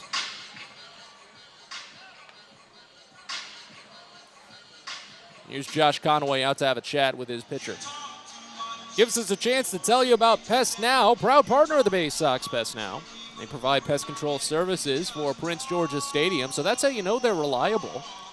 For all your residential and commercial pest control needs, anything from general pest control, termite control, mosquito control, all pest control services, give them a call. Pest Now, 301-231-8300, or visit them online at pestnow.com.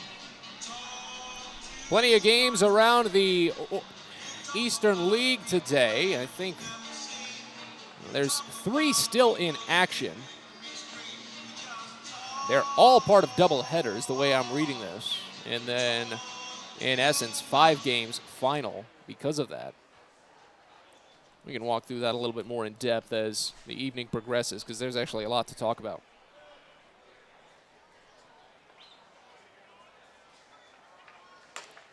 Here's Drew Millis. First pitch home, called a strike. Count starts out at 0-1 on that fastball outside edge.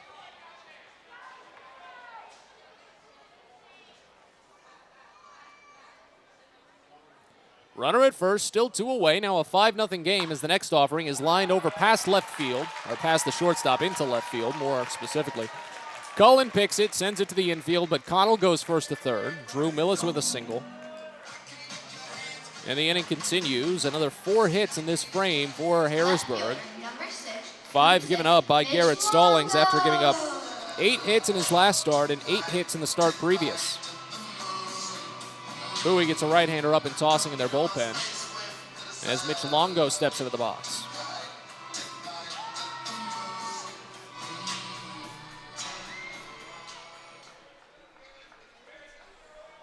Looks to be Tyler Birch warming for Bowie.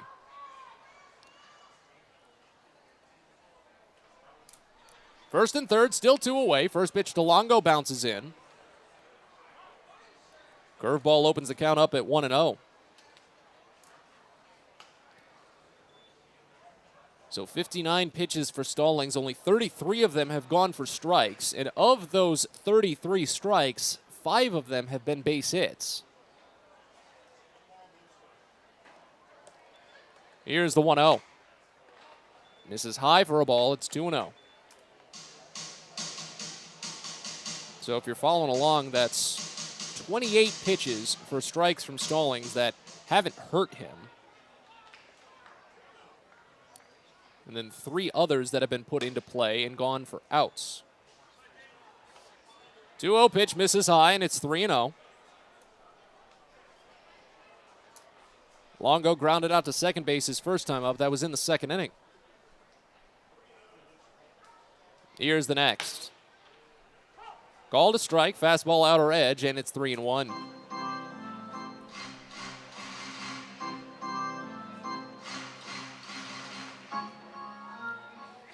Three runs across in the frame for Harrisburg. The next offering is fouled off left side on that slider away. Runs it full.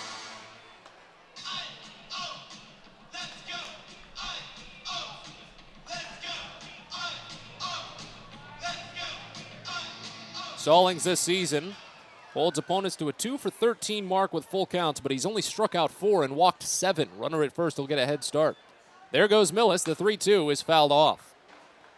Just a little piece ahead on the curveball. That one actually had some good break on it.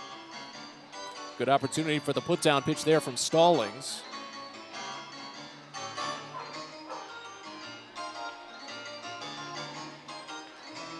See if he goes with it again here after getting some good break on that previous one. Millis takes off again. Another 3-2 is grounded hard over to the right side and through for a base hit. Millis will go to third. It's picked in right field by Christopher Cespedes. 5 hits in the inning for Harrisburg.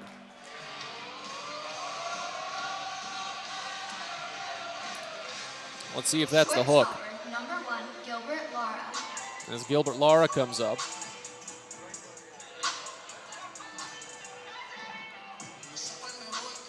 Ninth batter of the inning for Harrisburg.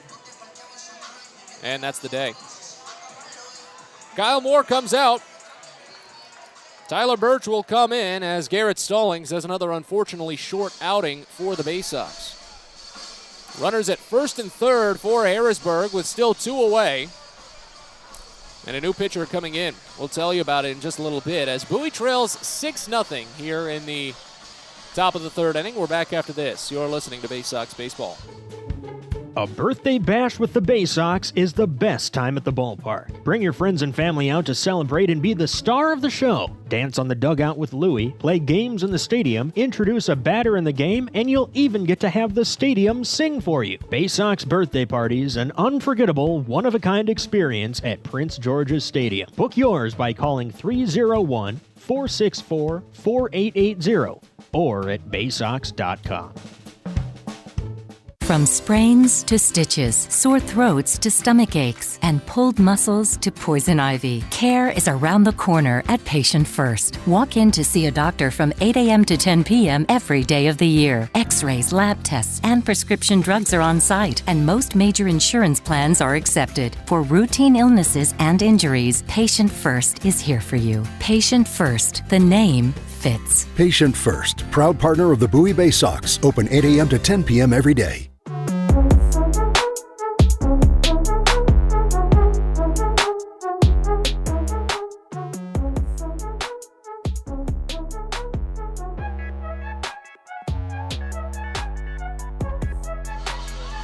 We roll on with the top of the third inning here at FNB Field in Harrisburg as Bowie now trails 6-0.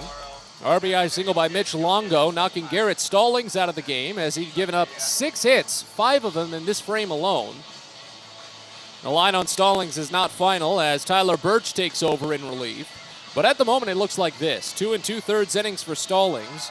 He gave up 6 hits and so far 6 runs. Could jump all the way up to 8. He struck out 5 batters, walked 2, and did allow a home run. It was a 2-run blast to Wilson Garcia in the first inning. Makes way for Tyler Birch, 6'2", 190-pound right-hander. Traded to the Orioles in 2021 from Philadelphia. That was the Galvis deal. On the season with Bowie, Birch has gone 0-4 in 12 appearances with an 11.37 ERA. 12 and 2/3 innings, 15 strikeouts, 7 walks, 6 home runs, and a first pitch grounder is sent right to second base. Joey Ortiz picks and fires to first to mercifully end the inning on 1 pitch. But Harrisburg sends the entire lineup to the plate. They score 4 runs on 5 hits, no errors, eventually 2 left on. On to the bottom of the 3rd here at FNB Field. Bowie trails 6-0. You're listening to Baysox Baseball. Be sure to get to the ballpark on Friday, June 17th for a jam-packed night of promotions and fun at Prince George's Stadium. It all starts with fireworks presented by DCA Imaging Systems. It's our mother and son night out with special ticket packages available at BaysoxShop.com. And most importantly, it's the Scouts BSA Campout. When you purchase a special ticket, you and your scout can camp out in the outfield at Prince George's Stadium after the game. It all happens on Friday, June 17th, so find out more and get your tickets now at Baysox.com. Fielder's Choice Flex Packs with the Bowie Baysox. The best value to see the best games at Prince George's Stadium. You could save up to 30% on your selected seat from day one and enjoy a number of exclusive member benefits, including flexible exchange options, discounts on suite rentals, special access to the Diamond View restaurant, and a free members collectible at your first home game of the year. Get your pack now by calling 301-464-4865 or heading online to Baysox.com. Baseball is a game of specialists. Base stealers, closers, cleanup hitters. Together, they help their team stand out from the rest. Specialists also help set Chesapeake Employers Insurance apart from other workers' compensation insurance companies. Our health services team includes orthopedic surgeons, nurse case managers, a physical therapist, and more, all to get your employee back to work, contain costs, and keep premiums down. That's teamwork. To learn more, connect with your agent or visit Chesapeake Employers at CEIWC.com.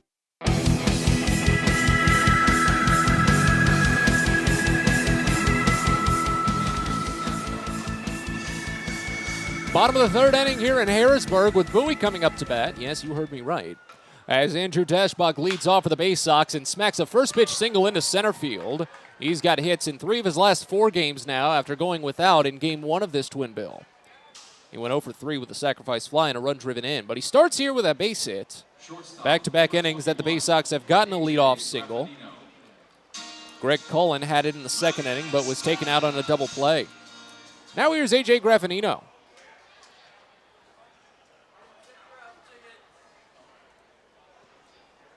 Carson Teal back to work. He had a lengthy time on the bench in the last half inning. Harrisburg sent all 9 batters to the plate. 4 of them scored. There was a pitching change mixed in as well. First pitch to Graffinino is a fastball that sits middle for a called strike. It's 0-1. Including his performance in game 1 of this doubleheader, he's 4 for 15 in his 6 games with Bowie, a .534 OPS. Doesn't have any extra base hits as the next pitch is called a strike on a high slider. Count goes to 0-2. 5 strikeouts. He's not drawn any walks, but does have 2 runs driven in, including 1 in game 1. Had an RBI single, part of the Baysox 3-run 6th inning to push them ahead. Here's the next. Floated out toward left center field, falling quickly, and a little diving grab by Mitch Longo. I don't know if I can call that a diving one. He didn't commit to it. He made the catch while still on his feet and then just kind of fell onto his knees. But he caught it. And that's the first out of the inning. It's almost like he just couldn't commit to making the catch, it looked like. Or diving for it, I suppose. But now here's Christopher Cespedes.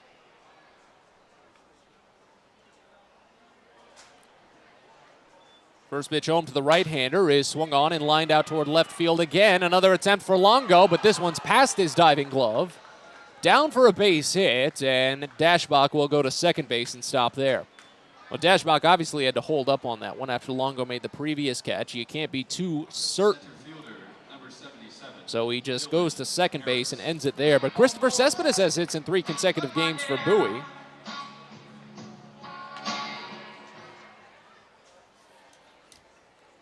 And now it goes back to the top of the lineup and Dylan Harris. Still not talking about tying run scenario just yet, but the Baysox would really like a rally.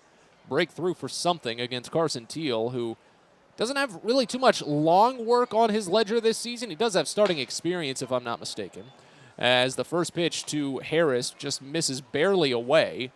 Fastball starts the count out at 1-0. Harris grounded out to first base. back in the first inning to open the day for Bowie.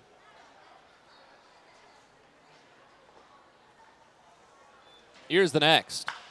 Driven foul, left side. Pitch was in on the hands, a changeup. Count goes even and a ball and a strike. Yeah, Teal does have starting experience. Last year he made 11 starts between Harrisburg and AAA Rochester. Went a combined 2-7 with a 4.40 ERA in 33 total games played. So he's mixed a lot in his career. 1-1 the count here on Harris. Next pitch home. Misses just up and in, a changeup. Count goes to 2-1. First and second, one away. A pair of singles, one by Andrew Dashbach, one by Christopher Cespedes.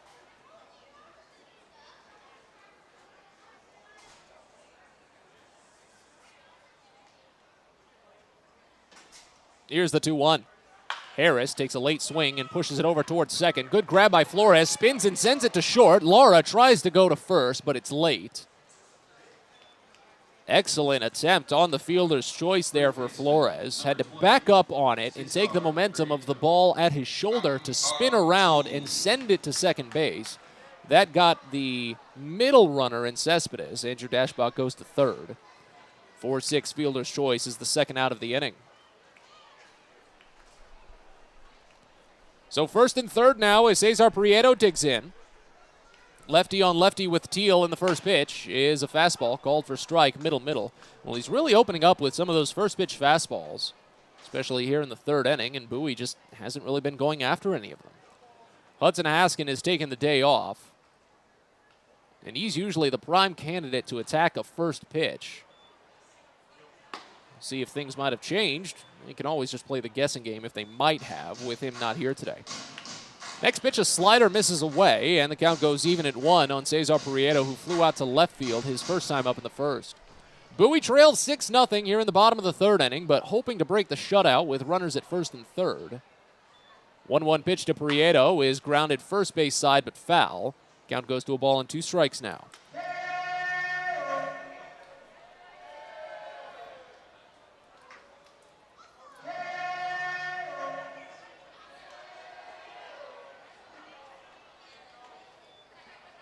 And Teal steps off the back of the rubber briefly before refooting and resetting to deal with Cesar Prieto.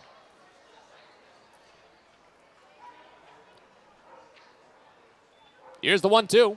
Prieto pokes a curveball foul right side.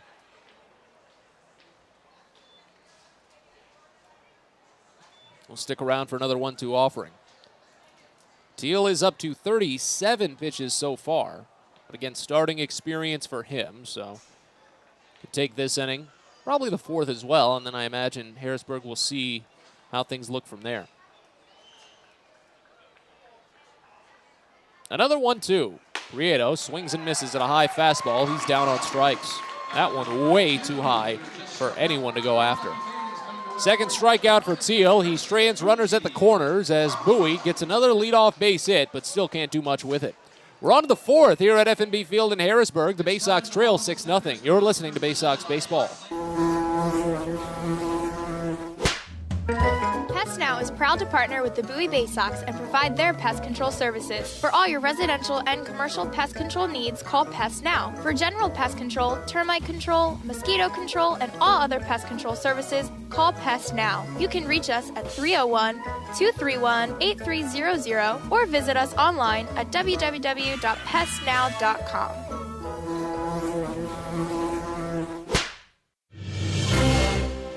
It's not baseball season without fireworks, and you can always count on the biggest and best at Prince George's Stadium.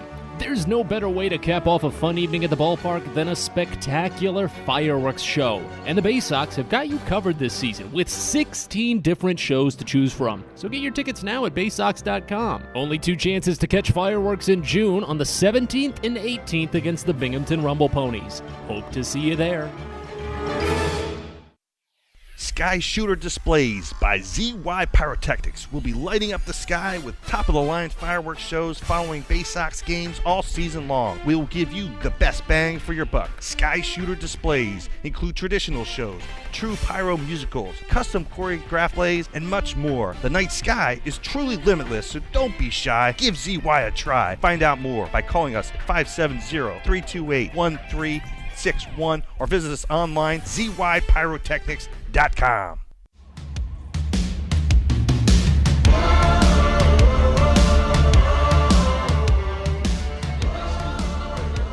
Fans Cares around the corner at Patient First. Urgent care that's open 8 a.m. to 10 p.m. every day of the year. No appointment needed. Learn more at patientfirst.com. We're on to the fourth inning here in Harrisburg as Bowie trails 6-0. Tyler Birch back to work after using one pitch to pick up one out in relief in the third. He faces off against Jackson Flores to start. Flores opened up the last inning with a bunt single. Kicked off a 4-run rally for the Senators. First pitch. Flores watches hot fastball hit the outside edge for a called strike. It's 0-1. But it was an 0-1 pitch that Flores laid down for a bunt single last inning. And Bowie doesn't have him pinched in here. Next offering, he smacks it into center field anyway. On a line now toward right center. Christopher Cespedes is there to make the catch. And Tyler Birch has 2 outs on just 3 pitches so far. Yeah, Birch has had a lot of issue with the contact, just as Garrett Stallings had. Right now dealing with a whip just a little bit north of 2 overall on the year. As it goes back to the top of the lineup now, and Jack Dunn. First pitch is a fastball called for strike on the outside edge. It's 0-1.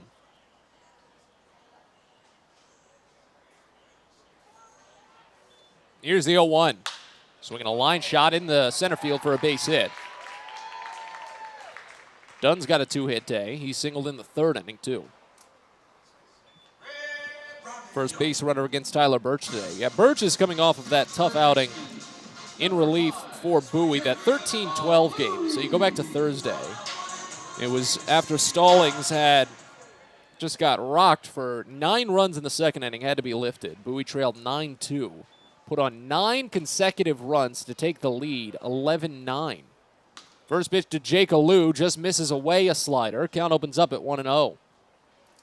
Alou has 2 walks and 2 runs scored. That's all he's done at the plate today. Here's the 1-0. Called a strike. Slider hits middle, and the count goes even at 1. And Birch came in the 8th inning of that Bowie loss. After working a ground out to open, allowed single, double, 3-run home run. That put Altoona ahead, and they would go on to win. Birch was the losing pitcher. Here's a line drive single into right field. That'll send Dunn to third base. Trying for 2. Alou slides in safely. So Alou picks up the double, his 15th of the season. And after the quick out into right by Jackson Flores, Harrisburg is cruising now, single and double. Here's Wilson Garcia.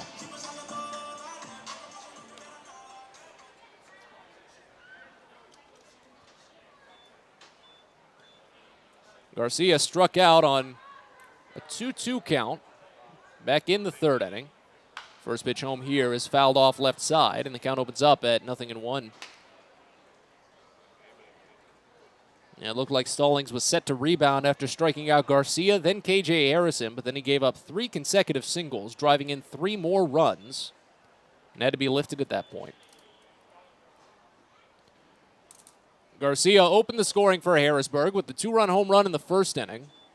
Infield plays in as runners are at second and third. Here's a grounder to first. Mundy grabs it, stares at runner at third, and steps back to tag the bag himself. 3 unassisted. First baseman, number 22. And there's 2 away. KJ Harrison.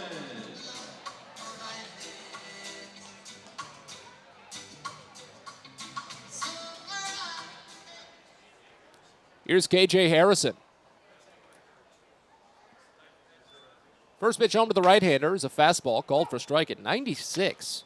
Good zip on that one from Tyler Birch. Just a 3-pitch offering for Birch. 4-seam fastball, curveball, and a changeup. As the 0-1 comes in, it's checked on. That's the curve. Just missed away, and the count goes even at a ball and a strike.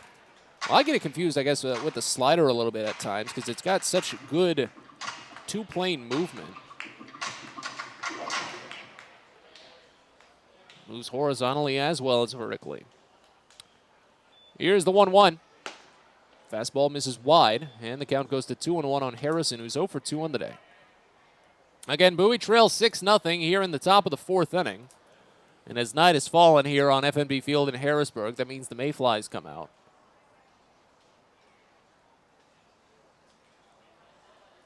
Birch sets and fires the 2-1. It's fouled off back to the screen. Hung the curveball middle there, and Harrison was expecting the heater. So count evens at 2. 1 out single and 1 out double. Dunn and Alou going back-to-back. Has them at second and third right now. But Birch trying to log the scoreless frame, his first full inning of relief. Fires the 2-2. Swung on, grounded over to third. Tough bounce to pick by Cesar Prieto. He charges and gets it to first in time. 5-3 putout ends the threat, and after the 2-out base hits for Harrisburg, we're on to the bottom of the 4th. Bowie still trailing, however, 6-0. We're back after this. You're listening to Baysox Baseball. A birthday bash with the Baysox is the best time at the ballpark. Bring your friends and family out to celebrate and be the star of the show. Dance on the dugout with Louie, play games in the stadium, introduce a batter in the game, and you'll even get to have the stadium sing for you. Baysox birthday parties, an unforgettable, one-of-a-kind experience at Prince George's Stadium. Book yours by calling 301-464-4880 or at baysox.com. Are you interested in beginning or expanding on a career in the pipe fitting, pipe welding, or HVAC service industry? Are you interested in a career path that will set you up for life without experiencing any college debt? If you are interested in these things and you live in the DC area, the Steamfitters UA Local 602 Apprenticeship Program is the best choice for you. For more information about our apprenticeship program and how to apply, please visit steamfitters-602.org. That's steamfitters-602.org.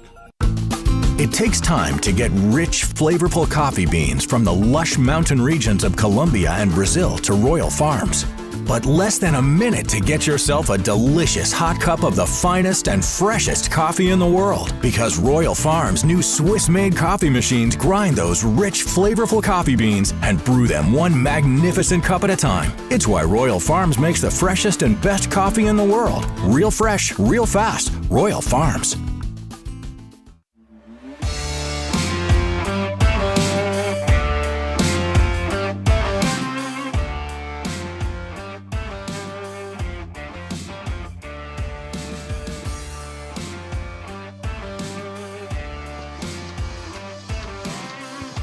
Bottom of the 4th inning here in Harrisburg as Bowie still trails 6-0. Baysox will face off against the new pitcher for the Senators here in this half inning. As Carson Teal calls it a day after 3 innings in his spot start. Good work for the reliever. And the Senators go into a new reliever just added earlier today. Curtis Taylor, right-hander, will take over. Faces off against the middle of the Baysox lineup starting with Joey Ortiz. First pitch home, Ortiz smacks a line drive shot out toward left, but on the nose to Mitch Longo. He squats down a little bit to keep it in front of his chest, and he makes the catch for the first out. So Teal calls it a day after 3 innings. He gave up 3 hits and no runs. He struck out 2, didn't walk anyone. It's a no decision for him, though. Starting pitcher, of course, has to go 5 innings. But it makes way for Taylor. 6'6", 235-pound, 26-year-old right-hander from Port Coquitlam, Canada. Next pitch to Greg Cullen, popped up on the infield, right side, but coming down from shortstop. Who's going to make the catch? It's Jackson Flores at second. Lara and Flores were just kind of standing shoulder to shoulder on that one. 2 pitches, 2 outs. Here's Cody Roberts. So Taylor is in for his Harrisburg debut. This isn't his AA debut. This is actually the 3rd organization he's been with. Right-hander is originally drafted by the Arizona Diamondbacks in the 4th round of the 2016 draft out of the University of British Columbia. Of course, he's Canadian. First pitch to Cody Roberts, called a strike. And it's 0-1. He made 4 appearances out of the bullpen with High A Wilmington. Went 0-1 with a 7.71 ERA. Next offering. Misses low, a changeup, and the count goes even at a ball and a strike. But he's made appearances with New Hampshire in this league. But at a 7.63 ERA in 2021, after starting that season with AAA Buffalo, the Toronto affiliate. 1-1 pitch, swung on and missed low. Count goes to a ball and 2 strikes on Roberts, who hit into a double play back in the 2nd inning. Bases empty, 2 away as Bowie trails 6-0 here in the bottom of the 4th. Taylor looking for a clean frame. Comes set. And fires that low arm slot delivery. A fastball misses high. Count goes even at 2. Well, the way he moves his shoulder almost makes you think he's going to deliver it sidearm. But then he brings the arm up kind of at the last second, almost a 3/4 angle. Next pitch swung on and missed low for strike 3. Change up down, and it's a 3-up, 3-down inning out of the bullpen for Curtis Taylor. We're on to the 5th here at F&B Field in Harrisburg. Bowie trails 6-0. You're listening to Baysox Baseball. From sprains to stitches, sore throats to stomach aches, and pulled muscles to poison ivy, care is around the corner at Patient First. Walk in to see a doctor from 8 a.m. to 10 p.m. every day of the year. X-rays, lab tests, and prescription drugs are on site, and most major insurance plans are accepted. For routine illnesses and injuries, Patient First is here for you. Patient First, the name fits. Patient First, proud partner of the Bowie Baysox, open 8 a.m. to 10 p.m. every day. Get the best deals at Prince George's Stadium with weekly promotions all season. Tuesdays are Military Appreciation Night. Purchase a box seat at the ticket office with a proof of service, and you'll only pay half price. Bring along your furry friend on Woof Wednesday, and it's the best happy hour around every Thursday from 5 to 6:30. $2 Bud and Bud Light drafts with other beer specials throughout the year, and live music to get your night started. It's always a great time at the ballpark, so get your tickets now at Baysox.com. Well, it's a busy day at Prince George's Stadium on Sunday, July 17th. Princesses and Pirates Day at the ballpark. Don your shiniest crown, wear your fanciest slippers or your peg leg and your eye patch as Prince George's Stadium transforms into a fun fairy tale castle and a swashbuckling ballpark. It's also Louie's birthday bash. Many of Louie's mascot friends will be on hand to celebrate what should be just a fantastic day at Prince George's Stadium. That's Sunday, July 17th, so get your tickets now at Baysox.com.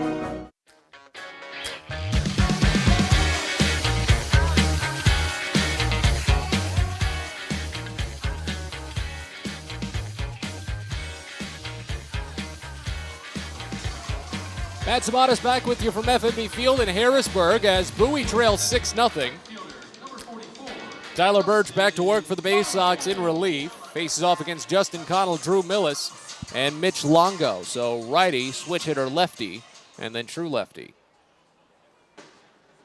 As Birch danced around some trouble in the 4th inning with a couple of groundouts and a line out. Hopes to maybe work with some swing and miss stuff here as this fastball looks to be working well today. First pitch home, up and in, that's the slider. Drawing some jeers from the dugout for Harrisburg, and the count starts out at 1-0. Connell had the 2 RBI single back in the 3rd inning that really started to sink the nail into the coffin for Garrett Stallings after Stallings had struck out consecutive batters. Next pitch, slider called a strike, that one more routine on the inside edge, and the count goes even at 1.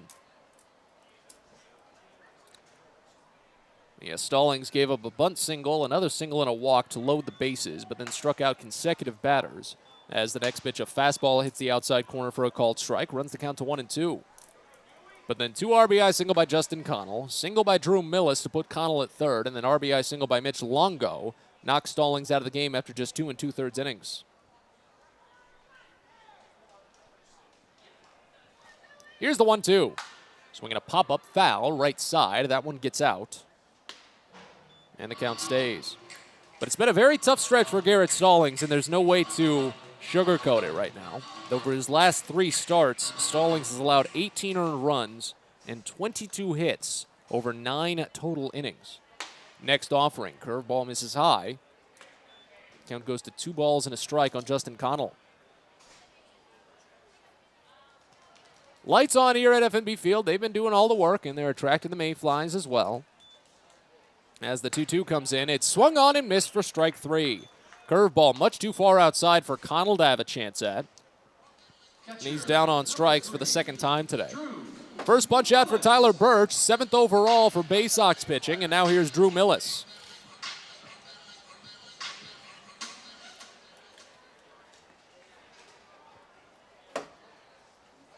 Millis a 1-for-2 day.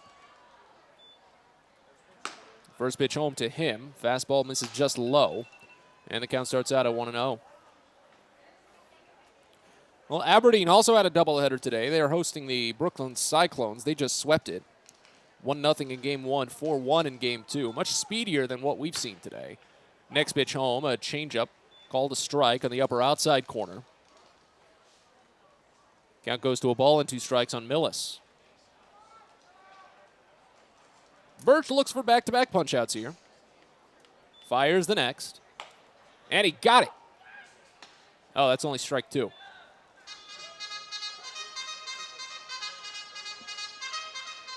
So now it's 1-2.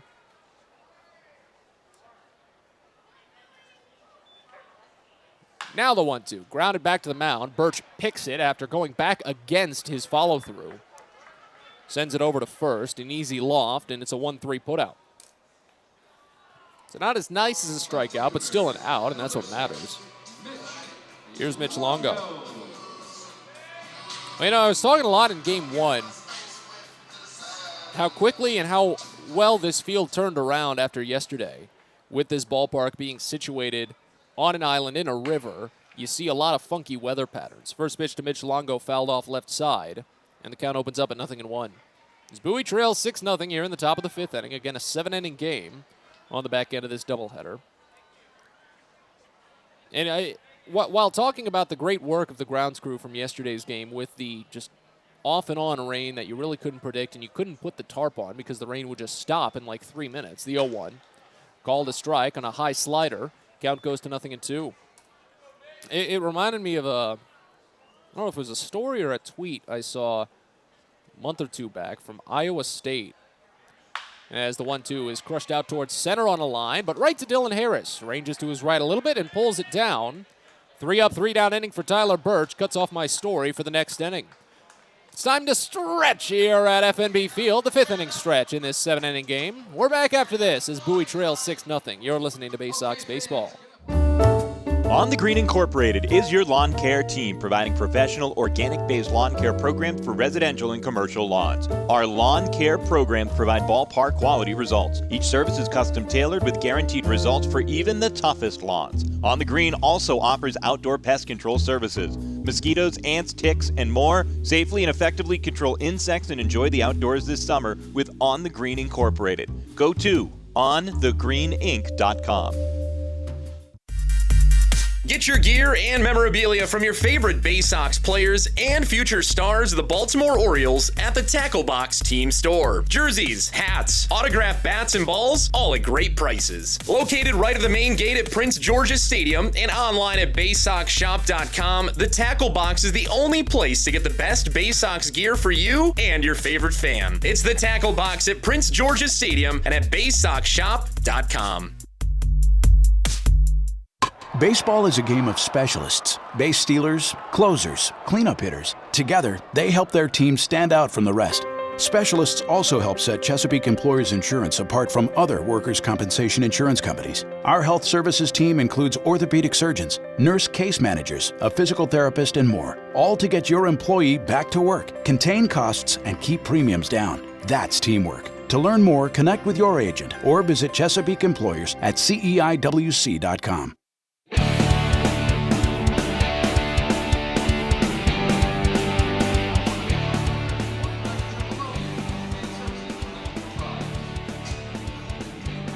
Bottom of the 5th inning here in Harrisburg as Bowie trails 6-0.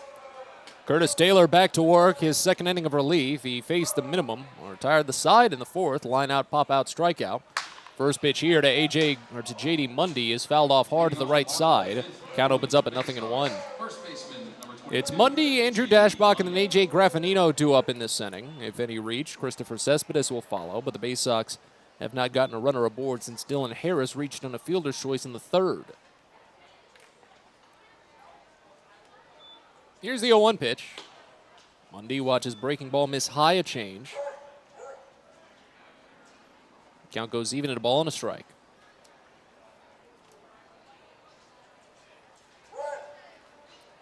Here's the 1-1. Driven high but shallow out toward right center field. Coming down, Jack Dunn. Center fielder makes the call and the catch, 1 out. So I was bringing this up a little bit in the last half inning when I was just following up on the praise given out to Harrisburg's grounds crew for their excellent work and just maintaining the dryness of the field to the best of their ability yesterday with the off and on rain that you really can't predict too well in a ballpark, on an island, in a river. And it reminded me of a tweet I saw from Iowa State in their football program the other day. I think it might have been back in April, but still. When you're in baseball season, you just have those kinds of days blend together. First pitch to Andrew Dashbach is swung on and missed. It's 0-1. Dashbach 1 for 1 on the day, singled up the middle in the third inning. Here's the next. Swing and a miss. Fastball up and away, and the count 0-2. But the Iowa State Cyclones had tweeted out that they replaced their entire field, which is something that obviously happens. Want to maybe change out the grass, get something that feels a little bit different, might move a little bit different depending on how you play. The 0-2 pitch, fouled off back behind the screen, and the count stays. But the wording they used in the tweet is what really confused me. I probably should have looked more into it, but I didn't. They said that the grass for the new field that they had, replaced their field with was grown at a turf research site. As the 0-2 to Dashbach is swung on and missed low for strike 3. Second strikeout for Curtis Taylor, 4th overall for Harrisburg pitching. Taylor's retired all 5 faced out of the bullpen today. And that just makes me think, what the heck is a turf research site? Don't get me wrong, I know groundskeeping is a very serious and legitimately scientific concern, and there's a lot of effort that goes into it. As the first pitch to Graffinino is fouled off right side, count opens up at 0-1. But you call something a turf research site, that just makes me think, well, how do you... That just must be so much work to literally measure and watch how grass grows. Literally watch how grass grows. Next pitch to Graffinino is fouled off back behind the screen, counts 0-2. And then make tests of how that grass grows and compare that to how the other grass grew. Blows my mind. But then I sit here by myself in a broadcast booth for 4 or 5 hours a night, and people think I'm crazy. The 0-2, grounded first base, picked on a couple of hops by K.J. Harrison, holds off the pitcher, and he'll take it to the bag himself.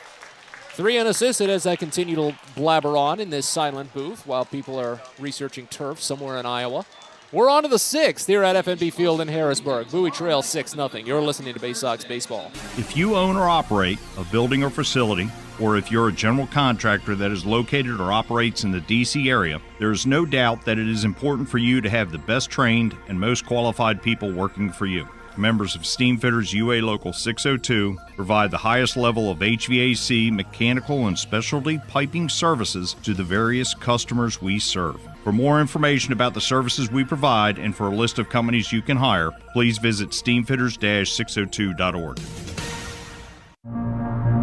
At DCA Imaging Systems, we provide a tenured team of office technology professionals ready to be your trusted advisors. From document creation, output devices, scanning and workflow, to document security and storage, we understand people print, not printers. Give DCA Imaging a call, 301-577-1021, or find out more about how we can help you. DCAimaging.com. DCA Imaging Systems, office technology made easy. Baysox Youth Baseball Camps are back in 2022, and registration is open now. 3 sessions this summer led by Orioles Hall of Famer and former Rookie of the Year Al Bumbry, along with former Baysox outfielder Stephen Bumbry. Kids will take part in in-depth on-field instruction and go head-to-head in camp-wide games at Prince George's Stadium. All campers get a free Baysox hat and a ticket to a Baysox game of their choice. Space is limited, so head to BaysoxShop.com and reserve your spot at a Baysox Youth Baseball Camp today.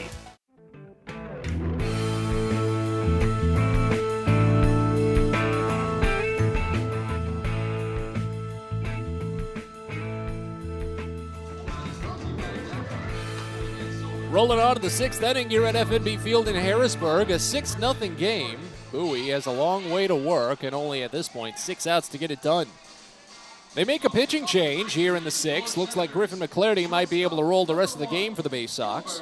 Right-hander replaces Tyler Birch, and it was a great day for Birch in relief. Probably came in earlier than he had anticipated, earlier than he had hoped, but he made it work. 2 1/3 scoreless innings for Birch, 2 hits, 1 strikeout, no walks. Very good day. As McClarty takes over, he'll face off against 8, 9, and 1 in the Harrisburg lineup to start, opening with Gilbert Lara. First pitch, fastball called for strike, top half of the zone. It's 0-1.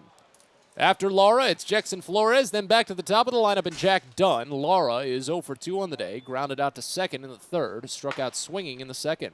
He watches the next, another fastball. This one called for strike on the inner half, and it's 0-2. McClarty already into a good rhythm, just his 7th appearance with the Baysox this season, but again, he's had to mix time as a spot starter and a reliever. So the 0-2 is driven out toward deep right field, toward the corner. Cespedes racing toward it, and it's just foul. That one kept on slicing.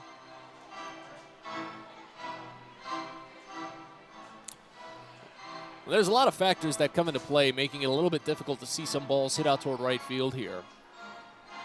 A lot of bars on these windows, and not to say that there's like jail bars in front of them, but just partitions between multiple window panes obstruct some views. As another 0-2 is softly hit towards second. Ortiz picks it on the edge of the infield dirt and sidearms it over to first base. A 4-3 putout gets us started here in the 6th. Second baseman, number 15, Jackson Flores. Now here's Jackson Flores.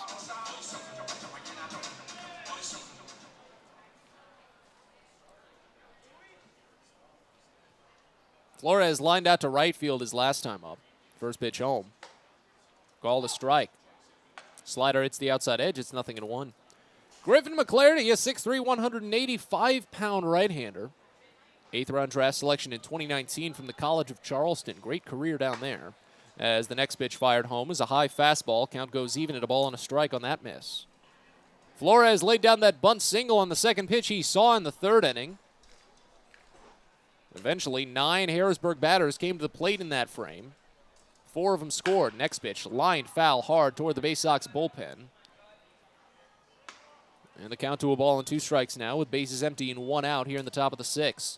6-0 game, all 6 runs charged to Garrett Stallings. If he takes the loss today, it'd be his 4th of the season. But remember, the last time Stallings pitched and did get roughed up, Bowie bailed him out with 9 unanswered runs. 1-2 pitch, grounded slowly to third, backhanded on the bounce by Prieto, sent to first, and it's a beauty. Right onto the shoulder of J.D. Mundy, barely had to move the glove.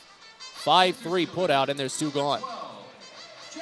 Prieto's, of course, playing out of his usual element. He's usually kind of a second base commodity for Bowie. Joey Ortiz, the usual shortstop now, with Gunnar Anderson and Jordan Westberg up to AAA.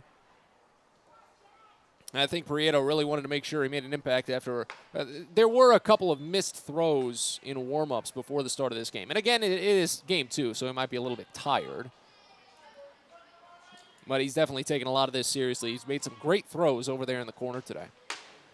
1-0 pitch on its way home to Jack Dunn. It misses high, and the count goes to 2-0. Leadoff man is 2 for 3 on the day.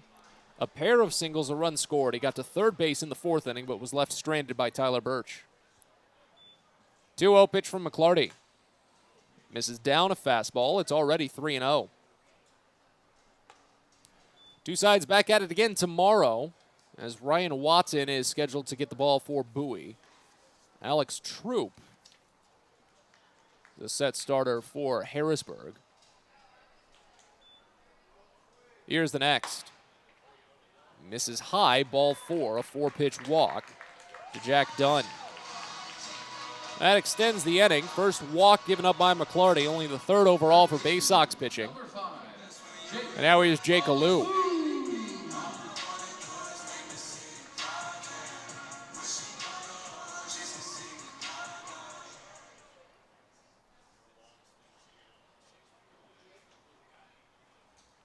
Put the shift on for the left-hander. He's reached safely and scored twice today. First pitch home is a called strike on a change-up upper outside corner. It's 0-1. And Lou walked in the first and scored, walked in the third rather and scored. Doubled his last time up. Here's the 0-1. Misses high, a fastball. Count goes even at a ball and a strike.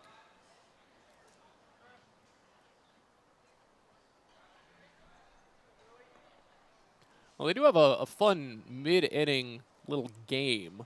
I guess you could call it a game, more of just a fun graphic, I suppose, as the 1-1 is lined off of the mound and picked on a couple of bounces at short by A.J. Graffinino. Has to go the long way to first, but he gets it there. We can talk about the Mayflies in a bit. That's where I was going. But the inning comes to a close now, and we move to the bottom of the 6th. Bowie still trails 6-0. You're listening to Baysox Baseball. The best way to take in a Baysox game is with a group outing at Prince George's Stadium. Everything from entertaining clients to birthday parties and even fundraising opportunities for your team, the Baysox offer plenty of options for your group at unbeatable rates with plenty of options on suites, seats, and decks around the ballpark. Your group can eat their fill and have an unforgettable time.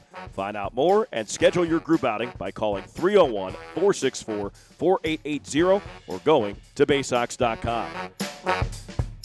From bug bites to burns, fevers to flu, and bruises to broken bones, care is around the corner at Patient First. Walk in to see a doctor from 8 a.m. to 10 p.m. every day of the year. X-rays, lab tests, and prescription drugs are on site, and most major insurance plans are accepted. For routine illnesses and injuries, Patient First is here for you. Patient First, the name fits. Patient First, proud partner of the Bowie Baysox, open 8 a.m. to 10 p.m. every day.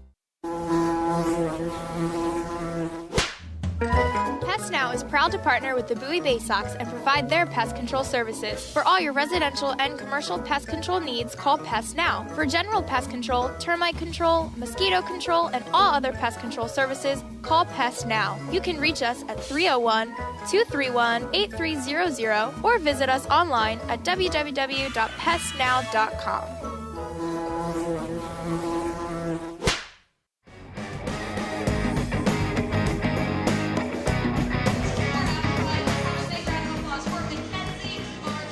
Bottom of the 6th inning here in Harrisburg as Bowie trails 6-0.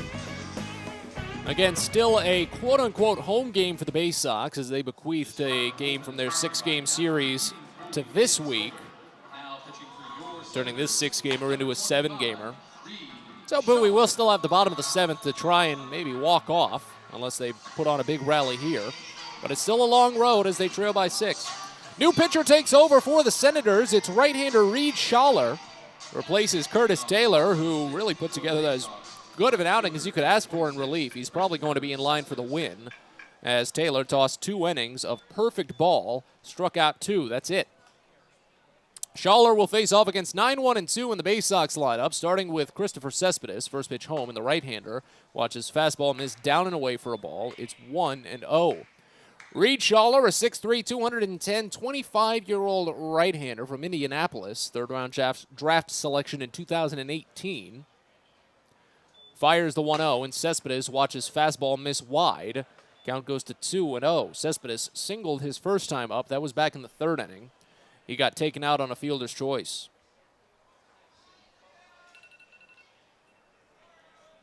Here's the next. Called a strike. Fastball hits the inside edge, and the count goes to 2-1. After Cespedes, it's Dylan Harris, then Cesar Prieto after.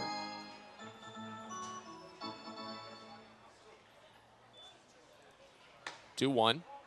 Misses inside, a breaking ball. Count goes to 3-1 on Cespedes. Schaller on the season for Harrisburg. 12 appearances out of the bullpen, a 2-0 record, and a 2.40 ERA. 15 innings, 13 strikeouts, 9 walks, 1 homer, 1 save, and 2 opportunities. Next pitch, grounded foul, first base side, and the count runs full on Cespedes. Hasn't gotten here too many times with Bowie this season. He's only 0 for 1 on full counts. 1 strikeout, 2 walks.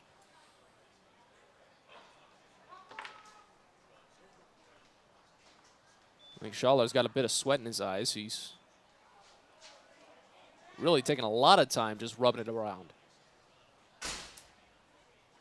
He comes set now. Fires the payoff, and Cespedes takes a late punch at one, but it's foul right side. Fastball was just wide, and Cespedes got a hold of it.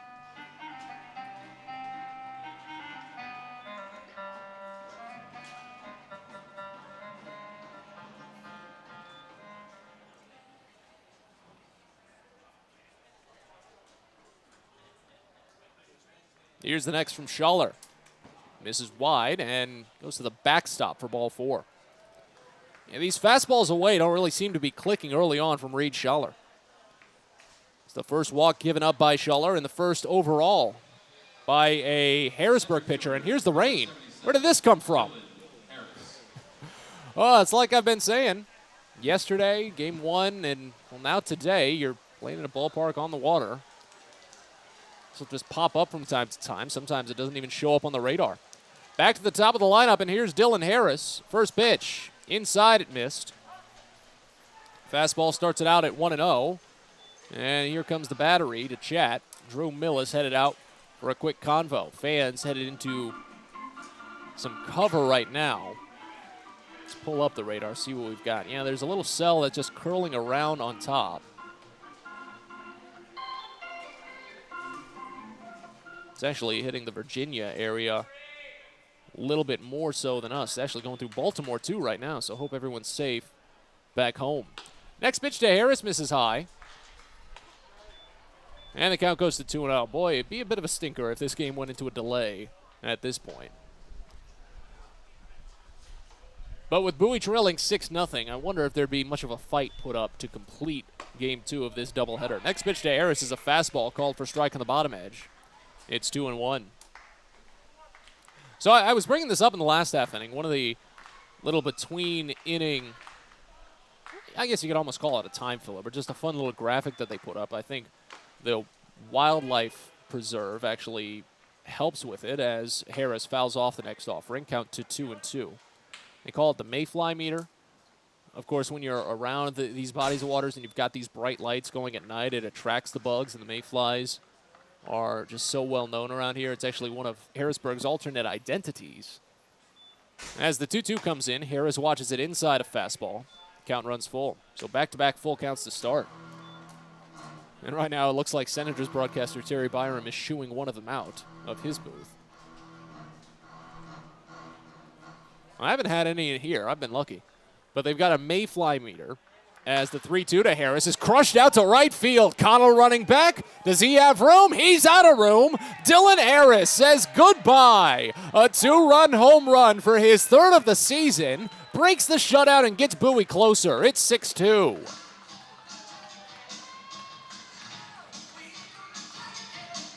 Harris up to 9 RBIs on the year now. 98 miles an hour off the bat and 389 feet away from home plate. He had no issue with the falling rain. And now it goes to Cesar Prieto.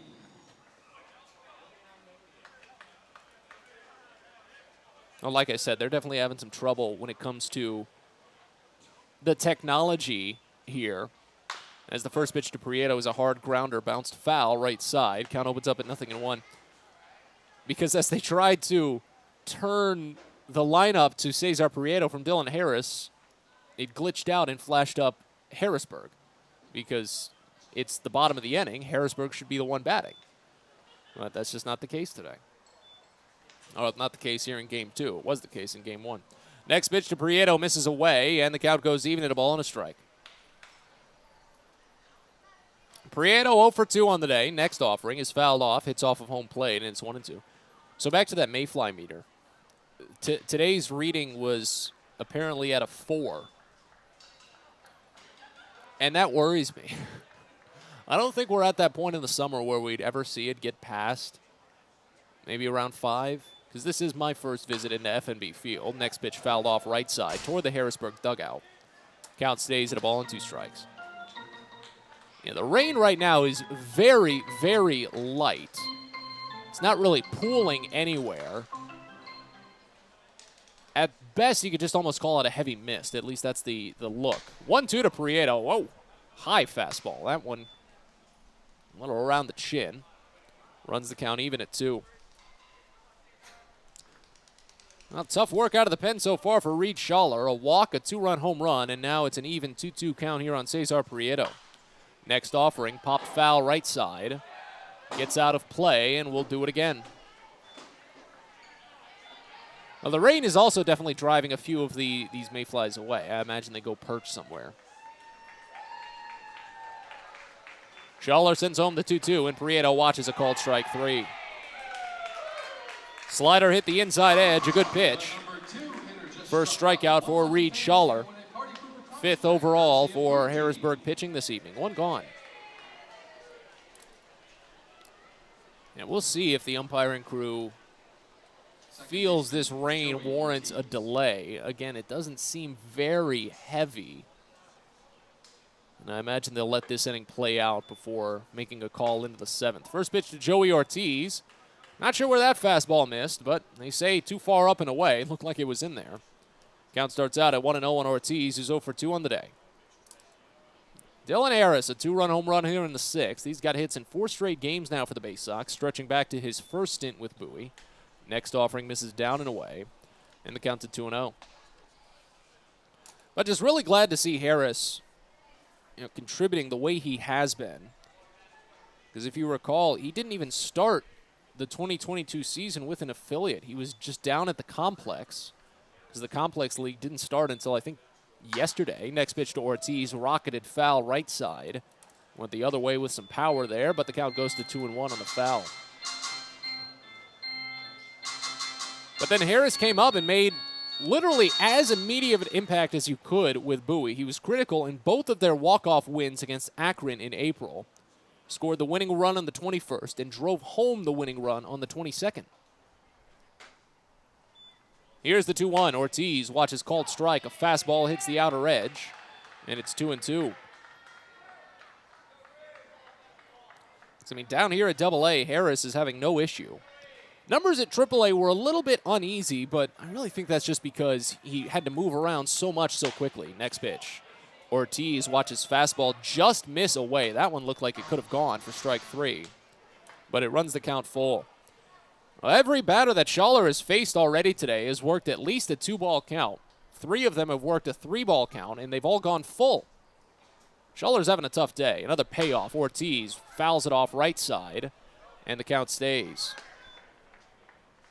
So that's now 26 pitches for Reed Schaller. He's worked just 1 out.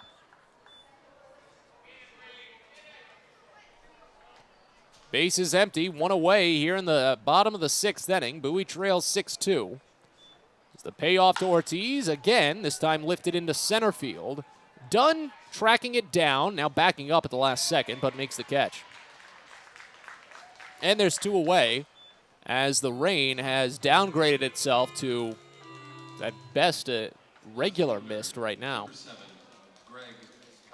Here's Greg Cullen. Again, it doesn't really seem like much at the moment. I don't imagine we go into a delay at this point.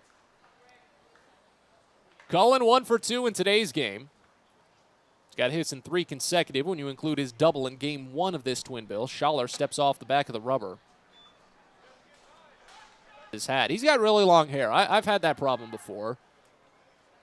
I don't grow my hair out too much, but I get it cut really short, and then I don't cut it again for like 4 or 5 months sometimes. First pitch to Cullen, swung on and missed. Change up low. Count starts out at 0-1. And when you wear hats a lot, obviously, when your hair gets just a little bit off center in there, you can feel it, and it feels really weird. So I get what he's doing. Here's the 0-1. Cullen watches called strike. Change up inside. 0-2. Base is empty, 2 away here in the bottom of the 6th. They're going to 7-inning game as Bowie trails 6-2. Just trying to wrap up this doubleheader at this point and look on to the remainder of this 7-game series. 0-2 pitch. Cullen swings and misses. Fastball inside, and he's down on 3 as the inning comes to a close. 2 strikeouts for Reed Schaller, but Bowie does get on the board. A walk and a 2-run home run by Dylan Harris. On to the 7th here at FNB Field. Baysox trail 6-2. You're listening to Baysox Baseball. Make sure you've got your Jedi cloaks ready on Saturday, July 16th for Star Wars Saturday at Prince George's Stadium. Meet dozens of Star Wars characters out at the ballpark, take part in interactive exhibits and lightsaber battles, and you can bid on specialty game-worn jerseys by the Baysox players at the game. It's all sponsored by Taco Bell, and it comes your way on Saturday, July 16th. So get your tickets now for Star Wars Saturday at the ballpark by heading to Baysox.com. There is a weekend in July where the baseball world revolves around a village in upstate New York. Baseball Hall of Fame induction weekend in Cooperstown is an unforgettable experience full of family-friendly activities and priceless moments.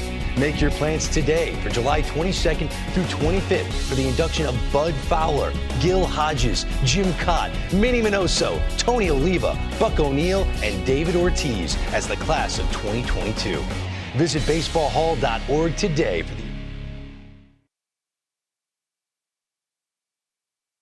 Baseball is a game of specialists. Base stealers, closers, cleanup hitters. Together, they help their team stand out from the rest. Specialists also help set Chesapeake Employers Insurance apart from other workers' compensation insurance companies. Our health services team includes orthopedic surgeons, nurse case managers, a physical therapist, and more, all to get your employee back to work, contain costs, and keep premiums down. That's teamwork. To learn more, connect with your agent or visit Chesapeake Employers at CEIWC.com.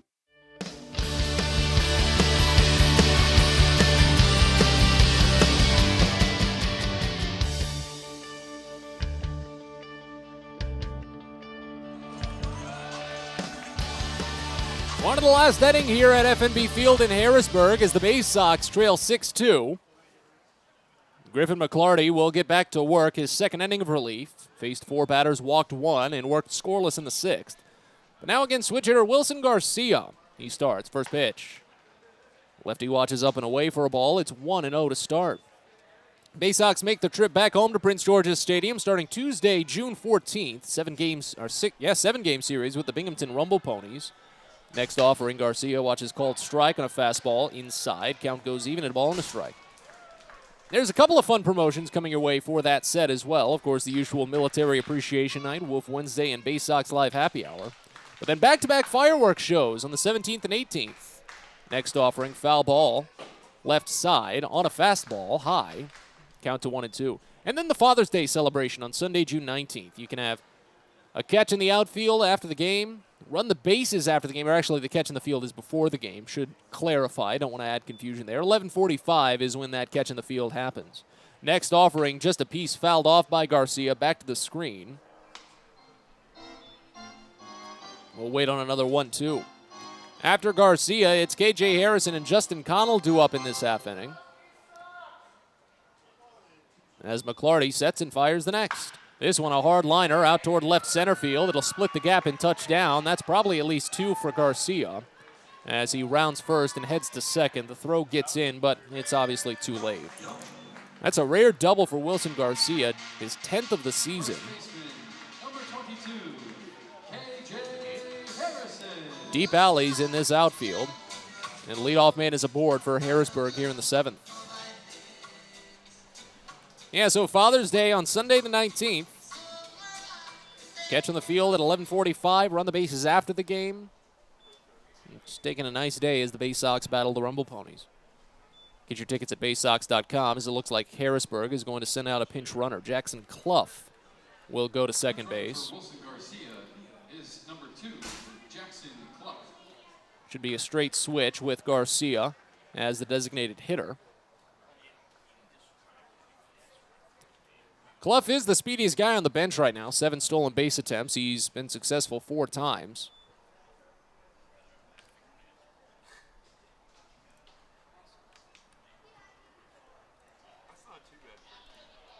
First pitch home. Changeup misses low, and the count starts out at 1-0 on K.J. Harrison, who's 0 for 3 on the day.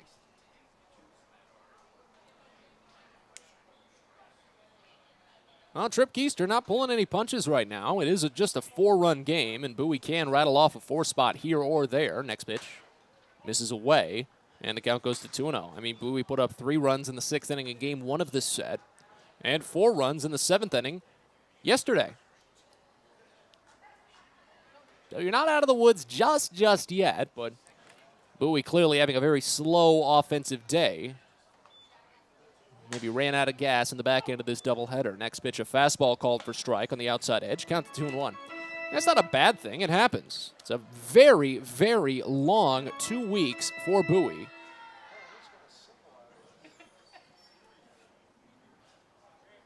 Playing 14 games in 13 days. Here's the 2-1. Slider just missed. Little bit high, runs the count to 3-1. Yeah, you got to play these games. Had to deal with all the rain yesterday. It was very unfortunate for Bowie. Didn't get to get their full work in. Talked with Andrew Dashbach pregame. He said it was just so hard to try and feel for an outfield that you didn't even get to roam through batting practice. The 3-1, swing and a miss. Fastball on the upper inside corner, and the count runs full on KJ Harrison. 238 batter this season on full counts. 896 OPS. That's about 200 points better than his overall season mark. He works it to the pitch he wants. Runner at second, still nobody out here in the top of the 7th. Payoff pitch is called strike 3 on the lower outside corner. Well-dotted fastball from Griffin McClarty. That's his first strikeout in relief today, 7th overall for Baysox pitching, and if I'm not mistaken, that's the first called strike 3. It is for all of Baysox pitching today.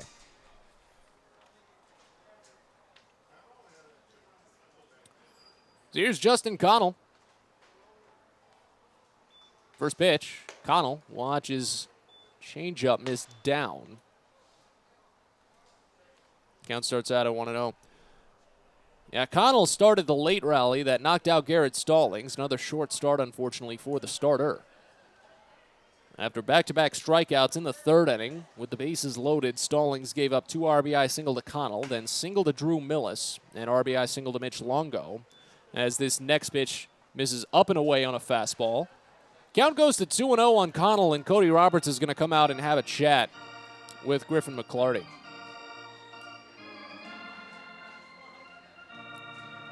Well, I'll be honest, what you do here, I'm not too sure. You got runner at second, still just 1 out. Jackson Clough with his speed probably scores on any base hit, even just a routine single.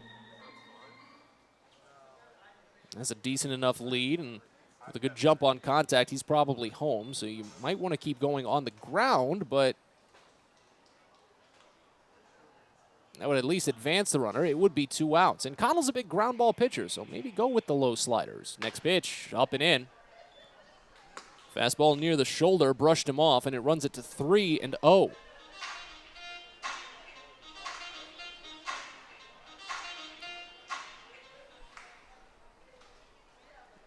McClarty's up to 29 pitches so far in this relief outing. He fires the 3-0 here. It's called a strike on a fastball in.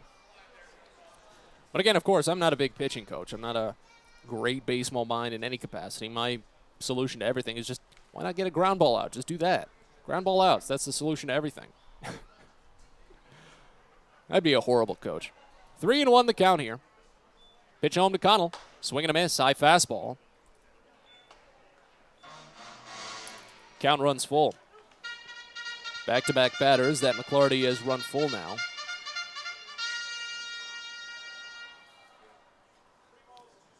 Wipes a little bit off the brow.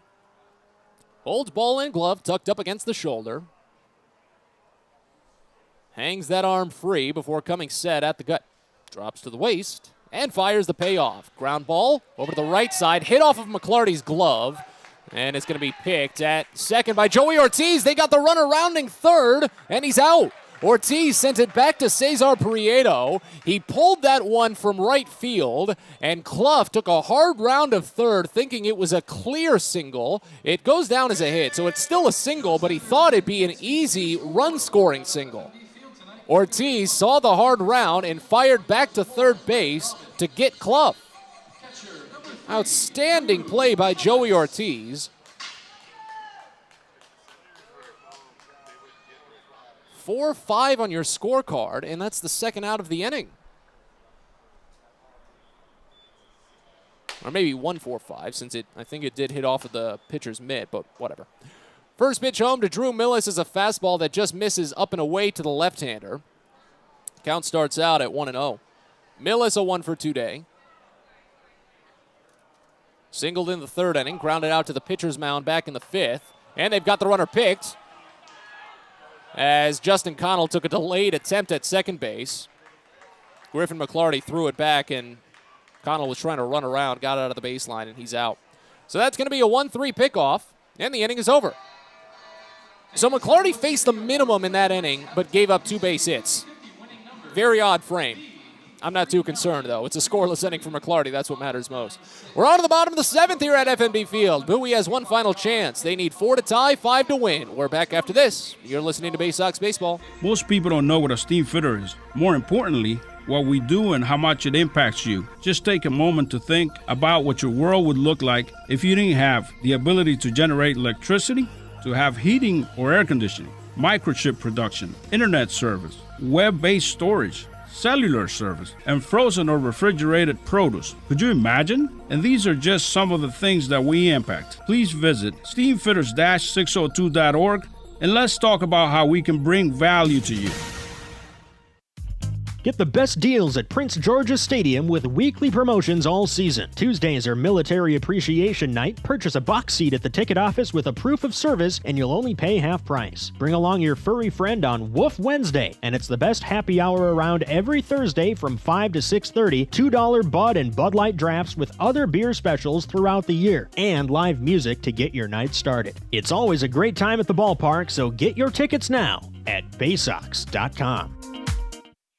Sky Shooter Displays by ZY Pyrotechnics will be lighting up the sky with top-of-the-line fireworks shows following Baysox games all season long. We will give you the best bang for your buck. Sky Shooter Displays include traditional shows, true pyro musicals, custom choreographed plays, and much more. The night sky is truly limitless, so don't be shy. Give ZY a try. Find out more by calling us at 570-328-1361 or visit us online, zypyrotechnics.com.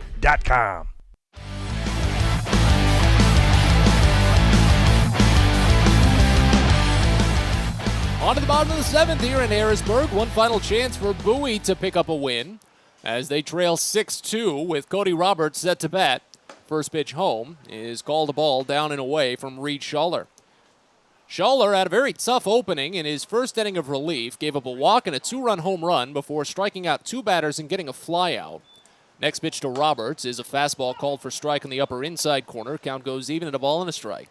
Roberts is 0 for 2 on the day. Needs a base hit here to extend his hitting streak.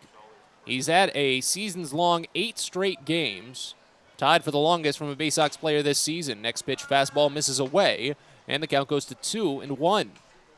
Cesar Prieto also had an 8-game streak going into the start of this doubleheader, but he went 0 for 4 in Game 1. 3 flyouts to center field. Here's the next. Popped foul behind home plate, out of play. Count goes even at 2. And Prieto has hit it in the air a lot today. 3 flyouts to center in Game 1. Flew out to left field here in Game 2, but he's since struck out twice. Bowie trails 6-2. Schaller sends home the next. And it's checked on away. They appeal and he went. That one might be a little bit influenced by the rain. It's picked up again. Number 22, J.D. Mundy. That's the 3rd strikeout for Reed Schaller, and the Baysox are down to their final 2 outs. Again, it's such an inconsistent little weather pattern around here with a cell that's mostly originating down south of us. A lot of heavy rains in Baltimore. Again, hoping folks are staying safe, but we've just got some little pop-up showers here and there. And looks like Bowie might have to finish this one out in the rain. As the first pitch to J.D. Mundy misses high. Count starts out at 1-0. Mundy riding 0 for 2. Next pitch. Misses high again, another fastball. And the count goes to 2-0. Mundy struck out swinging in the 2nd inning, flew out to center field in the 5th, and now it's getting a little bit breezy. coming in a bit from left. Here's the 2-0. That fastball finally hits. Schaller was clearly trying to hit the top of the zone. Finally gets it on the third try. As the count goes to 2-1. Andrew Dashbach on deck, but Bowie needs a lot to get to a tying run scenario as Mundy watches the next offering down and inside. 3-1.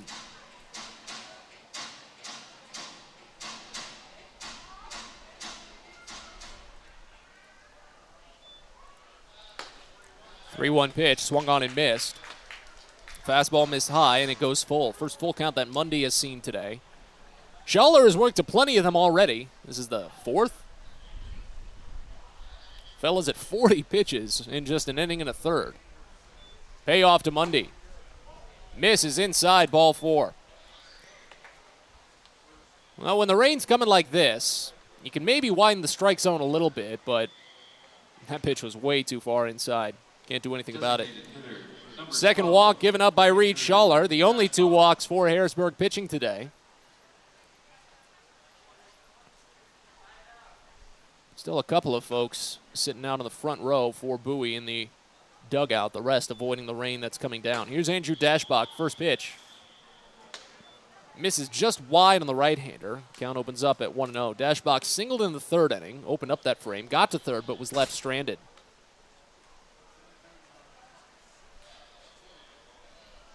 Here's the next. Swing and a miss. Fastball inside, and the count goes even at 1. So who do we have here on the front railing for Bowie? I see Drew Rahm. I see Nolan Hoffman. Antonio Velez is there as well, as Dashbach lifts this one high and deep out toward right center field, but not deep enough. Rain probably weighing it down. Justin Connell curls around on it in right and makes the catch. Baysox down to their final out. And Garrett Stallings is still there as well. So Stallings recently shaved the beard. It takes me a little bit to recognize him at first because it's such a clean face. It's just a different looking person. Stallings in line for the loss today, unfortunately, as he gave up 6 runs on 6 hits in 2 2/3. Did strike out 5. As A.J. Graffinino steps in and watches a first pitch ball. Slider misses away, and the count opens up at 1-0. Runner at first, still 2 outs here in the bottom of the 7th inning. Bowie's last chance to try and tie it up, maybe win. Here's the 1-0. Graffinino fouls it off left side, just reaches over the netting, and the count goes even at 1. 0 for 2 day for Graffinino. Lined out to left field, a good play by Mitch Longo back in the 3rd inning. Grounded out to the first baseman in the 5th.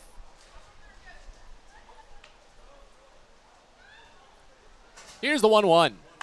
Popped up foul again, third base side, out of play. And the Baysox down to their final strike this evening.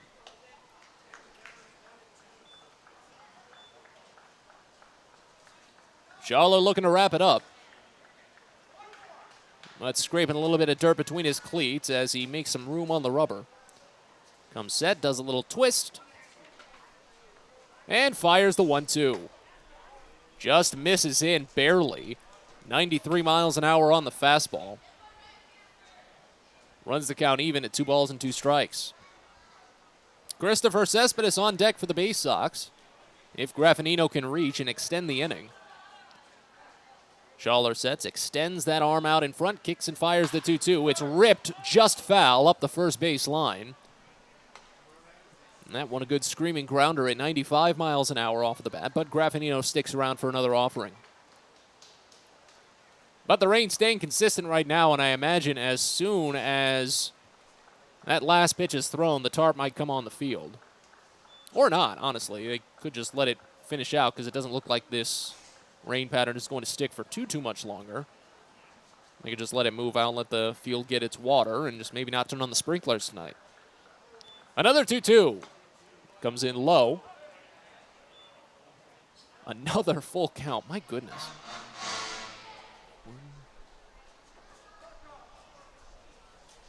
This is the 6th full count that Reed Schaller has worked to against the 9 batters he's faced. Mundy will get a head start. There he goes. The payoff is popped up on the infield left side. Should finally end it. Alou curls around, steps in, and makes the catch. and the game is over. The Baysox split today's doubleheader. A nice 4-2 winner in Game 1, but an unfortunate 6-2 loss here in Game 2. We'll step aside, be back in a bit, and bring you Baysox postgame. Some highlights, a recap, and a look around the Eastern League and the Orioles organization in just a second.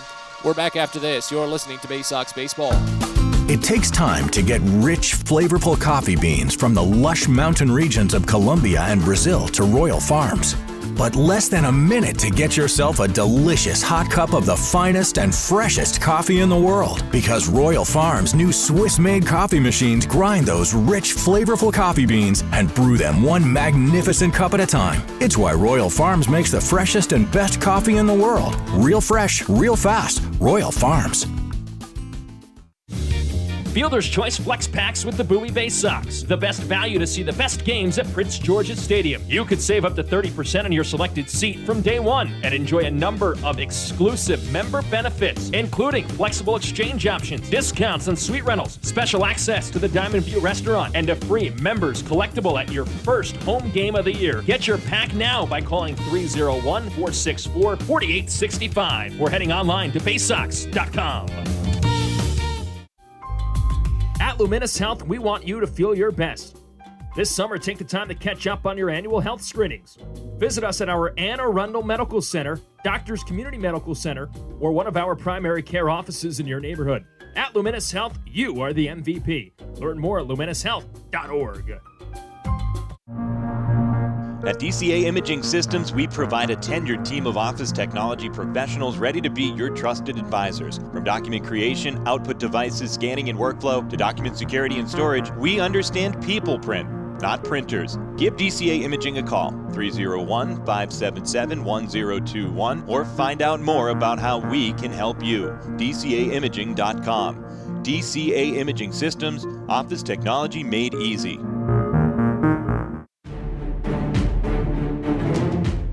It's now time for the Bowie Baysox post-game show.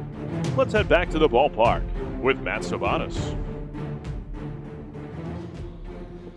Well, through the rain and the mayflies this evening, the Bowie Baysox split a doubleheader with the Harrisburg Senators as they continue on with this 7-game series at FNB Field in Harrisburg.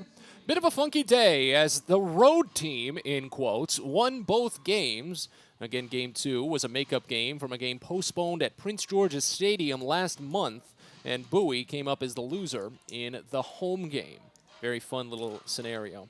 As we get rolling with Baysox postgame, Matt Sabatis with you from FNB Field in Harrisburg. We'll recap this one in depth, get you some highlights out of both games, and then look around the Eastern League and the Orioles organization as a whole. It's been a fun night for AAA Norfolk, the AAA debuts of Gunnar Henderson and Jordan Westberg. We'll tell you about that in a little bit.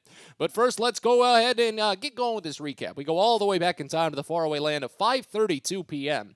when first pitch came home from Franklin Kieleme to Dylan Harris.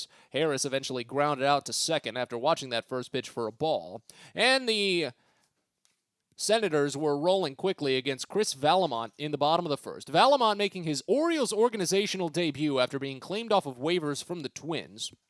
His first time seeing live opponents since mid-May, he opened with a walk to Jack Dunn. Jake Alou singled to the left side of the infield, and Dunn was off on contact, so he went first to third, and that set up Wilson Garcia to drive him in. And fires the 0-1. Late swing, pushed over toward first, backhanded by Dashbach, goes to Ortiz for one, back to Valamont for two, but Valamont pulled off of the bag. The run will score. That one was going to happen. Yeah, so the attempted double play came up empty for the Baysox, and they were trailing 1-0, but fortunately it wouldn't be for long. As it moved into the top of the second, Franklin Kieleme allowed a leadoff double to Maverick Handley. A.J. Graffinino reached on an error that allowed Handley to move he stayed at second base, rather. Then Christopher Cespedes singled to push Handley to third base. My mistake. Loaded the bases with only one out, gave Dylan Harris an opportunity to tie the game. It's a little calmer. 2-1 pitch, grounded hard over to the right side. Going to be a tough chance to turn two. Harrison goes to Clough for one. The turn back to Kieleme is late, and the game is tied. Harris gets it done. Just a hard enough hit ball over to the right side, and it's a 1-1 game. It would stay tied for quite some time as well. As the game moved into the bottom of the second, Valamont got to work. He retired the side in order, struck out a pair, and then did it again in the third, faced the minimum with a walk, a caught stealing, and 2 more strikeouts. Meanwhile, the Baysox couldn't get much against Kilame in the third or fourth. Valamont was lifted after 3 innings. Again, his first time pitching in 3 weeks. You don't want to overtax the guy, but he pitched well. 3 innings, 1 hit and 1 run, 5 strikeouts, 2 walks. In the bottom of the fourth, it was Jensen Elliott who worked around a couple of base runners, both of them into scoring position, but got a couple of groundouts to end the frame. And in the top of the fifth, the Baysox did get a leadoff single by Dylan Harris, but he was caught stealing second base, and Franklin Kilame was through that inning quickly. Bottom of the fifth, Elliott did give up 2 base hits, but worked a fielder's choice, a groundout, and a flyout to end the inning without any more damage across. And as the game sat tied going into the 6th inning, Bowie finally broke through Kilame, who was having a tough time going that far on that many pitches. He was already near 80 at 77 entering the 6th. Greg Cullen led off with a double. Adam Hall reached on an infield single that pushed Cullen to third base, and Maverick Handley stepped up to give Bowie the lead for good. Third base played in, wide to the gap side on both first and third, and right here Handley makes him pay. Singles into left field for a base hit, scores Cullen from third, and the Baysox take the 2-1 lead here in the top of the 6th. That wouldn't be it for Bowie, however. That single did knock out Franklin Kilame. He finished with 5 innings plus, and it was turned over to Edgar Garcia, but Garcia immediately allowed an inherited runner to score when Andrew Dashbach stepped up. He's got a hitter's count with Dashbach here and fires the 3-1. Dashbach crushes it out towards deep right field. Connell's running back. Does he have room? He does. At the warning track, makes the catch, but that'll easily allow the runners to tag. Hall scores from third. Handley goes to third, and the Baysox lead 3-1. So it was a 2-run advantage for Bowie, but they weren't done there. That was only the first out of the inning. A.J. Graffinino, he realized he didn't really want a sacrifice fly. He wanted an RBI base hit, and he got it. Sun poking out now a bit here at FNB Field. It had a little bit of cloud coverage as the 1-2 comes in. It's lofted out towards shallow center, falling quickly, and down for a base hit in front of Clough. That'll score Maverick Handley. An RBI single for A.J. Graffinino makes it a 4-1 ball game. Bowie putting on 3 here in the frame. Graffinino would pick up his second RBI with the Baysox before the inning finally came to a close. And in the bottom of the 6th, the Baysox turned it over to Easton Lucas. Lucas pitched well. 3 up, 3 down, 2 strikeouts. And the Baysox looked like they were able to wrap this one up soon. In the top of the 7th, Bowie did get a handful of base runners on. They drew 2 walks, but couldn't get anyone across against Danny DePico. And as the game went into the bottom of the 7th, Bowie ahead 4-1.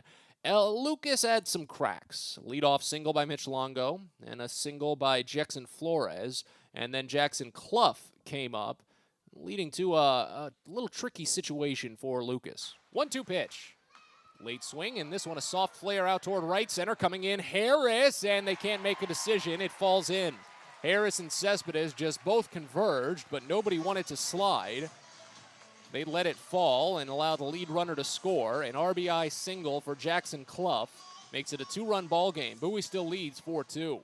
Problem was, though, tying run was on base, and after a fly out from Jack Dunn, Jake Alou drew a walk to load the bases, putting winning run on base for Harrisburg with only 1 out. But Easton Lucas was fine to work against Wilson Garcia, just pitched him low in the zone and got this. First pitch, switch hitter batting righty, grounds it over to second, could do it. Prieto underhands to Ortiz, on to Dashbach, it's there. The Bowie Baysox are winners once again. A threatening 7th inning by Harrisburg cast aside as Easton Lucas earns the save in a 4-2 final. So again, your final in Game 1, Bowie scored 4 runs and 8 hits with no errors. Harrisburg, 2 runs on 7 hits with 2 errors. Don't need to give you the full line score. Did that after Game 1 came to a close. So let's turn on to Game 2. First pitch came home at 8:17 with Garrett Stallings on the mound. Again, because it was a bequeathed game from Bowie to Harrisburg, Bowie was still considered the home team. So Stallings got the start for Bowie and started in the top of the first. He struck out Jack Dunn to open, but walked Jake Alou on 4 pitches. The entire plate appearance, he was just nibbling on the outside edge of the zone, trying to either get Alou to chase or, I think more specifically, get a called strike. And Alou just wouldn't go after it. Stallings couldn't get the called strike and walked Alou on the 4 pitches. He fired 2 first pitch balls to Wilson Garcia. I shouldn't say 2 first pitch balls. A Two pitches outside to start against Wilson Garcia. You get what I'm saying. It's late. We just did 14 innings. You know what I'm saying. And that led to a mound visit. As soon as that mound visit ended, though, Garcia saw another pair of pitches and finally found one to hit. There is a reason, as the 3-1 is swung on and lifted out toward deep right. This one's gone. Christopher Cespedes running back, and there it goes. 2-run home run for Wilson Garcia, and Harrisburg breaks up to the early 2-0 lead. That was a big one for Garcia, his second home run in this series, 7th on the season, and then Bowie was in some trouble early. Carson Teal picked up the start, a spot start for the relieving left-hander, and he retired the side in order in the first, a ground out and 2 flyouts. In the top of the second, though, Stallings was back on top, a flyout, a ground out, and a strikeout. He worked 3 up, 3 down. Bottom of the second for Bowie, they only sent the minimum to the plate after Greg Cullen led off with a single. He was taken out on a double play, and J.D. Mundy struck out swinging. And then we move on to the third inning, where things got out of hand. Jackson Flores had a bunt single, laid it down on a surprising 0-1 pitch, and pushed it up the third base line. It was a very clean bunt. Jack Dunn followed with a single of his own, and Jake Alou drew a walk. It looked like, with the bases loaded, Stallings was in some trouble, but as he worked against Wilson Garcia, things were looking okay. He struck him out, but then when K.J. Harrison came up, well, one little pitch got out of hand for Stallings. Stallings looks back runner at second twice, fires the 0-1, and it rolls away from Roberts on a pitch down.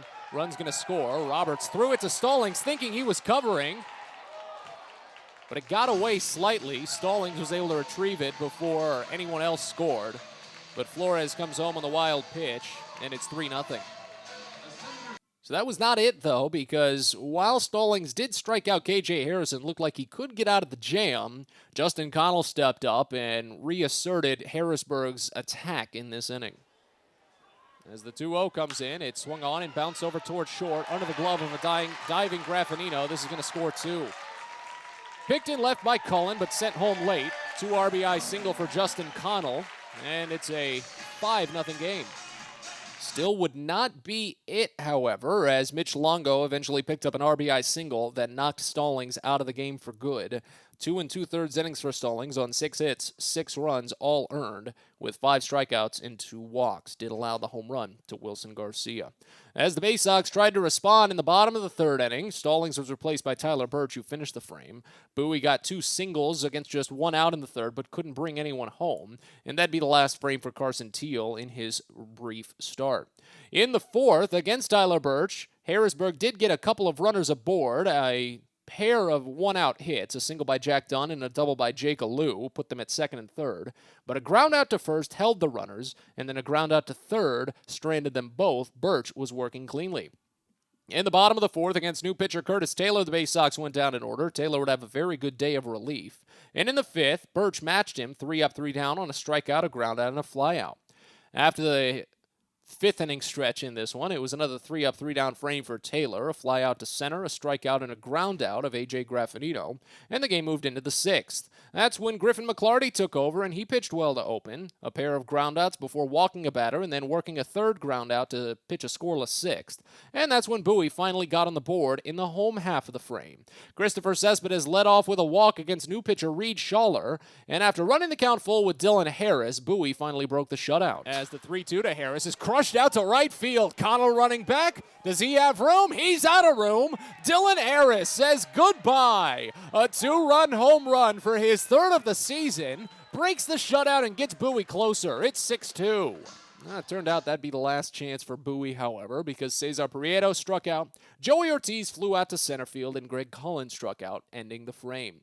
In the top of the 7th inning, it was a funky inning for Harrisburg. Bowie was glad to see nothing come across after Jackson Clough led off with Wilson Garcia led off with a double to left field and was pinch ran for by Jackson Clough. K.J. Harrison struck out swinging, and then Justin Connell hit a single that hit off of the mid of the pitcher. Joey Ortiz grabbed it on the bounce, but he really had to range far to his left to keep it in front of him.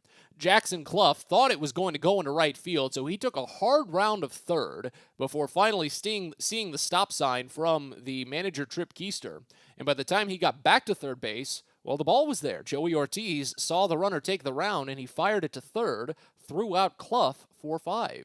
But Justin Connell was still aboard on the single, but he took a secondary lead about a moment too late. Griffin McClarty saw it, picked him off, and the inning was over. So 2 base hits, but McClarty still faced the minimum. How interesting of a frame.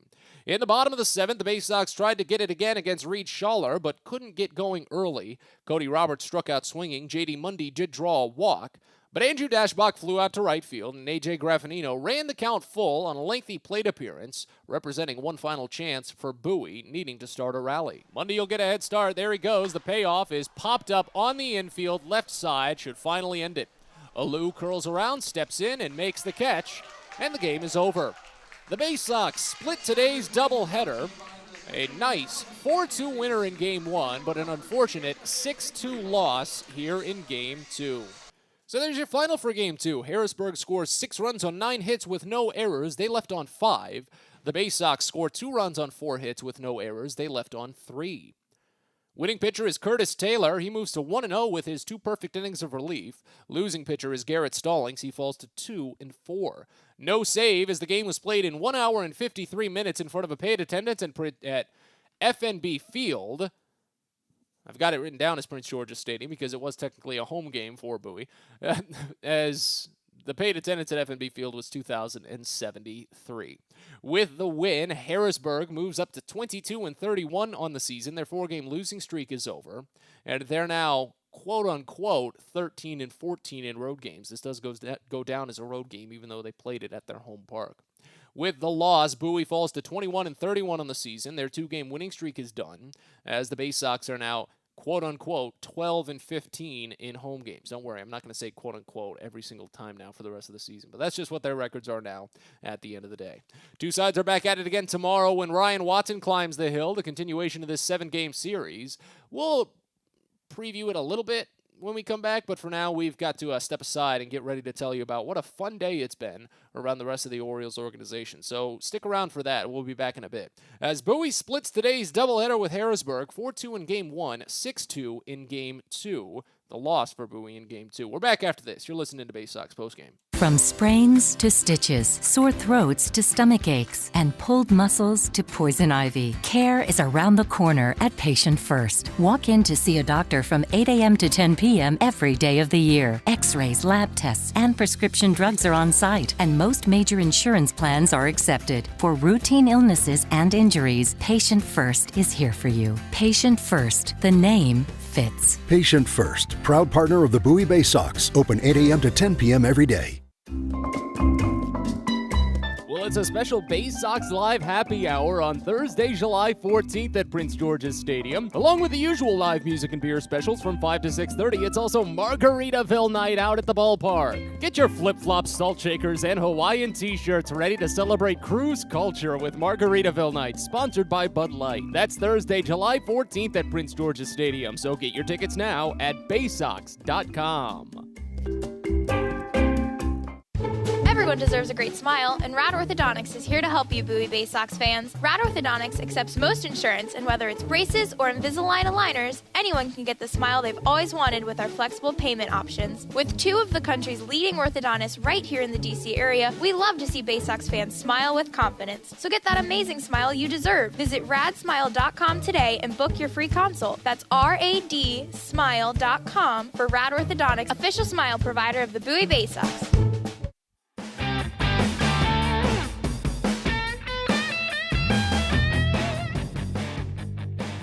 Back one final time here from FNB Field in Harrisburg as we continue with Baysox postgame. Bowie splitting today's doubleheader with Harrisburg, a 4-2 win in Game 1 and a 6-2 loss in Game 2. Let's take this time, though, to look around the rest of the Eastern League and see how the other teams in the circuit fared. Spoiler alert, it was a busy day. There were 3 doubleheaders. Reading and Altoona played at Twin Bill. They just wrapped up with Game 2. Reading took it with a 5-run 6th inning to win 6-1. Game 1, though, was in favor of the Curve, a 4-0 one-hit shutout for Altoona in Game 1. So that's a doubleheader split there. Another doubleheader between Binghamton and New Hampshire went in favor of both sides. New Hampshire picked up the 2-1 win in Game 1, putting on a tying run in the 5th and a go-ahead run in the 6th. And then in Game 2, Binghamton cruised to a 4-1 victory, 2 runs in the 3rd to take the lead and never looking back. Then the rest of the league, singular games,